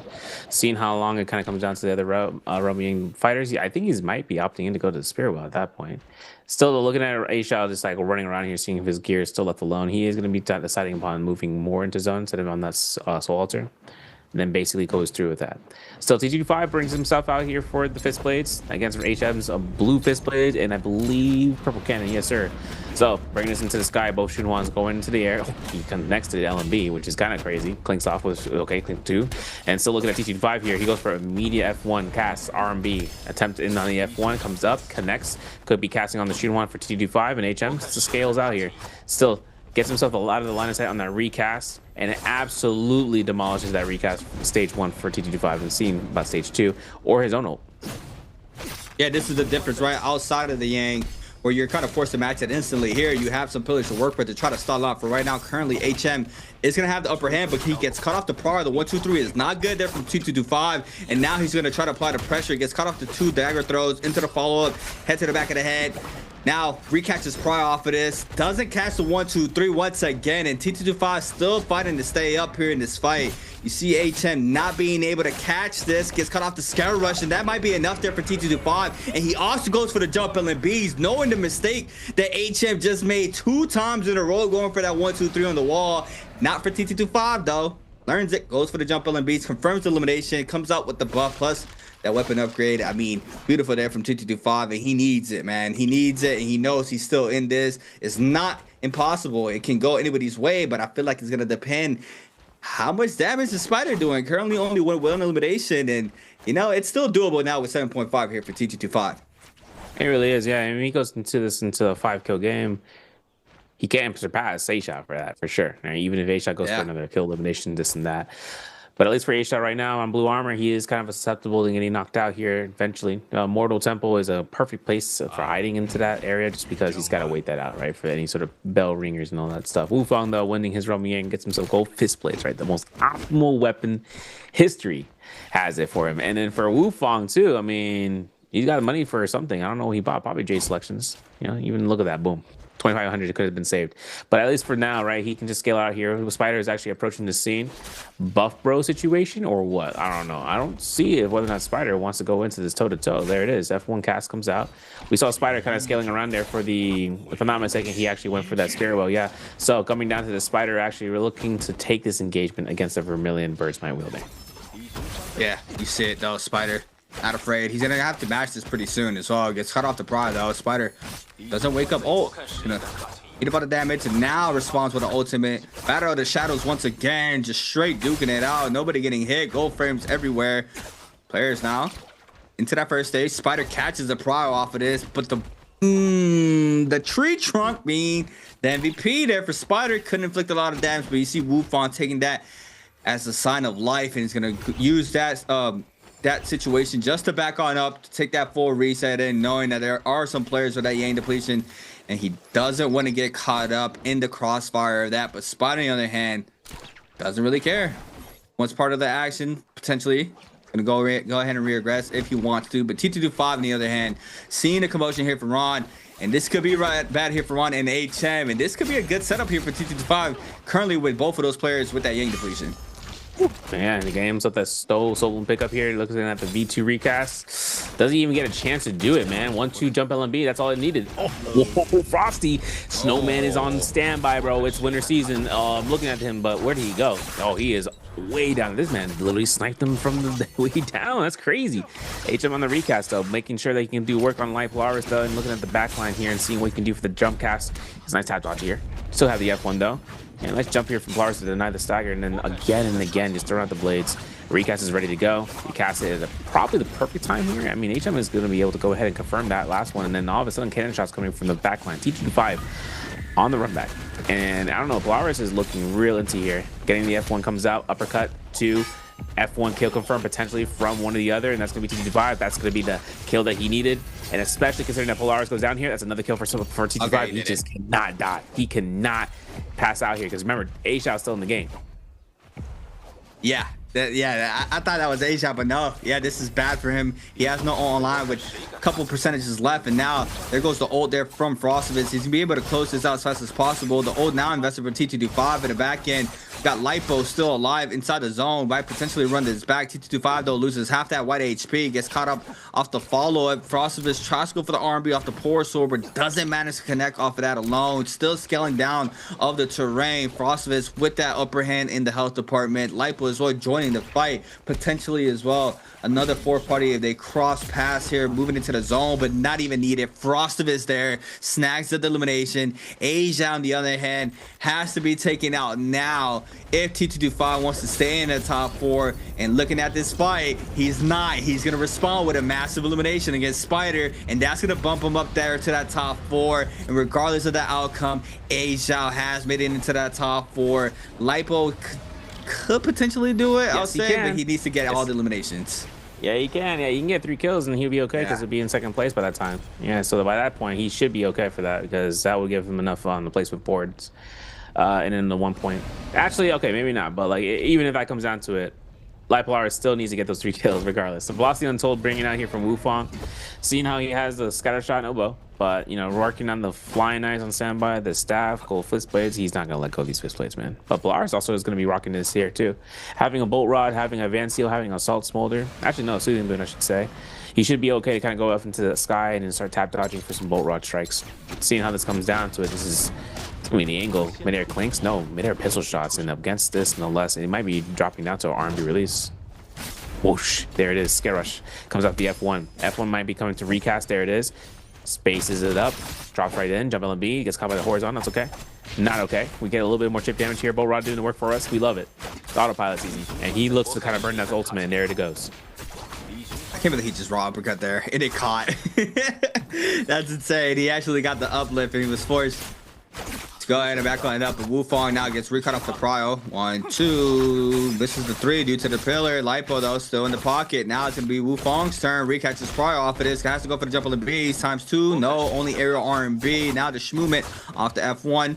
Doesn't manage to catch the prio off the follow up. On the other hand, Wuong still applying pressure. Lipo very low. Does manage to pop a powder in. It's yes, it is an armor pot. Does manage to get that in just in time. Still in this fight though. On the other hand, Wuong as well is going to go ahead and retop his health pool. Trying to make it even there.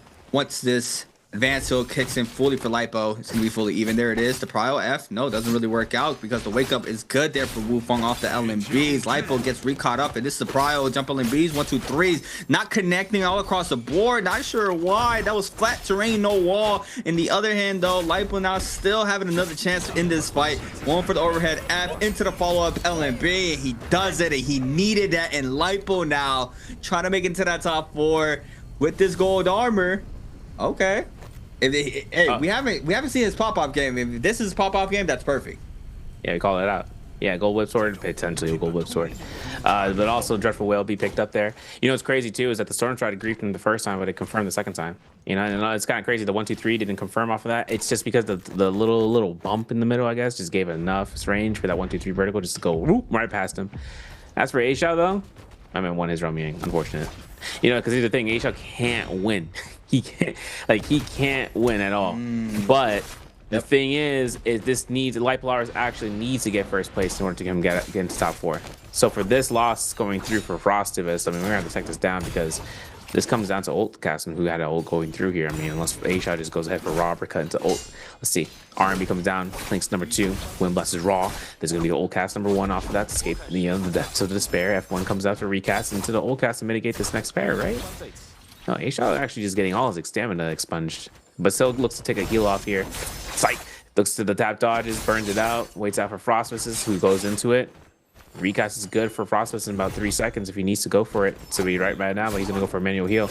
Skipping a little bit ahead though, we're gonna have a chance right now. Crouch LMBs to RMBs, scare rushing around. Worried about the F1 though. There's a catch, there's a chance for uppercut. Is this pillar gonna be the deficit of it all? On jump RMB, scare rushes in, connects nothing. Scare rushes up, dropped into the RMB, but he still has no eyes on the target. You see Frostivus still applying pressure, even though A Zhao has the health advantage here. Just wait this out. 1 second left there on that F to try to pick up Prio. Goes instantly into it, into the uppercut, jump LMBs ×2 for the kill confirmation. And then Frostivus outside the Yang quickly gives work there to Wuong to cleanse out that Yang depletion that he had. A Zhao on the other hand, looking at Lipo, this is a big fight. I mean, even so, if he ends up winning this, it's not possible no more, I believe. Not possible. Yeah, after Wuong went down, yeah. Yeah, if he found Wuong, got him down, then he would have gotten 8.5 there. Then he would have gotten rid of Aisha, would have been 9 to 10, and then with Frostvus up to the points right there for the 2.5, you know, been 12 point. That would have been 12.5 at that point. But in this case, not the case. It's over. It's over. We have the chance right now. At least to kind of go through there. Actually, I don't even think he had a chance out of overall. I'm doing the math wrong. 0.5 off. Yeah, he would have been 0.5 off, and Aisha, I don't know. He probably has more kills overall. Yeah, because he got a kill. We'll have to see. Yeah. Now it's coming down to this. Focus on fire. I mean, are we gonna pick the aggression game, or we're gonna take the Yang Spirit? Well, look at Frostvus, bro. If I have known anything from Frostvus gameplay, is that Moonbanes are the bane of his existence. And Morris Isle, no, like specifically Morris Isle. Look at that. Look at that. A little Cassie Curse moment, bro. My man had it to him to get triple Moonbane. He got Goyen. He got Billy, bro. Everybody was clipping that, and then they went ahead and said, you know what? Let's do it again. So for him, he's out of there. Yeah, I mean, that's it, right? We pretty much see our top 4 already.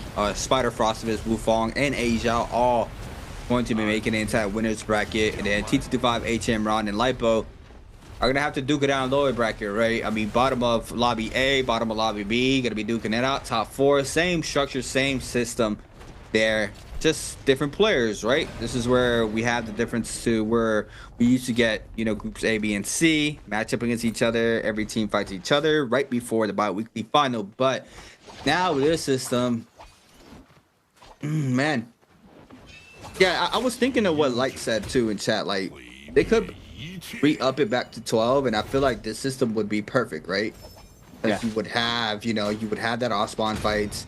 You would have that aggression there. And sure, you can have people, you know, get eliminated, but you still have like a 10, you know, 10-9 player lobby. It would still work out perfectly, and it would really just kind of, I don't want to call it awkward, but it is kind of awkward there, like right here in this state right here. But I mean, this is game 6. There's a lot of aggression. As you see, they're really not playing for much now, knowing the fact that they already know who's top 4. Yeah. No, yeah, total 24 though is kind of a massive feat. A lot of teams are like going through here. A lot of players are actually on the standby, but we have to see how that turns out in the future though. A-Shot puts himself in a position of a raw uppercut, working out to see whether the shoot one of the ultimate's going to come out here. Phosphorus is actually putting himself in a primo position. The Yang Spearwell should be, I mean, it should be despawning here in just like probably like 50 seconds maybe. I don't know. Phosphorus is still in it. F1 comes down. No parry off of that. That's still going to be a chase. Asia is working this down. And then obviously for Polaris, I don't know. Casting Ultimate seems like a death sentence here. It really does. So for Polaris, it's going to be just holding it down and going for resources. And since he has it down to the advanced heal as well, he should be okay for this. As long as A-Shot doesn't go ahead and full him down, this is going to be up to A-Shot to come through the claim on the Yang Spearwell. And that's going to be his. 100% his. Yep. There it is. Now, see what Asia does. It's gonna go ahead, pick up the tome, don't forget it. There it is. He's gonna have that in his inventory. We don't even know what it is. We can't even see it. The camera. Yeah, we can't see it. Yeah. It's like those streamers. Hey, your camera's in the way. Hey guys. Alright, here we go. Frostivus, first one in, has the flag though. It's gonna be choosing Lipo out of the bunch here to get aggressive onto. Already invested his F, so has that ult online if he needs it. Lipo loses pretty much all that gold armor, but still retops it off, has that advanced heal, so he's gonna be around that 80-90% mark there off that. Nope, fully scaled up. Frostivus does not, but he does capture the flag, so that's gonna jump him right back up there in the health department. On the other hand, Lipo though, trying to get active. It goes to ult invested there from Lipo. Now the response here from Frostivus catches him in the air. Big damage, 1, 2, 3. Good damage. Frostivus now caught inside the zone, taking white health, loses all that armor, and now with a 50-60% on that white health, he has his back towards the wall. He needs to see if he can try to stay up. Yeah, but that jump pounce is enough to kill his HP bar to zip, zap, nada. And one F1 is enough to kill off the recast if they can connect it in time. One range shot now, but the RB follow up there from Polaris comes down. And even then, Polaris is at here the point. This is his opponent for MVP this round, regardless of anything that happens next. For him, looking for this Dreadful Whale, baits it out, keeps kicking along, right? And having the Dreadful release comes down here. The Bolt Rod is actually staggering.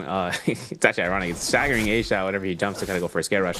F1 recast though connects raw uppercut to R&B, no to avoid Sunder into what? Pistol shot? You thought this is going to be the escape pattern for Polaris, right? Even though that the Yang Spearwell has been up, I'm not even sure that thing is available for him to pick up, even because the zone tick damage. He still can't find an armor if he wanted it. Clink off number 1, zone tick number 2, elimination number 4 for Asia. That gets him the kills, that gets him the MVP. My man BMing even at their point. This is my favorite player in the league, I'm telling you. He just doesn't care. I mean, Asia, right? He used to play for Alliance. He came into the league and, he did very, very well. And then he just kind of really just slowed down a ton. I don't remember if it was after the first bi-weekly or the second. And then after that, he wasn't really able to find his fitting throughout the matches. But, to start off the 2026 season, this is a really good start for him, making into that top 4, just to continue his run through the winners bracket. As you see it here, there's this nice showcase in here. He needed this pop off game 6 and very comfortable on that character as well. Yeah, overall, very interesting. Not gonna lie, very interesting. Ron, on the other hand, he get on the block, didn't do too bad. It was super close there in that 4th through 8th place to try to make it into that.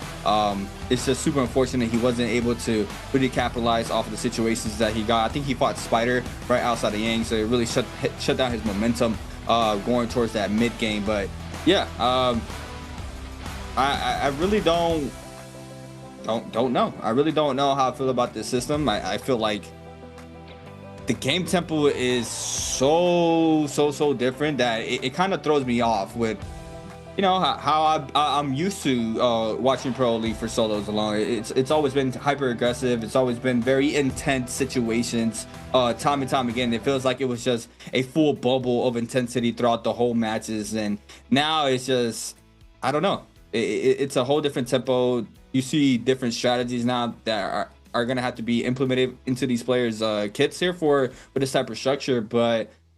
Yeah, I'm not sure if there's going to be something added to the game that's going to probably polish this out or what. But for me personally, I really don't know how I feel about it, even after watching the full set of games today.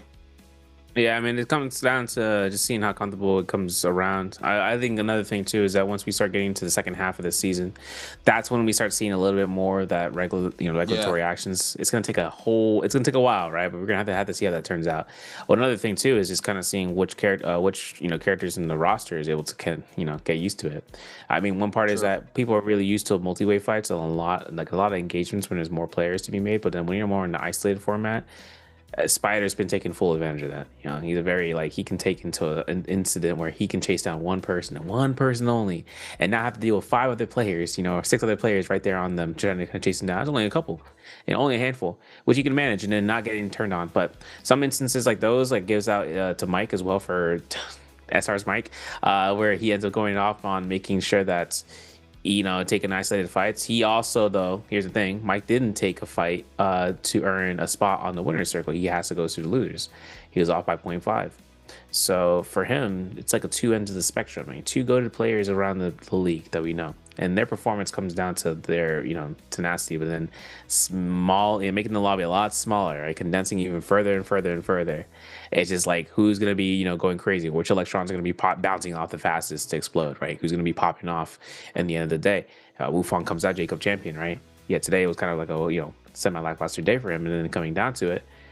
We know him for 1v1s. It's just he's folded in scenarios where he wasn't prepared for it. Yeah, I mean, I feel like that's something that these players are going to really try to get used to. It's a lot different, right? Because like you mentioned, it's weird because I didn't think about it until now, until what you just said, because of the fact that we're used to seeing a kite game, right? There was always a kite game implemented into the game where whenever a player got very low, they are running for their life against 2, 3, even 4 players that see that player lacking, And I feel like throughout the whole day today, we didn't have any of that at all because, it's a lot more isolated fights. It's more 1v1s. Yes, you do have those scenarios right after the Yang where you had that, the combination of all these 3rd, 4th, 5th parties, whatever you want to call them. But overall, a lot of the fights are a lot more isolated, especially in that early game. Which it really sets you up into that Yang, and once you start getting into that Yang and you're winning and you're hyper scaling up throughout the whole lobby, as we saw throughout the whole day, only about 1 or 2 players are really fully scaled into that end game. I think we had a game where 1 player had 3 players had gold armor, but on top of that, they don't have the J's that those first 2 players or those fully scale players have. So overall standings though, Spider taking the lead with 28.5. Even though he got eliminated early here game 6, it doesn't really matter here for OGG Spider. He had a great day. Yeah, 28.5 is enough to kind of work around for everyone. Share some points, my friend. But 20 points for Frostfist in second. Third for Asia for the 15, 13 for Wuong. Just cutting shy right there, man. Super close. 10.5 for TT25, who was cutting, running it down there. Polaris would have had a chance of coming from 8th to 4th, right? He would have had a chance of going through there, but it was a rough outing. HM gets himself to 9 as well, and then Ron with 8.5. So we'll see them coming down towards Thursday. By the way, if anyone's watching just for solos, we return on Thursday for solos, and then that being the first day of the week for the players. And then look at this. We're gonna have to watch Frost's point of view here in the camera. I already see it. Let's see that lean back. Oh, no, it's not showing. Dang, unfortunate. As for HM though, this was a clean setup right there with just enough terrain for the jump LMB. But this is the instance of this Shunhuan Lee to Shunhuan Lee. I don't know, man. I mean, I'd rather watch Yakos day to day because Shunhuan Lee is just mirror comp on everything, skills and the ultimates and all that stuff, which you can't really go without. So all these instances just show this back and forth of the F1 trade-offs and the ultimate trade-offs. But at the end of the day, it's just a mirror comp. And everyone's gonna have to be rocking the best option, and this is selection for him and and this is just everyone's game to see how well they progress against catching the other one off guard. One catch is all you need to do a little bit more damage to the other guy, and then all of a sudden you start trading off blows for HP gain for damage dealt, and all of a sudden you can see Asia putting himself to work with a Void Sunder attempt finish, which it would have worked out. I honestly would have liked to see it if he had a little bit more skill in for attack, but he comes out on top. I see Longster still the best. Talk about it. Right? I mean, it's the only one that stuns. I mean, Reprow after all that damage is just way too good. But hey, Zhao, FPX, ZQ, OG Ori here in the league, man. I mean, I remember that's probably the first org that really caught my attention. You said what? Fun plus Phoenix. Yeah, fun plus Phoenix. I'm pretty sure this is the first order that really caught my attention when I first started watching Pro League, just to the fact that, you know, the name, the logo as well, orange, very, very poppy. But overall, you know, Soja's here for A Zhao, Thunder Portal, damage reduction, fire arrows, ripple step, phantom step. Hey, do you remember when phantom step was purple? That's crazy. Yeah, That was crazy, man. big mention. Yeah, I mean that Jade just overall so good. Just removes the auto aim from anybody that is trying to catch you on those cross ups. But overall, interesting set of games. 6 games out of the way here for Group B. Yeah, I don't think I have to keep repeating myself with how I feel about the system, because I'm still very confused. But something that we're not confused about is is an interview. We're going to interview one of the players, then we come back to end the show. Ladies and gentlemen, welcome to post-game interview. This is Jaeger, and now our player standing here, and let him say hello to our audience. 来吧，先跟观众朋友们打招呼吧。Hello， 大家好，我是 OG Spider。欢迎 OUG Spider 来到我们的赛后采访。哇，这个前缀啊，我自己也要适应一下。Okay, we know this year you guys just exchanged your team, and I'd like to know, so how's the feeling for the new team right now? 那我首先来问一下，因为大家都非常喜闻乐见、津津乐道，关于说你和 Mike 去换了一下战队这个行为。那目前 Spider 自己来到了 OUG 之后，感觉如何呢？感觉其实没有什么太大的变化，因为我们两家俱乐部也离得非常的近，就是可能就是生活习惯和训练都差不多一样的，其实没有太大变化，因为也把教练一起带过去了，对不对 ？So for me, I think it's not like too much changes for me, because like our 2 club were really close. We're just like nearby, and also because my coach is accompanying with me, and we go to the OUG together. So for me, it's like just the same. Okay, let's move on to next part. Answer for Treasure. So we can see today's question is, how many kills did Spider get in Game 6? 这道题目呢是在第6把当中 Spider 拿下了多少的击败积分？那说回今天的比赛 ，Let's back to the matches for today. I would like to know, so Spider, you guys really great, excellent like status today, and I would like to know, so for you, how you comment on yourself?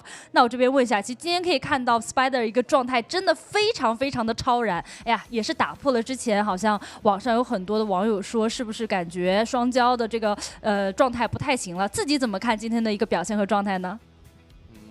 表现和状态就是比较满意吧，就是达到了预期的效果。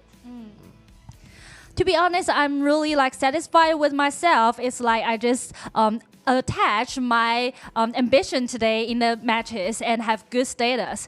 Okay, I think our players prepare. Let's start counting. 那应该准备就绪给大家发出福利了。那接下来我们就进入倒计时，英文说一个3、2、1。Okay. 3, 2, 1. Screenshot. Okay, let's find out the correct answer. 有请 Spider 给我们公布一下这道题的正确答案是几个呢？ B. Yes, the correct answer is B, and congratulations. 感觉不仅是考验了大家，也考验了一下自己啊。可以看得出，整个今天打完了之后，状态也是非常放松的。We can see now you're like relax a lot for today, and for you, I would like to know, so for the new season, because we just changed the rule, and also we have some like esport player they just changed in the Nbpl. So I would like to know, so for you, who is your biggest opponent this new season? 那这边也要问一下 Spider， 在这个新赛制之下，你觉得谁将成为你夺冠路上最强劲的对手呢？其实就是现在来说，强度每个人的选手强度都比较高，就是所有人都是。所有人都是你最大的对手，看来这次我觉得讲谦虚了，有没有一个让你觉得特别需要注意他的？没有吧，都一样，其实都比较强劲。那其实还是对自己非常自信的。Okay, so for me, I think like every player, solo game player, they are all very strong and they are all my opponent. And I just want him to choose one. He think he can't choose anyone because like every player is so strong. 那我们也更加期待其实今年的一个表现和比赛的一个情况了。其实可以看得出今天表现很好，接下来继续保持就要进入胜者组了，期待一下你的发挥。Okay, we're going to looking forward to your performance together, and thank you, Spider, to come to the post-game interview, and we will get back to our casters. Hey guys, we're back. So here's the thing, we're not here anymore. That's the one part. Second thing, we're back. And then getting us back into the interview, Spider making sure he can kind of bring this down to his first day competition. I mean, it's like we're I feel like that's in his eyes, right? Coming down to it, but the competition is not as easy as it was like once before because even though he won in the EWC last year and all that stuff, he wasn't able to kind of bring out spring or summer in terms of victories, and more importantly, the J Cup, right? So it's kind of coming down to those levels of it.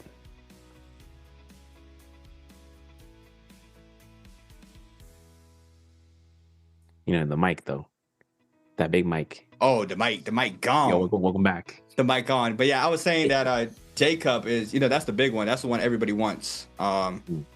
Just look at it like a ring. Just look at it like that's the ring of the Rockets. Just the fact that you could do all these accomplishments throughout the whole season.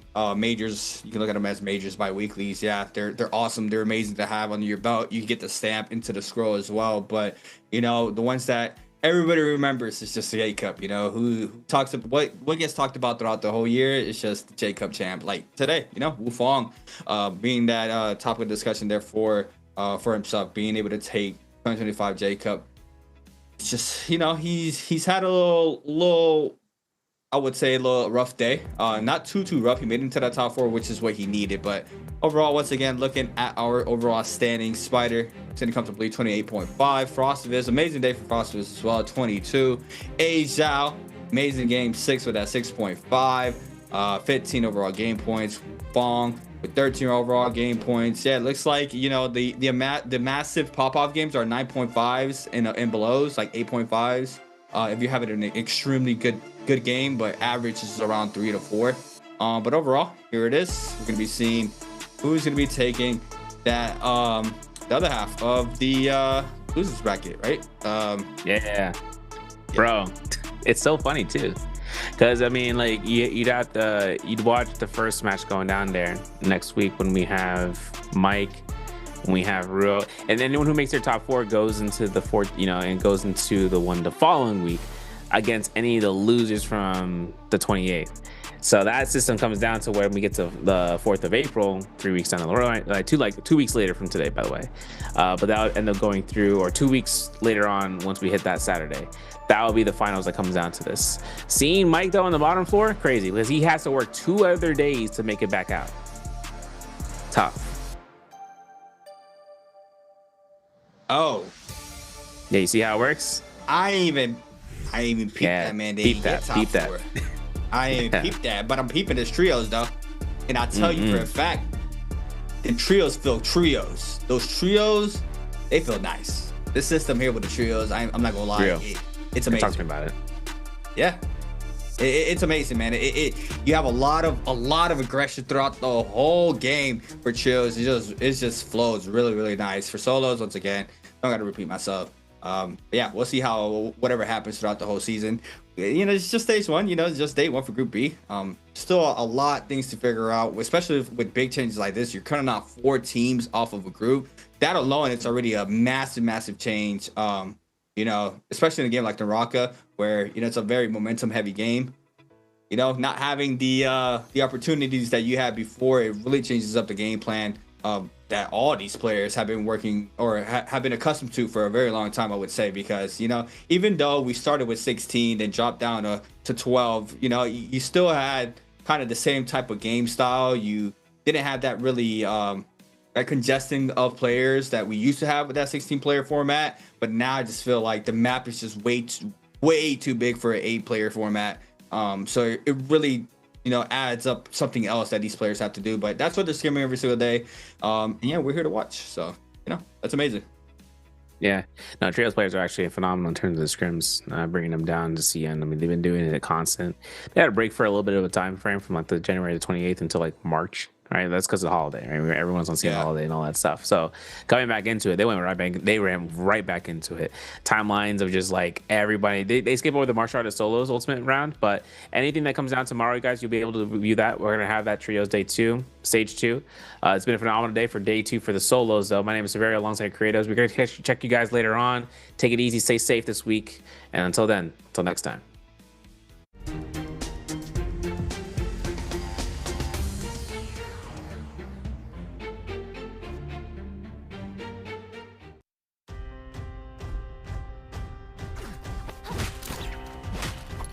Then 会